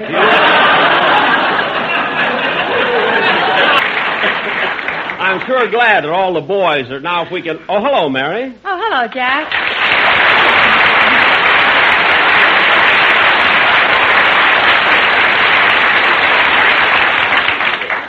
I'm sorry I'm late, Jack, but I was taking a golf lesson at Tamarisk, and I just didn't notice the time. That's all right, Mary. So Ellsworth Vines gave you another lesson, eh? No, I switched to one of the other fellas. What was wrong? I find out he's married. Well, look, Mary, you don't have to make any dates here in Palm Springs. If you want to go out with someone, I'm here. Oh, no, Jack, not with you. What? Your idea of an exciting time here is to walk down Palm Canyon Drive and watch people put nickels in the parking meters. Yeah. Saturday was a dilly. $163.45. Let's get on with the show, because tonight we're... Uh-oh. What's the matter? Here comes Dennis. Well, what about it? You know, Mary, every time that kid opens his mouth, he says something silly, and I'm aggravated for the rest of the week. But this time, he's not getting away with it. I'm ready for him. Well, hello, everybody. Hello, Jack. Hello, Mr. Benny. Boy, 2 weeks in Palm Springs has sure made you look different. See, Mary, he's starting already. I'm sorry I haven't been able to see more of you up here, but I've been very busy. Busy, huh? What have you been doing? Oh, swimming a little every day, getting lots of sleep, eating good food, and catching up on my reading. You're reading, huh? Yeah, it's nice and quiet up here, and I can concentrate. Hamlet requires a lot of attention. Hamlet, huh? I consider it to be Shakespeare's finest work, although I'd be the first to admit there are great qualities in Macbeth, Julius Caesar, and Othello. But to my way of thinking, Hamlet offers more scope and penetrates with a deeper insight into human nature. That's enough, Dennis. I won't listen to that kind of talk. But, Jack... I don't care. I'm on a vacation. I'm not going to let him aggravate me. But, Jack, he hasn't said anything silly. I know, and he's doing it on purpose. Dennis, you're deliberately trying to annoy me. Oh, no, I'm not, Mr. Benny. Then how come you're talking intelligently? I can't help it. I was out in the sun too long. But I discovered a way to keep cool. You did? Yeah, I get a big punch bowl, fill it full of shaved ice, put in 3 lemons, 2 oranges, some ginger ale, a quart of scotch, a bottle of Smirnoff vodka, and 5 maraschino cherries. Dennis, you drink that? No, I sit in it. My boy. And Dennis, now that you're back to normal again, do me a favor. Just go over in the corner and don't bother me. Okay. Do you mind if I read Hamlet? Read. What a crazy kid. Well, Jack, you won't have to put up with him much longer. Tomorrow we'll all be on our way back to Los Angeles. I know, and I've got a big surprise for everyone. Since you're all leaving tomorrow and I'm going to be staying down here till after Christmas, I want you all to come to my place tonight for our annual Christmas party. Oh, that's wonderful, Jack. Everybody's invited. And Bob, make sure to bring the orchestra boys. The orchestra boys? Yeah. But tell them when we serve dinner to just casually walk into the dining room. Not to line up and march. Okay, Jack, I'll tell them. But, gee, you better serve them the food right away or they'll start banging their cups on the table. I'll serve them. And listen, kids, I got a nice big house that I rented. There's plenty of room. We'll have a tree, exchange gifts, and have a lot of fun. Gee, I'm glad that drugstore was open so I could finish my Christmas shopping. See, I get Christmas presents from everywhere. CBS, even my hometown, Waukegan. I wonder what Waukegan will do for me this Christmas. Last year they did a wonderful thing. They destroyed my birth certificate. Now no one will ever know. Jingle bells, jingle all the way. Santa needs a nickel here if he wants to park his sleigh. Yum-bum-bum, da-dum-dum-dum. Jingle bells, jingle all the way. La-la-lam, da-dum-bum-bum. Gee, it'll be fun being in Palm Springs for Christmas.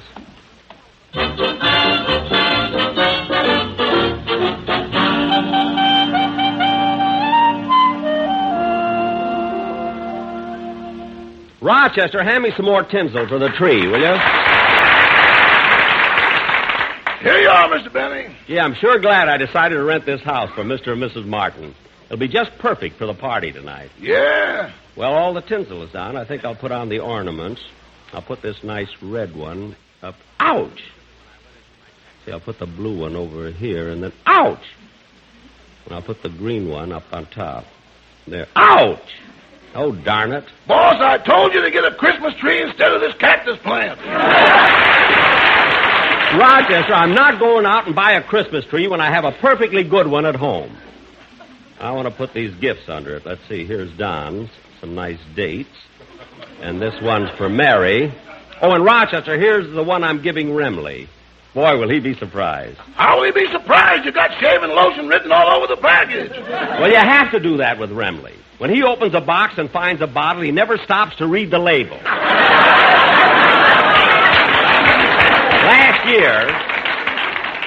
Last year, I gave him a miniature ship and a bottle. The mask stuck out of his mouth for 3 months. Every time I asked him something, he had to answer me through the crow's nest. Believe me, I know what I'm doing. Oh, Rock, that must be the gang. You let him in, and I'll go out in the kitchen and get the hors d'oeuvres. Okay. Well, hello, Rochester. Come in, everybody. Mr. Benny's in the kitchen. He'll be right out. Make yourselves at home. Hey, Jack's got a nice place here. Yeah, but it's so cluttered up. Rochester, help me clean it up. I'll throw some of this stuff out. Not that. That's the Christmas tree. Christmas tree? Hey, that's nothing but an old cactus plant. Oh, we would have had a tumbleweed, but the wind was blowing and we lost it coming through Indio. Wait a minute. Look at that television set. It's got a coin box attached to it with a slot to put money in. Well, that's pay-as-you-see television. And Palm Springs is the only place where they're conducting this experiment. Jack has the same attachment on his set in Beverly Hills, and it's no experiment. Say, Jack, this is a very nice place. I had no idea it was so large. Oh, yes, there's a kitchen, dinette, living room, 2 bedrooms, and a patio. You know, Mary, when you're a big star, you got to have plenty of room to entertain. Yeah. I just can't understand how you got all this for $85 a month. What's the difference? I got it. Now, come on, everybody. Let's put all the presents under the tree and... Hey, wait a minute. What's the matter? I had 12 candy canes, and now there are only 11. Where's the other one? Don't look at me. I'm not looking at you, but if your conscience bothers you, they're 10 cents each. Oh, don't be so silly. Say, boss. Yeah, Rochester. Who was that on the phone? That was Mr. Coleman calling from Beverly Hills. Oh, Ronald Coleman? Yes, sir. He wanted to know if you'd be back in town for Christmas. And I told him that you couldn't possibly make it. You were staying in Palm Springs. Gee, that was nice of Ronnie to call. Is he planning a Christmas party? Now, yes. Huh? He said he'd check with me later about New Year's. All right. Hey, gang, why don't we open up our Christmas presents? No, it's too early. Everyone can take their gifts, but let's not open them until Christmas. Gee, I'm embarrassed, Mr. Benny. I got you a gift, but I left it at my hotel room. Oh, that's all right, Dennis. You didn't have to bother getting me anything anyway. Well, truthfully, I didn't know what to get you. You have practically everything, but I went all over Palm Springs and I finally found something. Really? What'd you get me, Dennis? A Gila monster.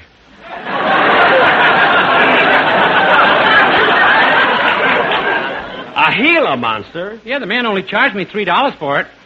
Dennis, a Gila monster is a deadly, poisonous, and vicious reptile. Why, it could snap a man's arm off. No wonder it took him so long to wrap the package. Dennis, if that poisonous thing is in your room, you better call your hotel right now and warn them. Yeah, I guess I better. Hey, come on, kids, let's have some fun. Let's get this party rolling. Yeah, let's play some games. Okay, but first I want to show you something, Mary. Me? Yeah, come on out in the hall for a second. All right. Well, here we are. Look up, Mary.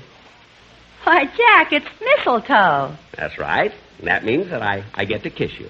Oh, Jack. Now, come on, Mary, give me a kiss. Now, pucker up. All right. There. I knew it. You ate the candy cane.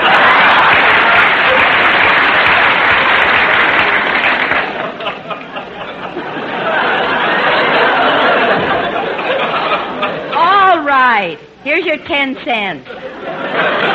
For a minute, I thought you were getting romantic. Romantic? A crime must be solved. Now, come back. Let's get back to the party. Mary, what was going on out there in the hall? Ask Boston Blackie. Never mind.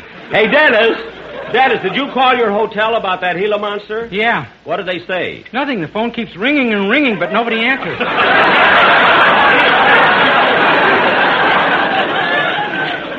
What? Do you mind if I stay here tonight? Now, come on, let's get things started here. But let's all sing Jingle Bells. Yeah, let's all sing, huh? What's that noise? Remley wants to go home. Remley, put down that hacksaw and use the door. What a gang. Ladies and gentlemen, on behalf of my entire staff, I want to wish you all a very Merry Christmas.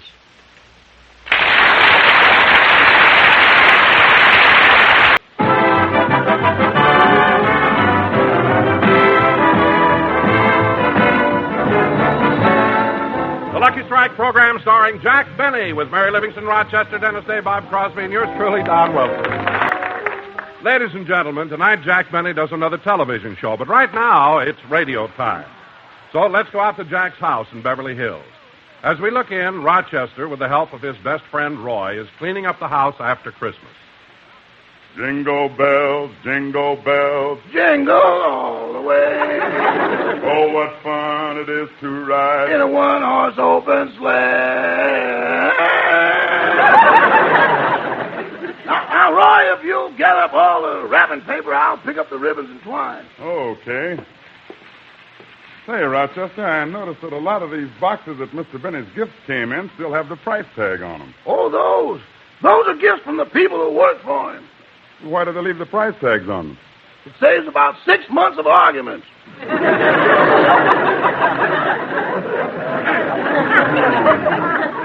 Now, here's a box that hasn't been opened yet. I know lots of people haven't come by to pick up their presents. Put it in the pile behind the tree. Okay. Careful you don't tip it. Yeah, don't worry. Say, Rochester, what's that little package lying on top of the pile? Let's see. Oh, that's Mr. Frank Remley's gift. And what's the big package on the bottom? That's Mr. Remley.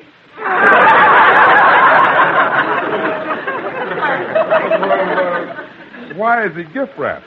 He keeps better that way. Say, Rochester, what did Mr. Benny get from his neighbors, Mr. and Mrs. Ronald Coleman? They gave him that chair over there in the corner. Gee, that doesn't look like much of a gift. The chair looks so dull and drab. I know, but it gets mighty lively when you plug it in.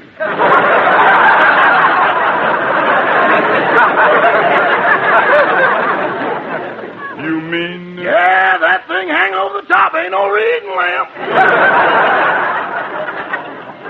Rochester, you're kidding, aren't you? Yeah. Yeah, I thought so. Say, Roch, next week is New Year's Eve. You got any plans? Yeah, I got a date with Susie. Say, that reminds me. Susie spoke to me about you the other night. She did? Yeah. She says that you two have been going together so long, she's kind of disappointed that you haven't proposed to her yet. Well, Roy, I've thought about it a lot, and... Well, I've been with Mr. Benny so long, I'm a confirmed bachelor. I've picked up too many of his ways.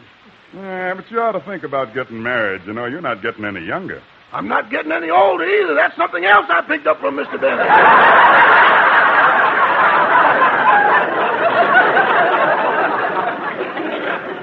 Yeah, I know what you mean. Mr. Benny keeps rolling along like Old Man River. Say, how old is he really, Rochester? That's something I'll never tell anyone. Well, I know he's not 39. Can't you at least give me a hint about how old he is? Well, all I'll say is, if they do his story on This Is Your Life, it'll have to be an hour program. Man, what a spectacular that'll make with Indians and everything.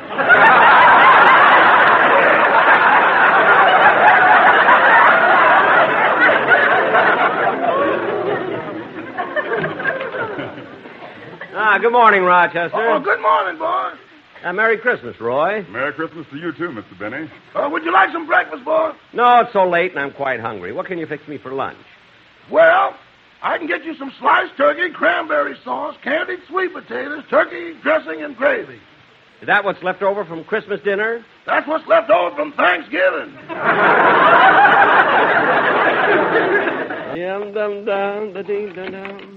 Say, boss, what's this Christmas package doing up on the mantel? It has no name on it.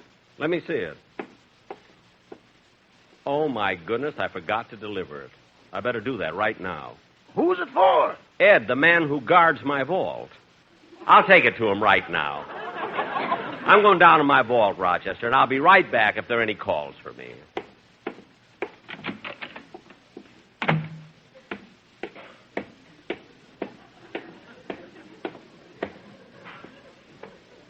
Out across the bridge over the moat.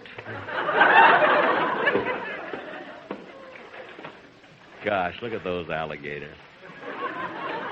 They make wonderful guards. Especially this one right under the bridge. Hey, what's that swimming behind her?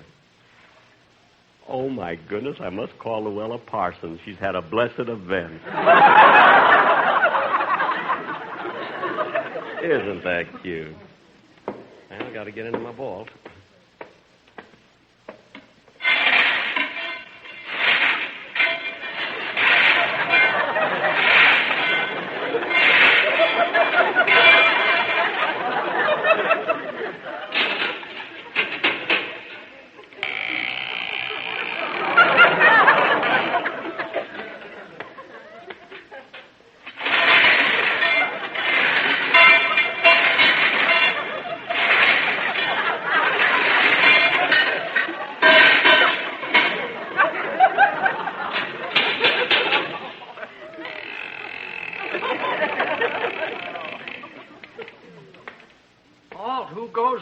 Friend or foe?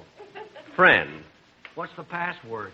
Cleaner, fresher, smoother. Oh, it's you, Mr. Benny. Yes, it's me, Ed.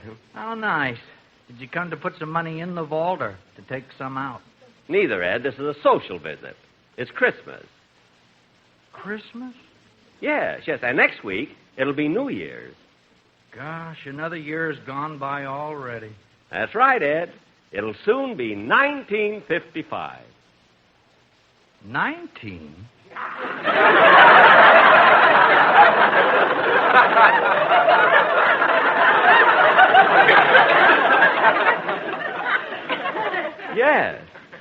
Yes, Ed. Now, I just came down to give you your Christmas present. My, this is exciting. May I open it? I wish you would. Oh, gosh, just what I've always wanted. An umbrella.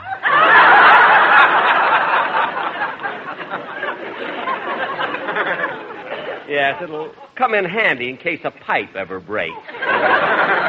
Well, I gotta get back, Ed. See you soon. Goodbye. Gee, that Ed is always so nice and pleasant. Never complains or anything. I think the next time I come down, I'll lengthen his chain.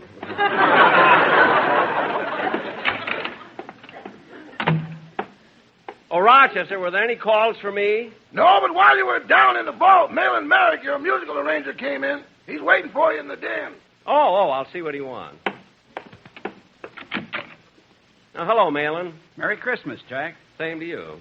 Jack, the reason I came over is your producer suggested that we do this tune on the show this week, and I wanted to see if you like it. Let me see the music. Well, it's topical. What do you think? I'm not sure. Hum it to me. Da-da-dum, da-da-dum, da-dum, ding, da-dum.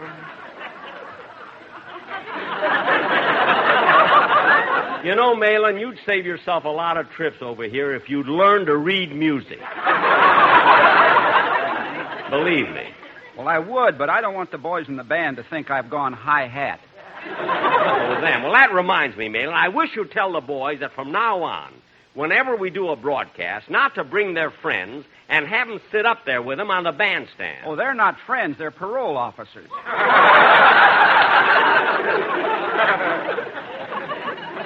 That's what I mean. See if you can do something about it, will you? Excuse me, Malin. I have to answer the door. Jingle bells, dum dum ding, dum bum bum. Merry Christmas, Jack. Merry Christmas, Don. Come on in.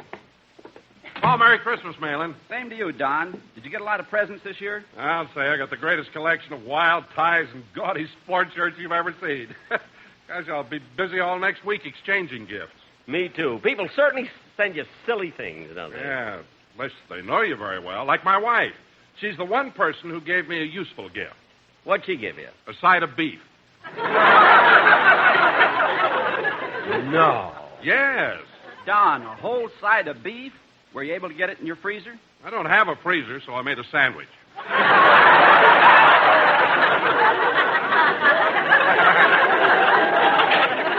Your front lawn must look like an elephant's graveyard. Oh, say, Jack, here, I brought this over for you. It's a record of a song by Dennis Day. A record? Yeah, I dropped by his house, and he has a cold, and he asked me to bring this over so you could hear it. Gee, I hope he feels all right. No, he'll be okay. Good, let's hear the song. Put it on the phonograph, Don. Okay.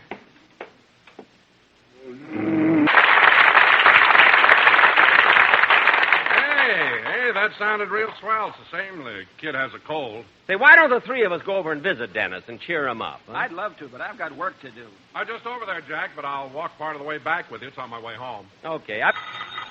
Shall I answer the phone, boss? No, I'll get it. You just keep doing what you're doing. Thanks, I'm resting.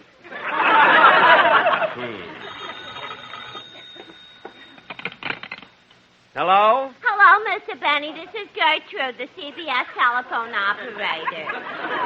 Oh, is someone trying to reach me around the studio? Now, this isn't business. I called to thank you for the lovely Christmas present you gave me. It was very original. Well, I knew you had earrings and bracelets and beads and a lot of jewelry. So you gave me a jar to keep them in.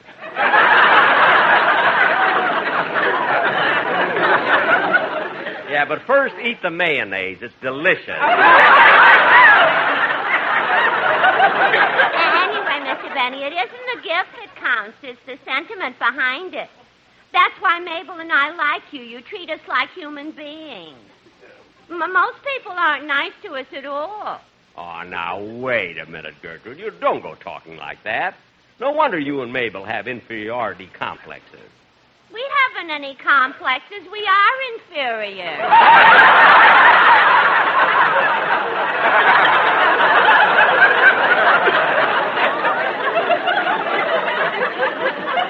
Oh. Well, thanks again and Merry Christmas. Merry Christmas to you, too, Gertrude. Okay, Don, let's go. Hey, where's Malin? He went out while you were talking on the phone. Oh, well, Rochester, I'll be back in time for dinner. Mr. Benny. Huh? Did you forget to thank Mr. Wilson for the gift he gave you? Oh, I'm glad you reminded me. Don, I want to thank you for that lovely sunbeam toaster you gave me. You're welcome, Jack. I was wondering if you needed one. Need one? Before we got that, we used to toast our bread with genuine sunbeams. Never mind. Come on, Don. I'll be back in time for dinner, Rochester.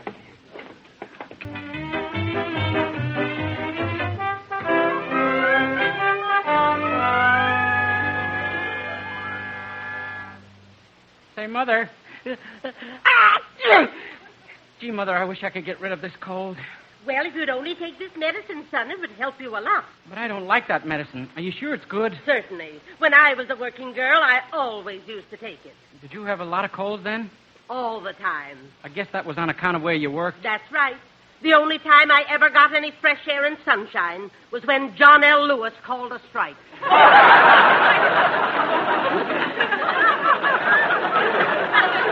Gee, Mother, I don't feel like taking that medicine because... Dennis, let me feel your head and see if you have any temperature. Do I have any? Well, it is a little warm around the point. I'll probably be up in a day or so. Son, shall I get you another hot water bottle? No, thanks. I already drank 3 of them, and I don't feel any better. Oh, for heaven's sake, Dennis. You were supposed to put them on your feet. Now she tells me. Oh, there's someone at the door. Hello, Mrs. Day. Merry Christmas. What do you want?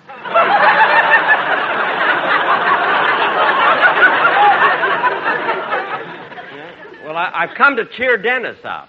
You couldn't cheer up a laughing hyena. Well, for your information, Mrs. Day, a laughing hyena doesn't really laugh. What sounds like laughter is just a peculiarity of the hyena's vocal cords. Well, it takes one to know one.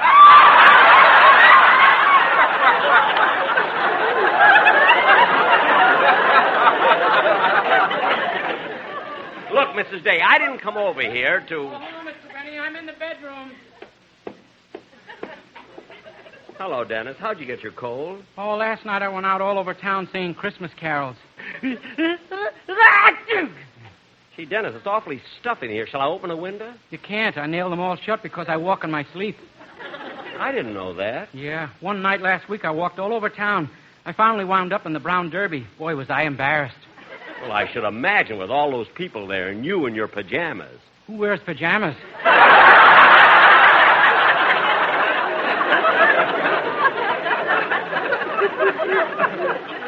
Gosh, that must have been awful. Yeah, Gus, the manager, threw me out because I didn't have a tie on.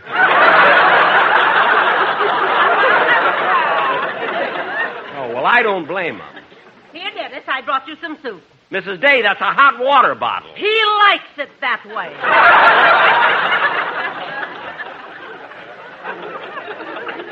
Well, I better be going. Goodbye, Dennis. Goodbye, Mr. Benny. Oh, by the way, Dennis, you haven't thanked me yet for the Christmas present I gave you. You call that a Christmas gift? Look, Mrs. My Day. Dennis has been with you over 15 years. And after all that time, you gave him a ticket for a lousy 89-cent car wash.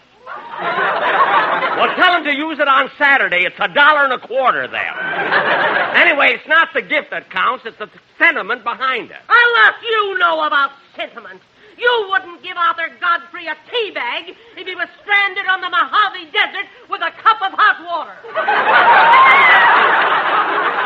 Now, just a minute, Mrs. Day. You listen to me. I'm not listening to anybody. One more word out of you, and I'll put black circles around those baby blue eyes of yours. Oh, you will,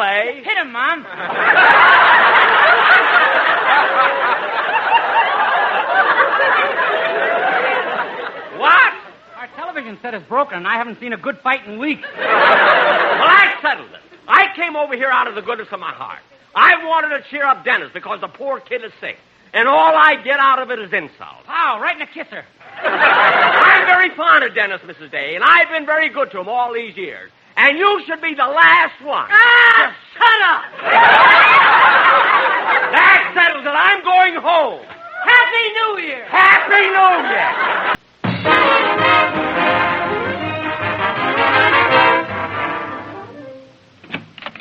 Who's there? It's me, Rochester. How's Dennis Day? Oh, he's all right.